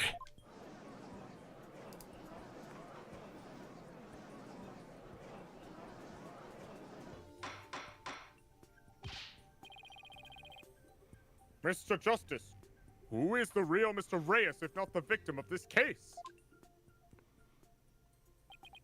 Oh, is it Brain Blast time? Oh boy. Oh boy. It's all coming together now. I can finally see the gimmick, the trick to this entire case.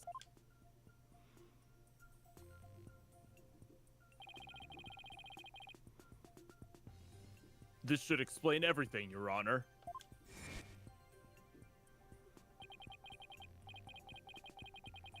The real killer, the one who hated Trope Grammari and wanted to sully its name.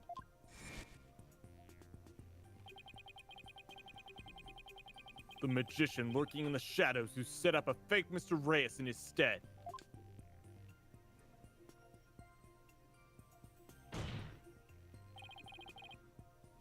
The real Mr. Reyes is...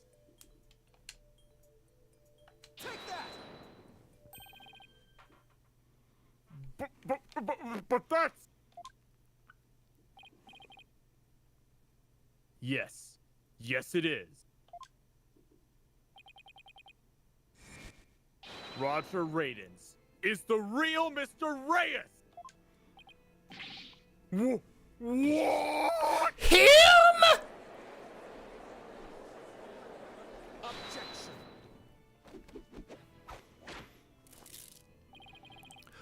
Oh, hollow red pepper, your impotent seeds sprout not, but meaningless, empty words. You can't possibly have proof to support such outlandish theory. It's not a bad idea for a soap opera. But even a diehard fans of the genre would stick around past the plot.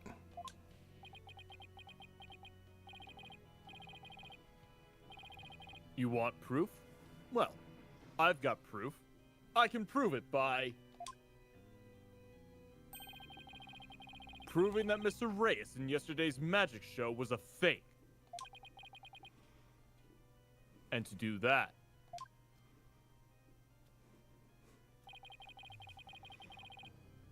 I just need to look at this spot on the post. The arm! Yep, that's what I was saying. The scar. This is the injury Mr. Reyes sustained while practicing a magic trick 13 years ago. However,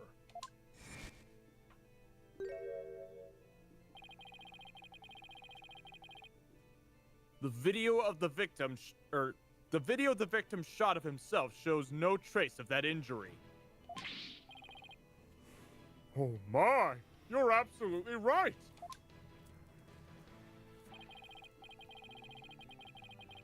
Now, Mr. Radens, what do you suppose we'd find if we took a look at your right forearm? Is there by any chance a nasty 13-year-old scar under that sleeve of yours?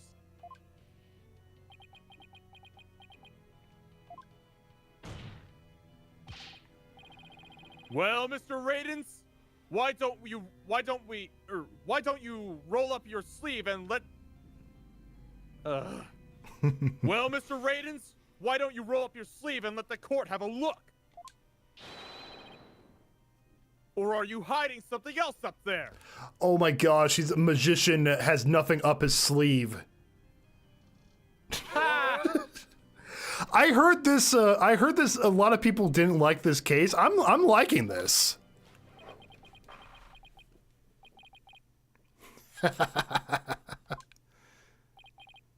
Come on now. I have nothing up my sleeve. I don't need to hide anything up there because I require no tricks or gimmicks. For you see, my magic is the real deal.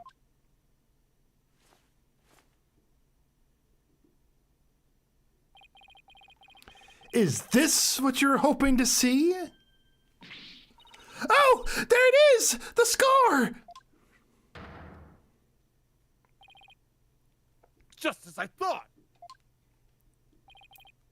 That's right. I am the forgotten magician, abandoned to the dark understage of history. The great Mr. Ruins.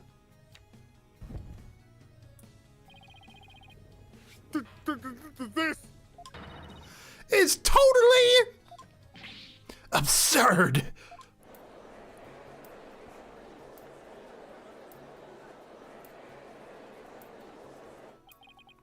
Oh, how ironic, would you say?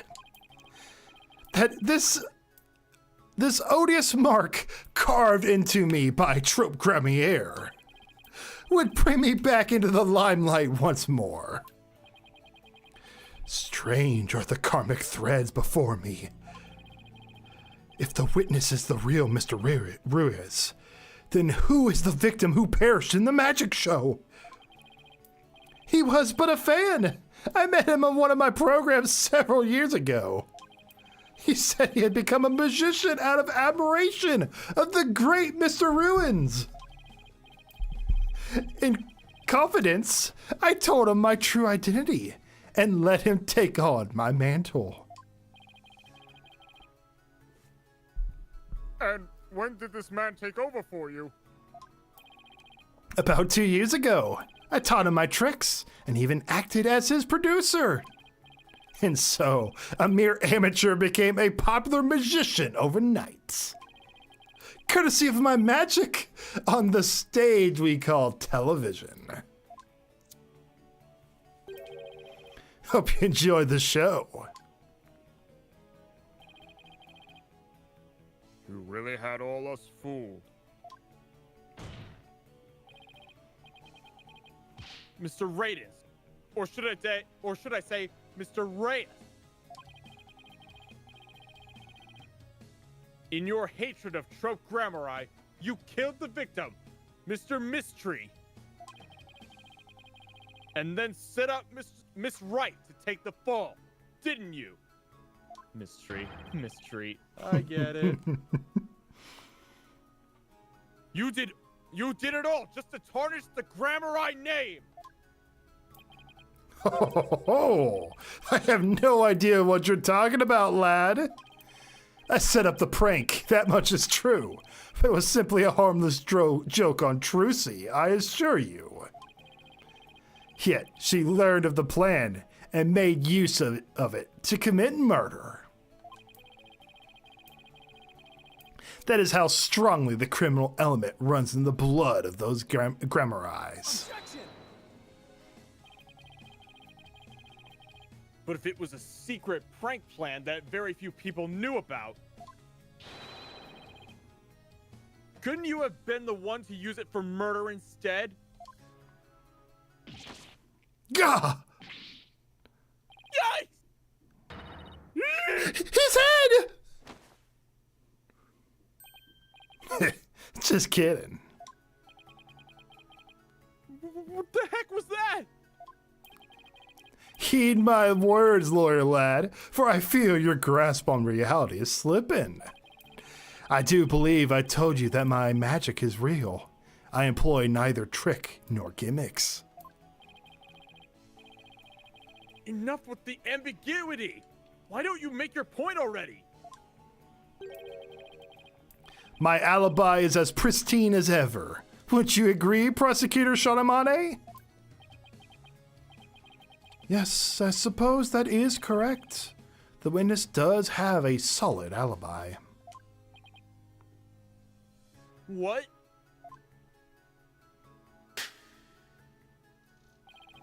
Recall, defense, that at the time of the magic show, Mr. Radens was at Take Two TV.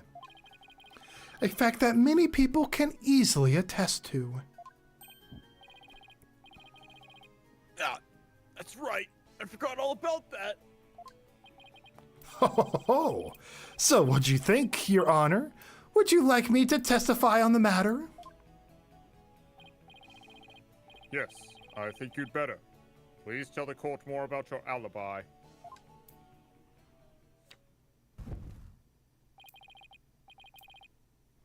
Very well then, on with the show.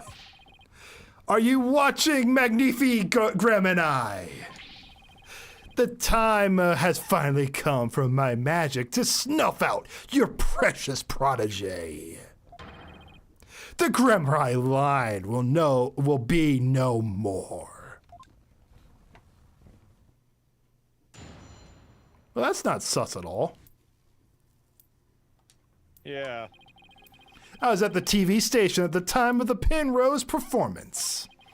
I was busy working on another TV program. I could spare no time for the magic show. Do ask my staff if you doubt my claim. And there it is, a simple and perfect alibi. No tricks. Oh, I just realized something. Yeah. Mr. Hat.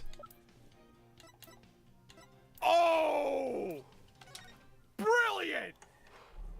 He has the sword.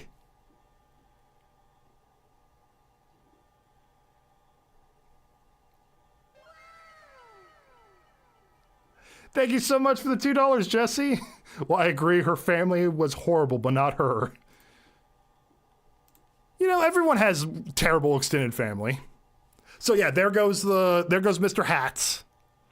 There's the sword right there. She does the fakery with it.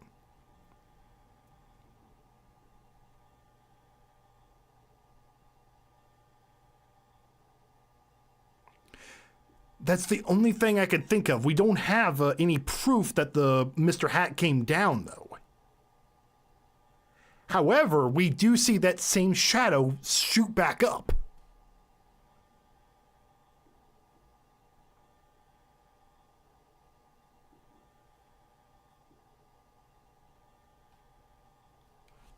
I think it's Mr. Hat. That's my theory.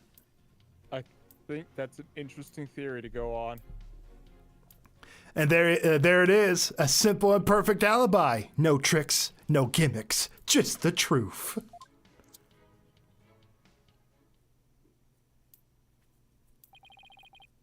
Do you understand now, perhaps? I did not grace the theater with my presence until after the incident. So how could I have committed the murder? His staff did say he was there. He was there at the station. So it sure does sound like a rock-solid alibi.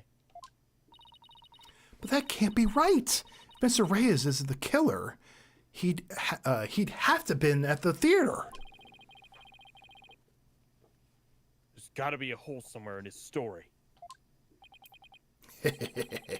I assure you, there's no holes in Mr. Ruin's stage. No tricks, no gimmicks. True magic doesn't need trapdoors to escape through. Do enjoy my show to the fullest. And my real alibi.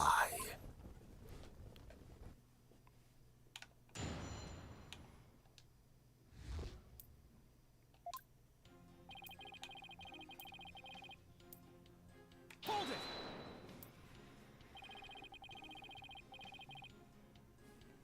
But you did come to the theater eventually, isn't that right? Indeed.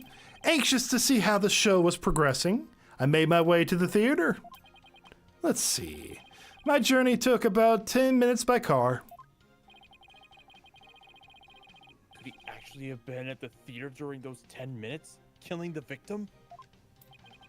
Oh, allow me a stab at reading your mind.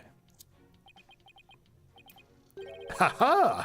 Could I have been at the theater during those 10 minutes, killing the victim? How in the... But no, I took a taxi. The driver can attest to that. Feel free to call the taxi company if my word does not satisfy you. The driver's a big fan of raiding Raja. I even gave him my card. Gave the driver his card? That was very clever of him. Yeah, he's clearly setting up an alibi for himself. You might as well give it up, lad. Questioning real magic is a fool's errand. Besides, you know very well what I was doing at the time of the incident.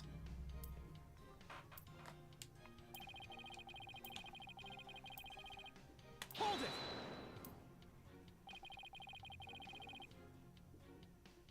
What was this other TV show you were working on? My own special project, you see. One moment. Perhaps this is more appropriate. It's Raiding Raja special promotion. Yeah, hang loose, baby. It's called Desperation Regeneration. You switched personas just to say that? What's the show about? Washed up has-been singers and comedians get together and play musical chairs. The winner of the game is given a second chance at their career. A priceless prize for chumps who washed up too early in life. Sounds great, right? Might I suggest you appear on that show, Mr. Justice? As an ex-lawyer who used to make ridiculous bluffs in courts and fade sadly into obscurity. And let the Ratings Raja produce my TV debut? Not in a lifetime! You have great reactions. Who knows? TV might be your true calling. Hey! Whose side are you on? In any case, I was overseeing production of this program during the Penrose performance.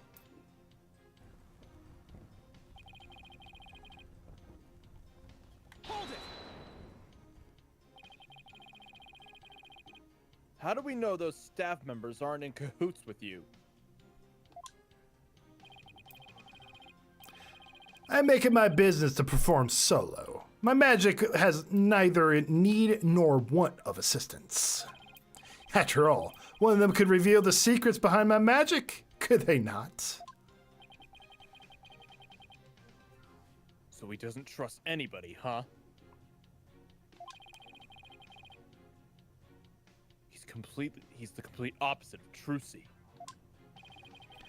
There were many people there in the studio audience who saw the witness as well. Even if he had been able to persuade his own staff to cover for him, he could not have convinced so many complete strangers to do the same. He really made a rock-solid alibi for himself. Yeah, it's almost too good, you know? It's eerie how perfect it is. Has all been revealed to you now?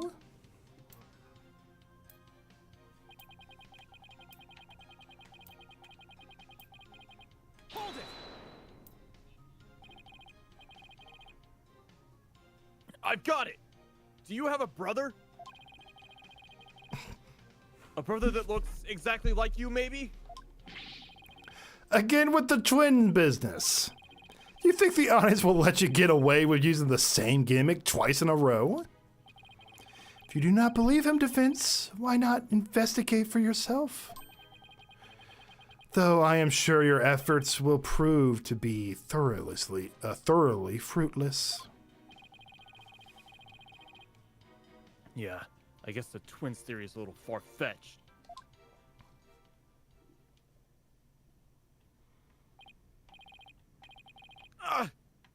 alibi really is airtight.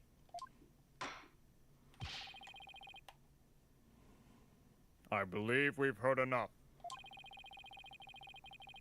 While I believe the witness does indeed harbor some ill will against the defendant, there is no reason to doubt that he was at the TV station at the time of the incident. Yes, the facts prove it was impossible for the witness to have been involved with this crime.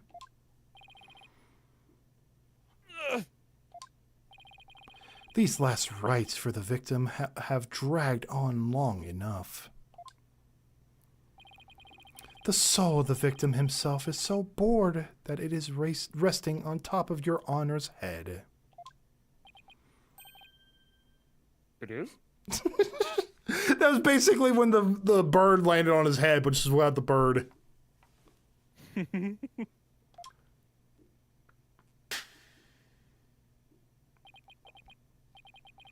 The time has come. Let us punish the sinner and guide the victim's soul to the Twilight Realm. Apollo! Trissy would be thrown in prison, and we'll be out of a job! But if you catch tasty fishies... If you catch tasty fishies, would you sell me some at a good price? I told you! I have absolutely zero intention of going on a tuna boat! Think justice. You have to figure this out. It's no use. I can't find a single flaw. So what now? Ho, ho, ho. Behold my never-ending magic show! Come for the awe-inspiring showmanship of the great Mr. Ruse, and stay for my grand illusion until the end of time. Ha ha ha ha ha ha! What? Wait. Is he saying that we're still trapped inside some sort of illusion of his?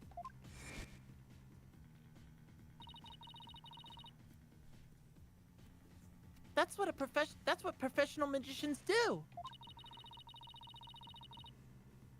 They make their audience see something that really isn't there. In other words, you make us see illusions, right?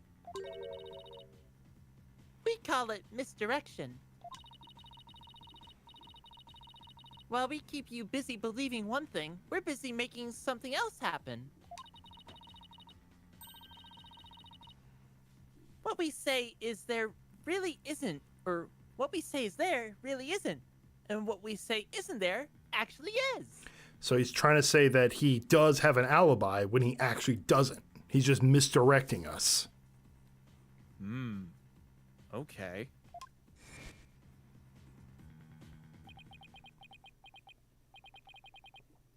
Could it be?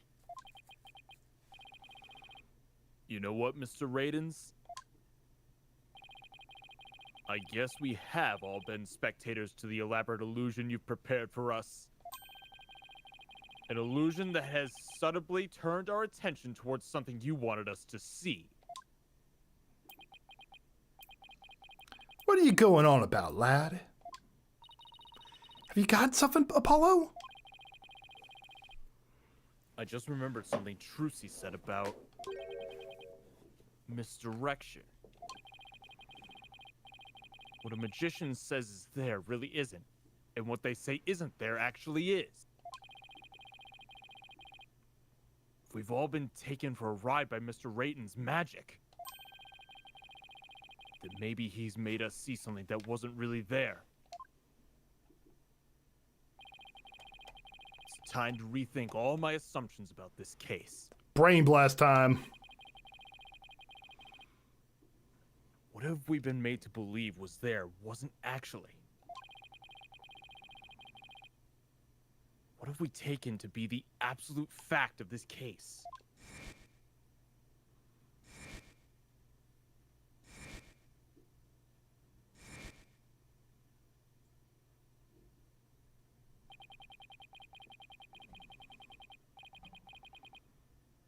If I reevaluate the validity. The validity? Thank you. If I reevaluate the validity of all these things, then just maybe.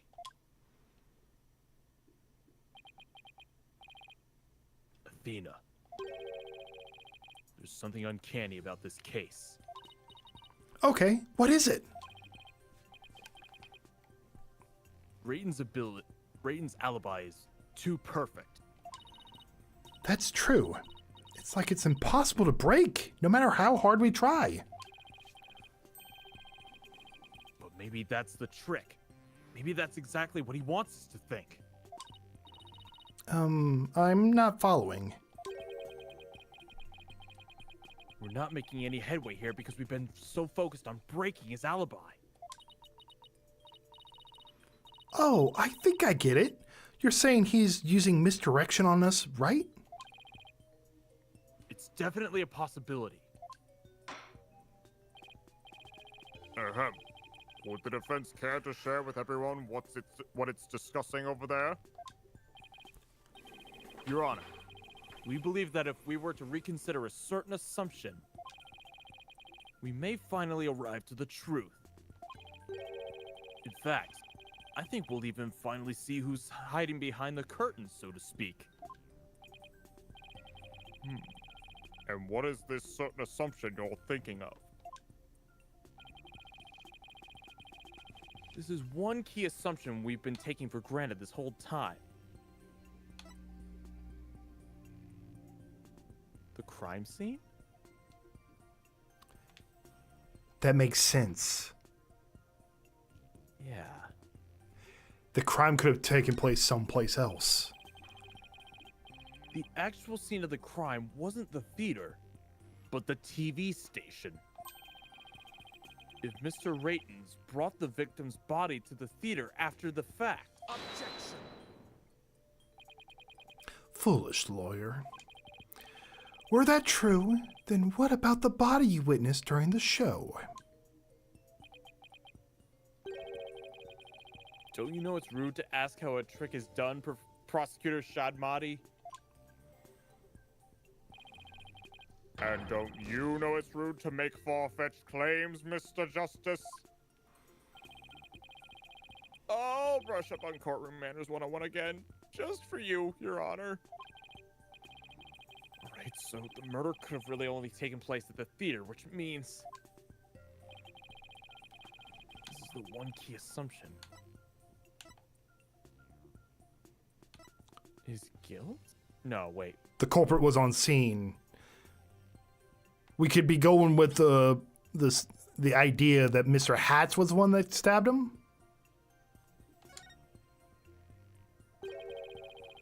What if the culprit was somewhere other than the theater at the time of the crime?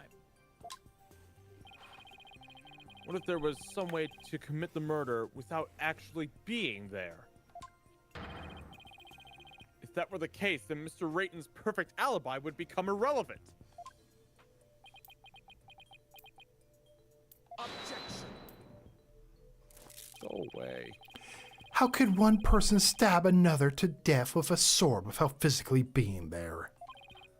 Furthermore, we all saw what appears to be the culprit's shadow in the footage. Objection! But couldn't we just as easily assume that the shadow does not belong to the culprit? Well, if it's not the culprit's, then whose is it? I'm not 100% certain yet. I'm pretty sure I'm on the right track.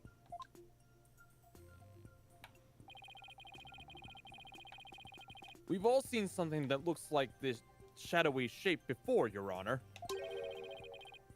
During the magic show itself. In that case, please point it out. Please point it out in the show footage for us. This is the thing that looks suspiciously similar to the shadowy figure of the culprit.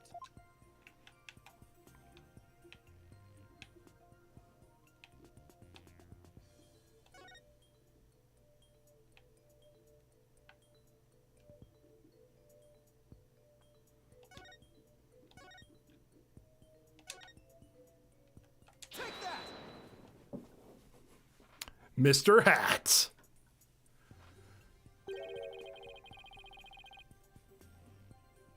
Doesn't the shadow resemble the suspicious shadowy figure?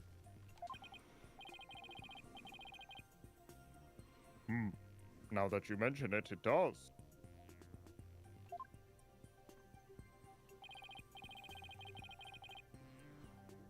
Miss Wright, could you identify this shadow for the court? Let's see. I believe that's Mr. Hat's shadow. From when he was being pulled up from the stage to the catwalk overhead by wire. Then could this shadow that's shown later in the footage be Mr. Hat too? No, that's not possible. After Mr. Hat was pulled up to the catwalk, he stayed up there. In other words, this second shadow is from some other figure being pulled up. Some other figure? I'm afraid you'll need to be more specific than that, Mr. Justice. He's right. Come this far.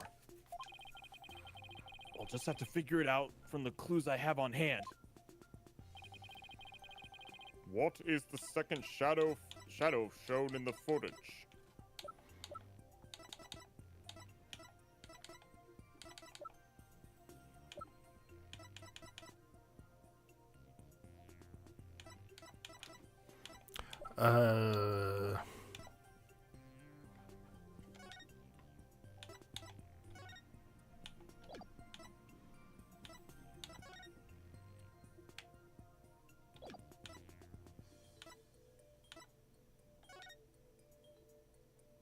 Let's see here. I mean, he has that,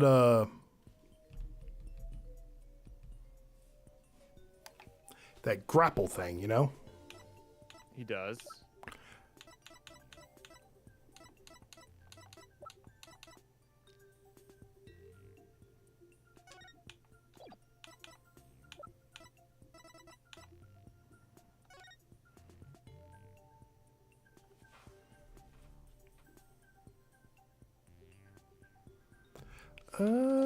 Let's see here.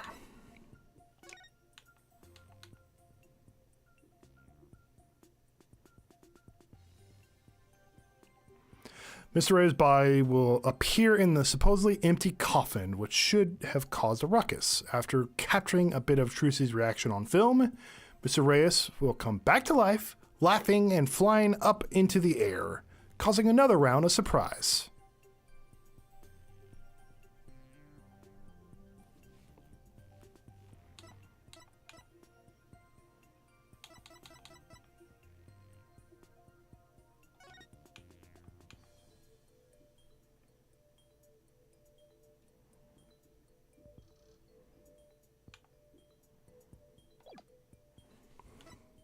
Could it be possible? Let's watch this. I want to see something. Do we see the body?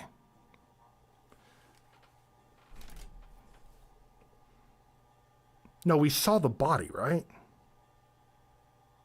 The body. Because apparently the body was hooked up. Because the original plan was for the victim to die, to like quote unquote die, you know.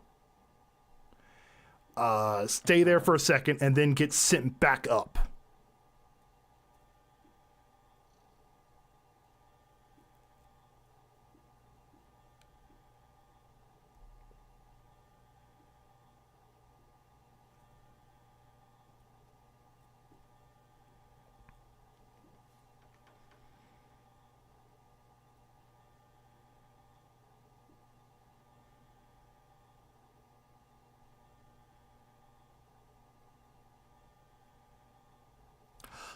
I think I get it.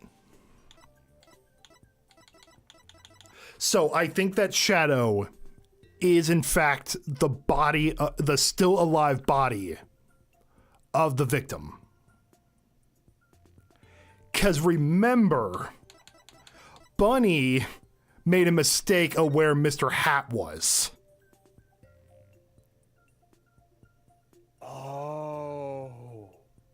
Yes. Oh no! I So think this. If I'm understanding this, the body got flung up and probably landed on the Sword. Mr. Hat was carrying. Yes.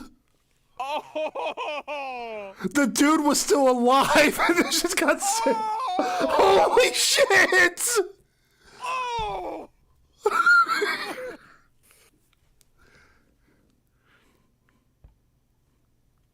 Top 5 most brutal Ace Attorney deaths.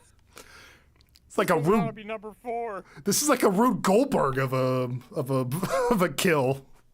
Yeah. If we consider what was happening on the stage at the time, there's only one answer. The shadow belonged to the fake Mr. Reyes. In other words, Mr. Man of Mystery. I love that name. The victim? Please take a look at the prank plan script. Mr. Mystery was to pretend to be dead, and then fly up into the air after that. Isn't that right, Mr. Radens? You should make a ranking video of all the Ace Attorney deaths and how gruesome or complicated they were. That could be pretty fun. Yeah, maybe. Indeed. And what of it? I contend that that's exactly what happened. The victim was wearing a stunt harness around his waist. It was most likely attached to a stunt wire so that he could be pulled up into the air.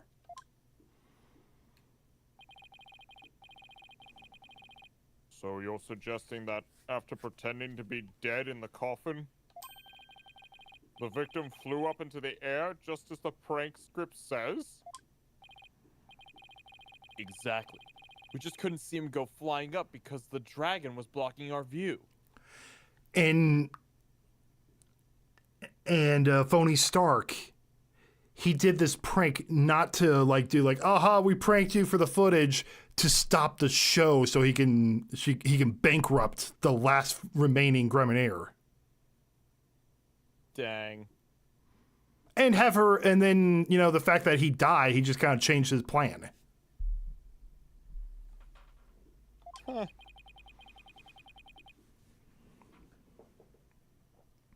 And that last trick, ladies and gentlemen, is the true piece de resistance of the culprit's murderous magic show. Huh. Don't tell me. You got it all figured out? Yeah, I think so.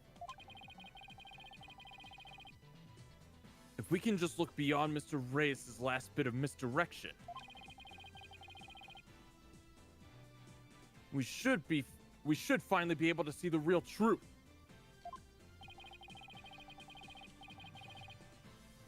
The victim must have been pulled up to the catwalk, just like Mr. Hat. And he hit the cushioning up there with considerable force. I just have to figure out what else happened up there at that time. Are you ready to elaborate, Mr. Justice? Yes, Your Honor, I'm ready. In that case, please answer me this. Why did the culprit make the victim fly up in the air like that?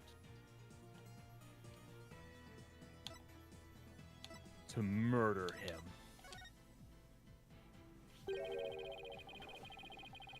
Just why did the culprit have the victim fly up after he appeared in the coffin? And how did the victim actually die? Well, when he was only pretending to be dead in the coffin. If we can figure out how these two questions relate, the answer should become clear. Could it be?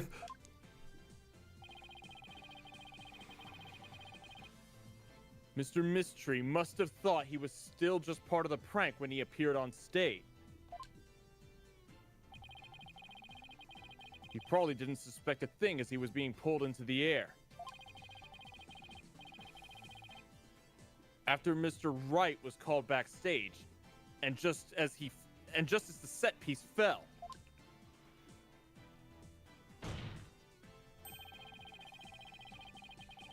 but the culprit had already planted the real murder weapon with a cushion in the catwalk. It was probably a knife or a blade of some sort. What? You mean... Yes, it really was a magical murder. Just as the prank script said, Mr. Mystery was whisked up into the air. And straight into the blade there in the catwalk.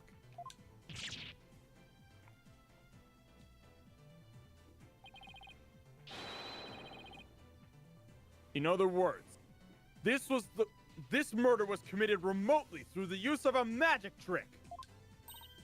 What? Remotely? Using this method, it wouldn't matter where Mr. Raytons was at the time of death.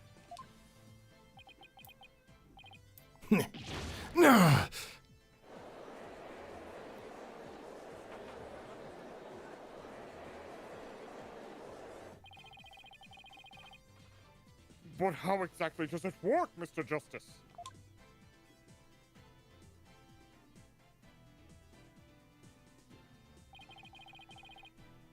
Just before the murder occurred, Hey, Green. How you doing? the dragon set piece was up on the catwalk.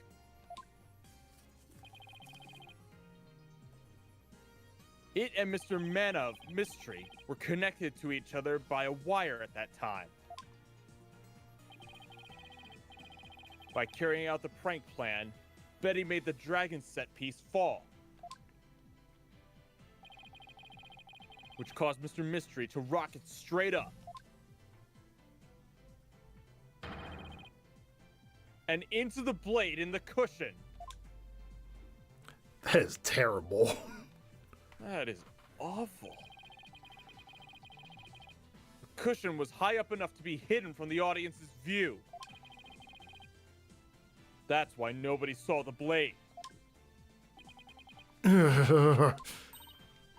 Oh, then that big gash in Mr. Hat's cape.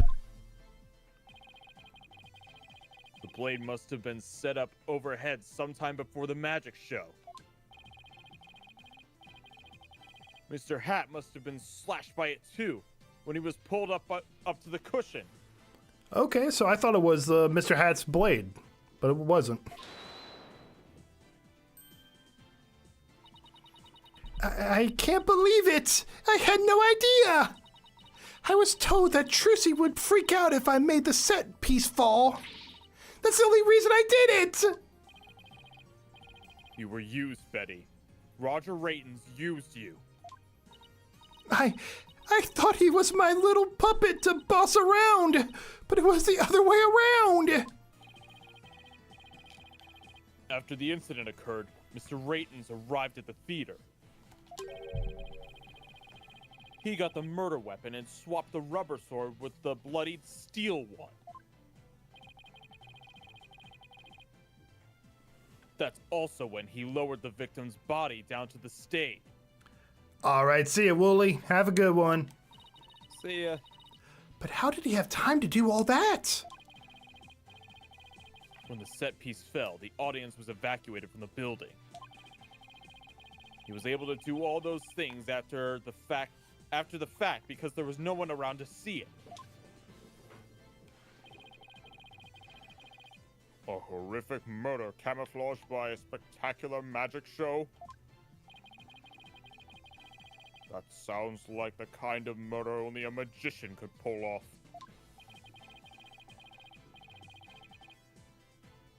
As long as the show proceeds, or as long as the show proceeded as it was scripted, Mr. Mystery was doomed to die.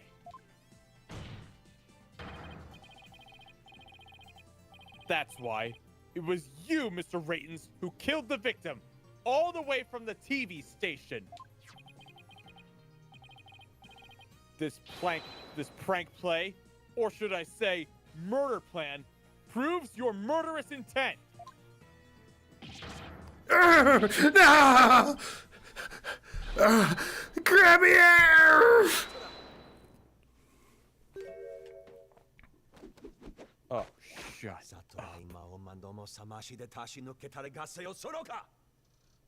Yeah, what he said. Enough. You dim-witted, ignorant, imbecile, putrid red pepper. Can't possibly have a counter argument. He can't possibly have a counter argument to make. Talk about not knowing when to let it go and move on. Do you have a rebuttal or something, Prosecutor Shadmati? No blade of any kind was found in the catwalk. Which means you have no evidence to support your theory. But Mr. Raytons retrieved it after the fact.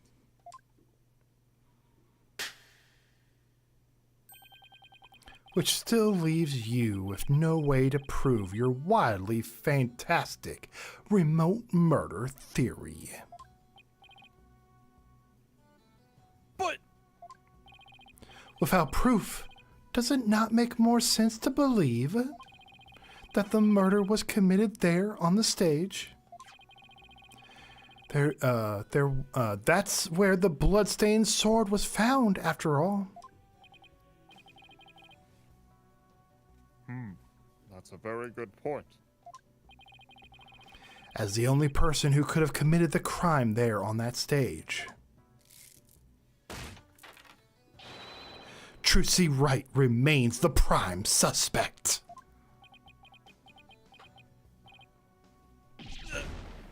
It would appear that what you call truth is little more than a cheap parlor trick. In the end, you have done nothing to prove the accused's innocent. It is time at last to let it go and move on.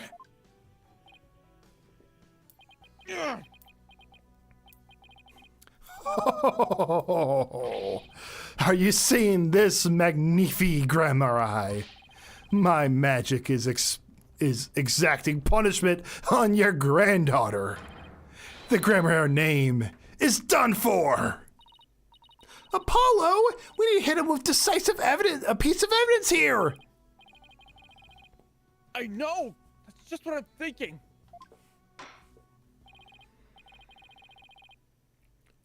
Mr. Justice, do you or don't you have anything to prove that the witness committed this remote murder you propose? Of course I do, Your Honor. This entire incident was carried out exactly according to the script. Right. So theoretically, there should be no evidence for us to use or find. Which means our best bet is to see if something unscripted happened. Gotta be something Raytons couldn't have foreseen. And once I find it, that's how I'll expose his murderous trick. Get ready, Mr. Raytons, because I'm about to reveal the secret to your magic. There are no tricks or gimmicks here, just some good old-fashioned logic. Now it's brain blast time. As long as the magic show went as scripted, the murder would happen without fail. Everything in this case was carefully planned, so that no evidence would be left behind. Still, one thing happened that definitely wasn't in the plan.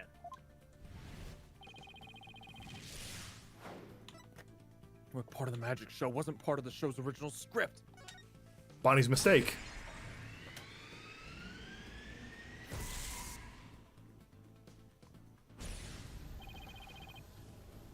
Bonnie made a mistake during Trucy's escape trick. I've said this once, I'll say it again. I feel as if this part was inspired by Danganronpa. Or some of the Danganronpa stuff. What mistake did Bonnie make during the magic trick? Her life choice. Okay, that's great.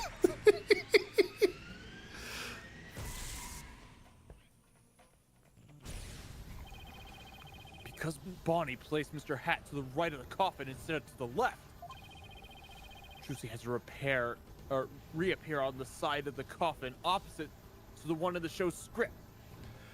Yeah, I think Danganronpa came out in 2000. I think early 2010s, I believe. Danganronpa was originally for the PlayStation Vita, so I can imagine that's the case. But the culprit didn't know that when he first arrived at the theater. Which means he was bound to make a slip-up when he tampered with the crime scene. Which part of the culprit's cover-up attempt was affected by Trucy's new position? Blood in the coffin hole.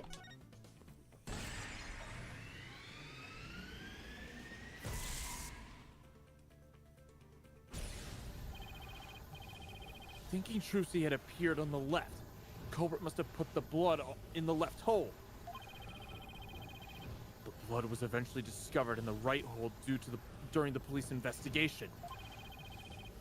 The killer had originally put the blood on the left side. That means he must have tampered with the scene again afterwards to make up with the facts. To make it line up with the facts. To make the crime scene consistent with the facts, the culprit must have swapped the coffin sides.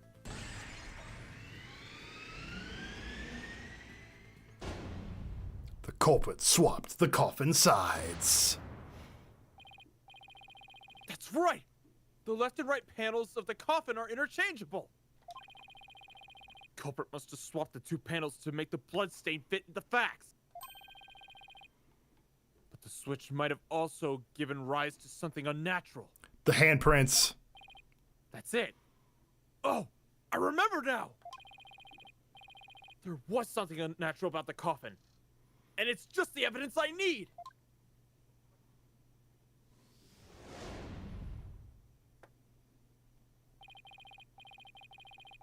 Sorry, Mr. Raytons, but I have some very conclusive proof of your guilt. Another bluff, is it? There's no way you have anything of the kind. My magic is real. No No, there are tricks and gimmicks to it, just like any other illusion. What? After the murder, you switched the left and right panels of the coffin, didn't you? Ugh. And because you did, you left behind something very unnatural for us to find. This proves that Roger Raytons tampered with the crime scene after the murder took place. The fingerprinting results? What about the fingerprints is unnatural? Let's take a look at the prints the victim left inside the coffin, shall we? If the victim was facing forward in the coffin, his prints should have looked like this. However, what we found was they were facing the opposite direction. Quite unnatural for the prints to be facing this way, wouldn't you agree?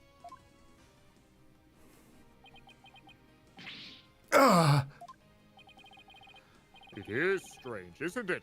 But how did they get this way?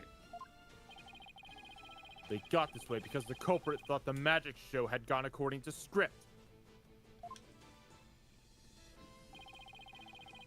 The culprit thought Mr. Hat would be on the left side of the coffin. and that Miss Wright would also pop up to the left of the coffin, as per the show's script. Then he assumed she had thrust the sword into the hole on the left side of the coffin. That's why he put blood in the left hole when he was trying to cover up his crime. But sometime after leaving the bloodstain, the culprit must have realized his mistake. He found out that, due to Bonnie's mistake, Mr. Hat was to the right of the coffin.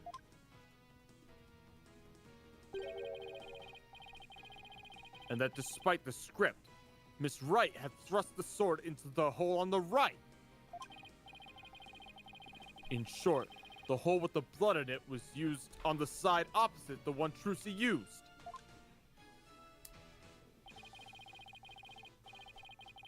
To make the blood's location fit the facts, he had to tamper with the evidence yet again. So he tried to cover his tracks by switching the coffin's left and right panels. Oh, and that's how the fingerprints in the coffin ended up backward. Because the culprit switched the two sides of the panels around. The prints ended up facing the opposite direction.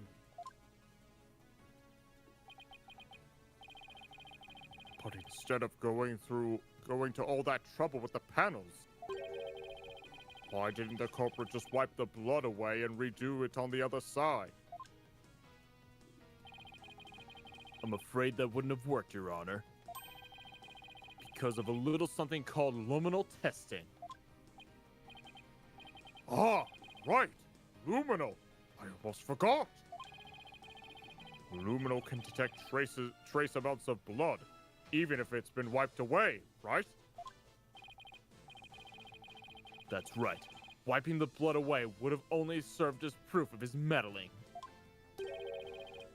How about it, Mr. Radens? I did a pretty good job of figuring out your trick, didn't I?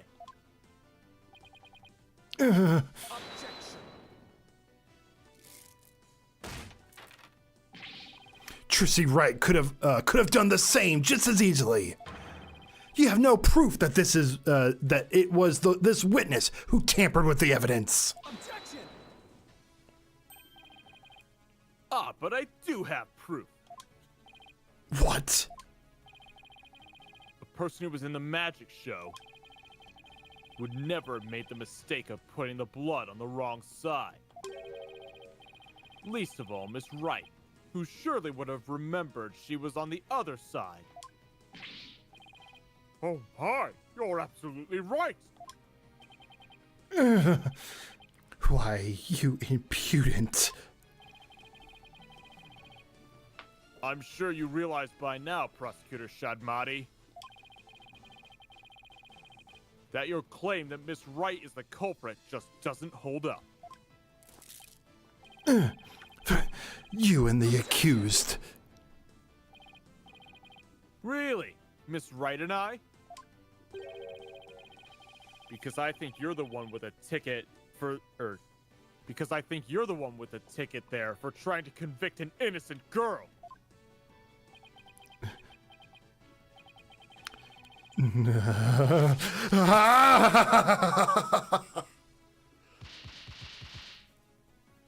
Knockout! Prosecutor Shadmati, are you all right? As for the true culprit, he is someone who knew how the show was supposed to go, but didn't actually see it. And someone who had the chance to tamper with the crime scene after the incident. And the only person who fits the bill is you, Roger Radens. Gremier! All the secrets to your tricks have been revealed.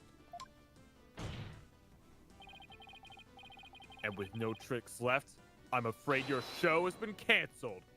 Permanently!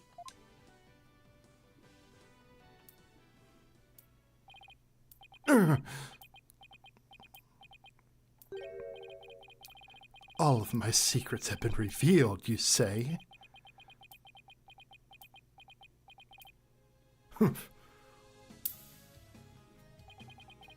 Don't make me laugh, boy. Mine is true, real magic. There's no secrets to reveal. Behold, ladies and gentlemen, the true power of the great mystery. Witness a magic far enough, greater than Gremier. Burn! Crumble! Fall to my precious flames. The great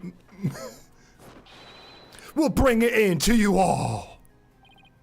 And now, for the final heir of the Gremier name. Right here, right now, you too shall burn.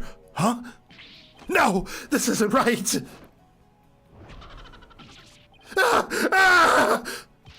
No, I didn't do anything wrong. No, it's not my fault. I am not the one to blame. I'm the victim here. What? Stop.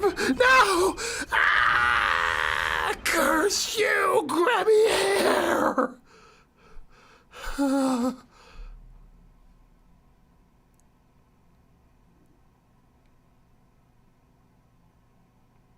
You could say he burned a lot of bridges right there.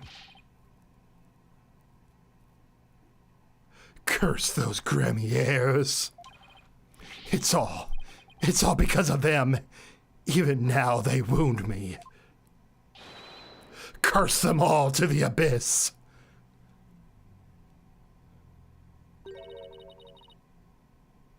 Do you really hate us that much?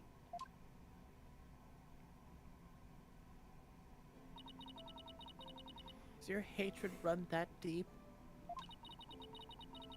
Deep enough to kill an innocent man? You're damn right. You have no idea what humiliation I had to suffer. Your grandfather, Magnifique Gremier, kicked me out after I got hurt practicing my magic. He said I was too unskilled, that I would mess up on stage. He threw me out of the troupe just because he was worried about his own reputation.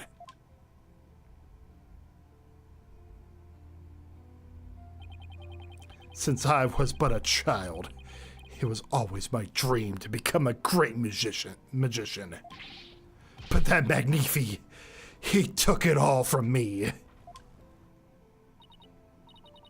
But that's no excuse. That's no reason to do something so evil. I like to laugh with the Among Us. Among Us.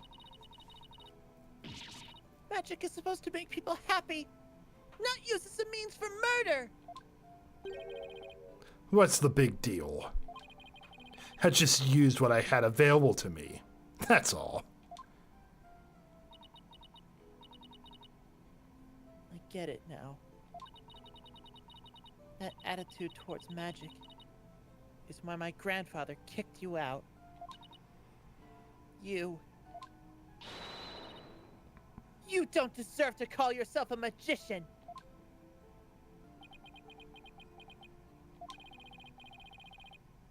Don't deserve? I don't know about that. After all, you were completely taken in by my magic, were you not?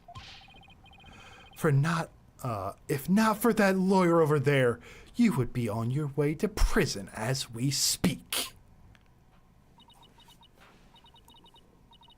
You're right.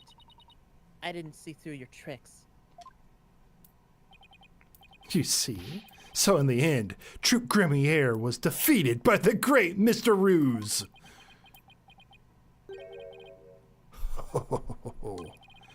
You're not fit to lecture me from on high, Trucy Wright. You don't deserve to call yourself a magician, you naive greenhorn!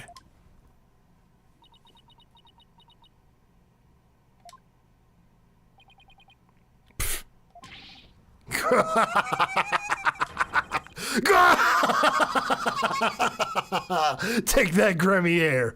You lose. If anyone needs to learn, let it go and move on. It's this guy. This court and my prison can both burn in the flames of my creation.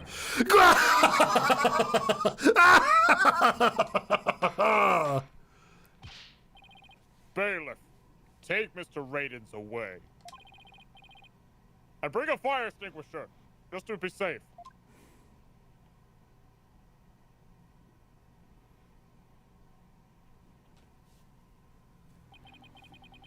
It looks like we've reached the end. I feel as though I've been watching a grand magic show. It was close, but we just barely made it through somehow.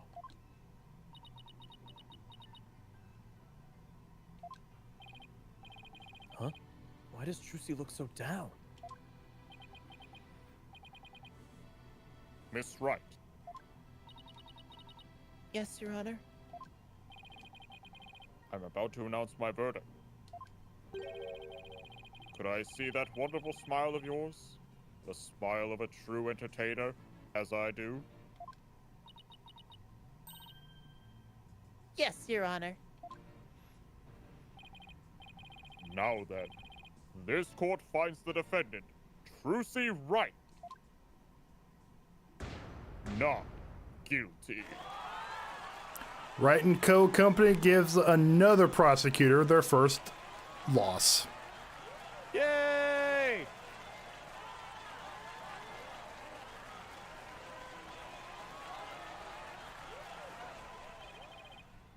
Court is adjourned.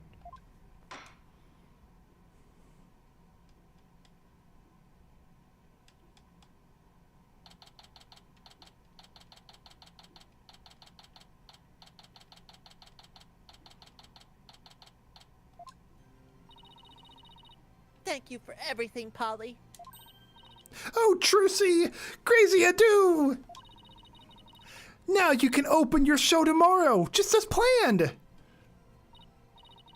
Yep, and it's all thanks to you two. Oh, but now that Mr. Reyes is gone, I need to find somebody to replace him.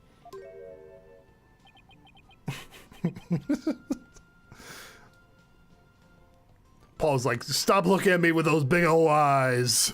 I don't like the way she's looking at me. Trucy, I'm so very sorry. I'm so sorry about everything. Hey, what are you apologizing for? Roger Raines used us. We're victims too. He even made me an accomplice to murder. But Betty, we have to take some of the blame for this too, you know. Even if we didn't know he was planning to kill Mr. Mystery, we did cooperate with him. It's all my fault, isn't it? Neither one of you is to blame. The only one in the wrong is the person who used magic to commit murder, Roger Raidens. Don't you think I know that? Say what you want, but don't think for a second that I don't still hate you. I guess she really does hate me. But Betty, why? You used to be a huge fan of Trucy's. Hey, shut up! I've always hated her. Really? But if we haven't seen Trucy's magic show, we never would have tried to become professional magicians ourselves, right? Speak for yourself! But Betty, you still have, just shut up! Was she acting that way this whole time because she secretly loves Trucy? Oh, the good old tsundere.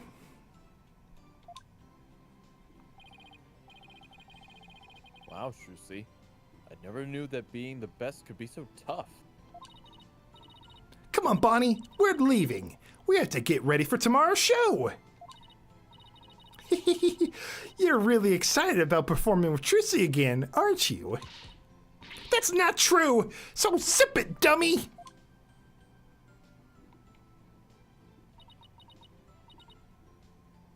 Polly?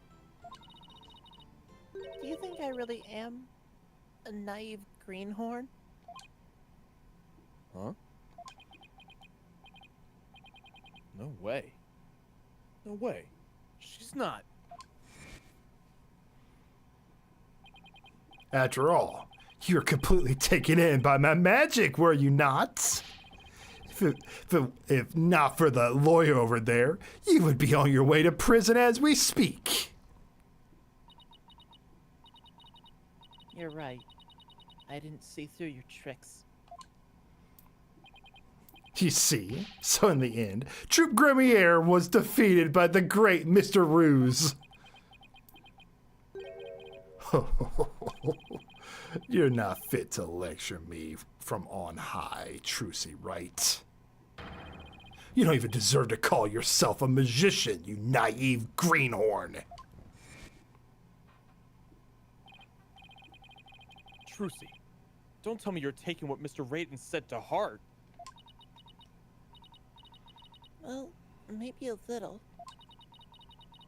I didn't see through his tricks, and I let myself be taken in by his magic. I can't trust myself anymore. Maybe he was right to call me a greenhorn. You shouldn't take stock in his words. He doesn't even know the first thing about you. Huh?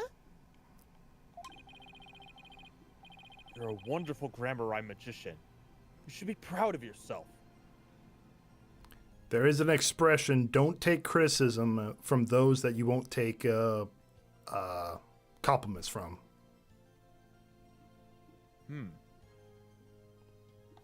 I've heard something similar. I want to say, oh jeez, it's slipping my mind a bit, but it's like, don't take advice from people who aren't living the life you want. That's another good one. That's not how the quote goes exactly. I botched it a little bit. I feel as if I'm botching the one I just said as well. Something like don't take criticism from those that you wouldn't. No, don't take critiques from people you wouldn't take criticism from.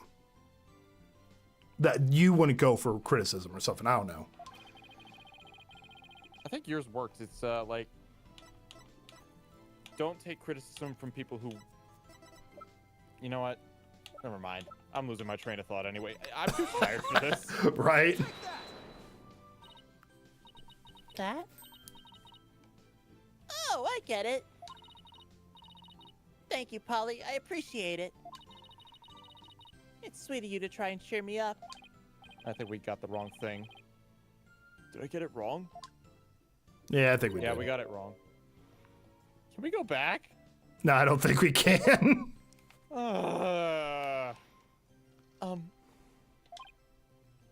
Emma? I'm really sorry, Trucy, for everything. But why? Well, I wasn't able to convince Prosecutor Shadmati what a good person you are. And I had to testify against you, too. Such a cute little, cute, sad face. Nobody can stay mad at that face. You have nothing to apologize for. You were just doing your job. You're too kind. You know, she started as a reskin for Maya, but now look at her. Exactly. Oh, I don't know about... Huh? Is something wrong, Emma? Oh! Oh. Prosecutor Shadmati. What are you doing here? Detective Sky. Yes? I require your forensics expert Expertise. I require your forensic expertise in order to close this case. Come, let us go. Wait! Prosecutor Shadmati! The trial is over, Mr. Justice. You and I are strangers once more, with no further need to interact. Strangers? Have you really forgotten all about me? What?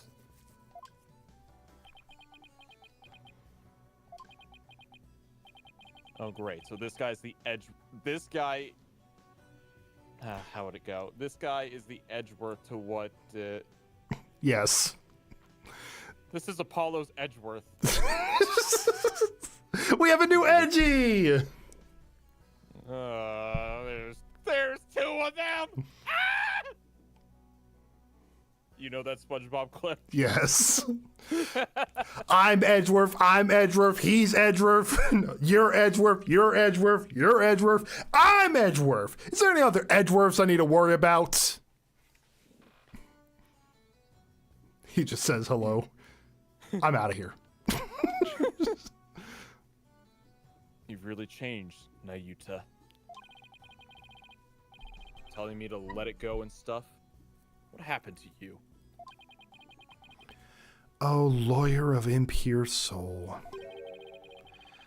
I have nothing to say to the likes of you. Are you serious, Nayuta? Now, if you will excuse me.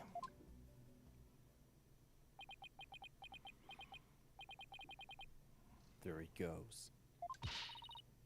What was that all about, Apollo? How do you know Prosecutor Shadamane? Let's just say we're old acquaintances. Acquaintances? It seemed like something more than that. Yeah, well... You don't like to talk about your past, do you? Because you always change the subject.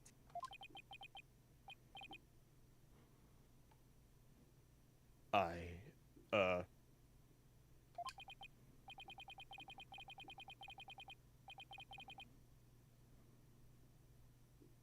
guess I'll have to talk about it someday.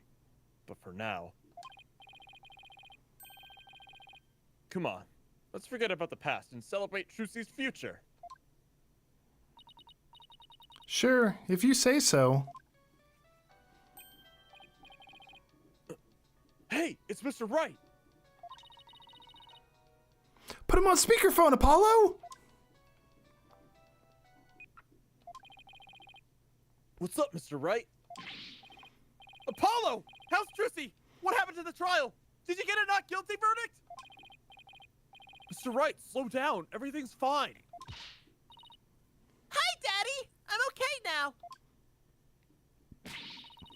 She was found not guilty in a very dramatic turnabout. Plus, we saved the office. It was a great victory for Apollo. That's a load off my mind.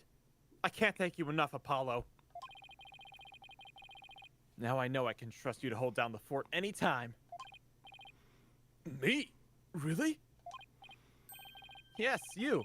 You're a real full-fledged lawyer now in my eyes. A full-fledged lawyer? I still can't wrap my mind around it. Thank goodness you were there to take care of everything. And thank you, Apollo. No need to go that far, boss. Especially not in front of everyone. Oh, and by the way... Oh yeah, Jordan. You know, Phony Stark? Yeah, he was trying to repossess the entire office. Just added pressure. I won't be able to make it to tomorrow's show, so I was hoping you could go. You'll do that for me, won't you? Of course. I wouldn't miss it for the world. Full-fledged. So Daddy asked you to come to tomorrow's show, huh? As my assistant, right? Oh. No. He just asked me to go cheer you on. Okay, then I'll be sure to save you the best seat in the house, Polly. On the stage. The best seat in the house? I really appreciate the thought, but... Good, then it's settled. Huh?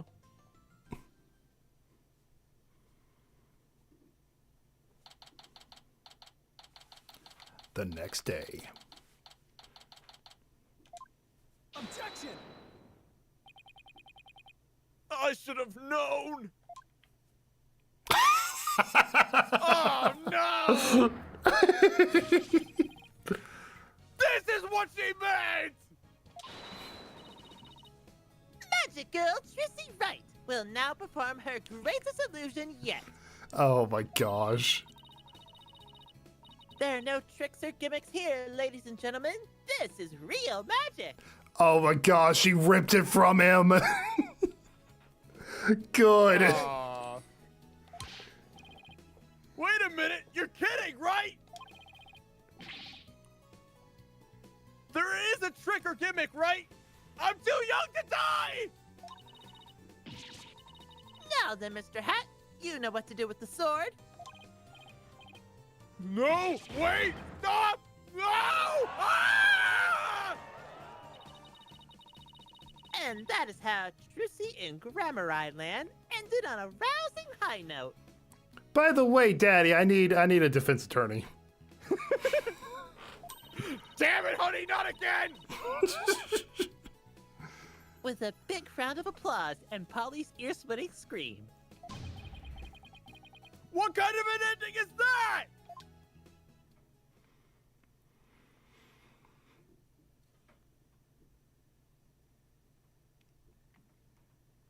That was a good one.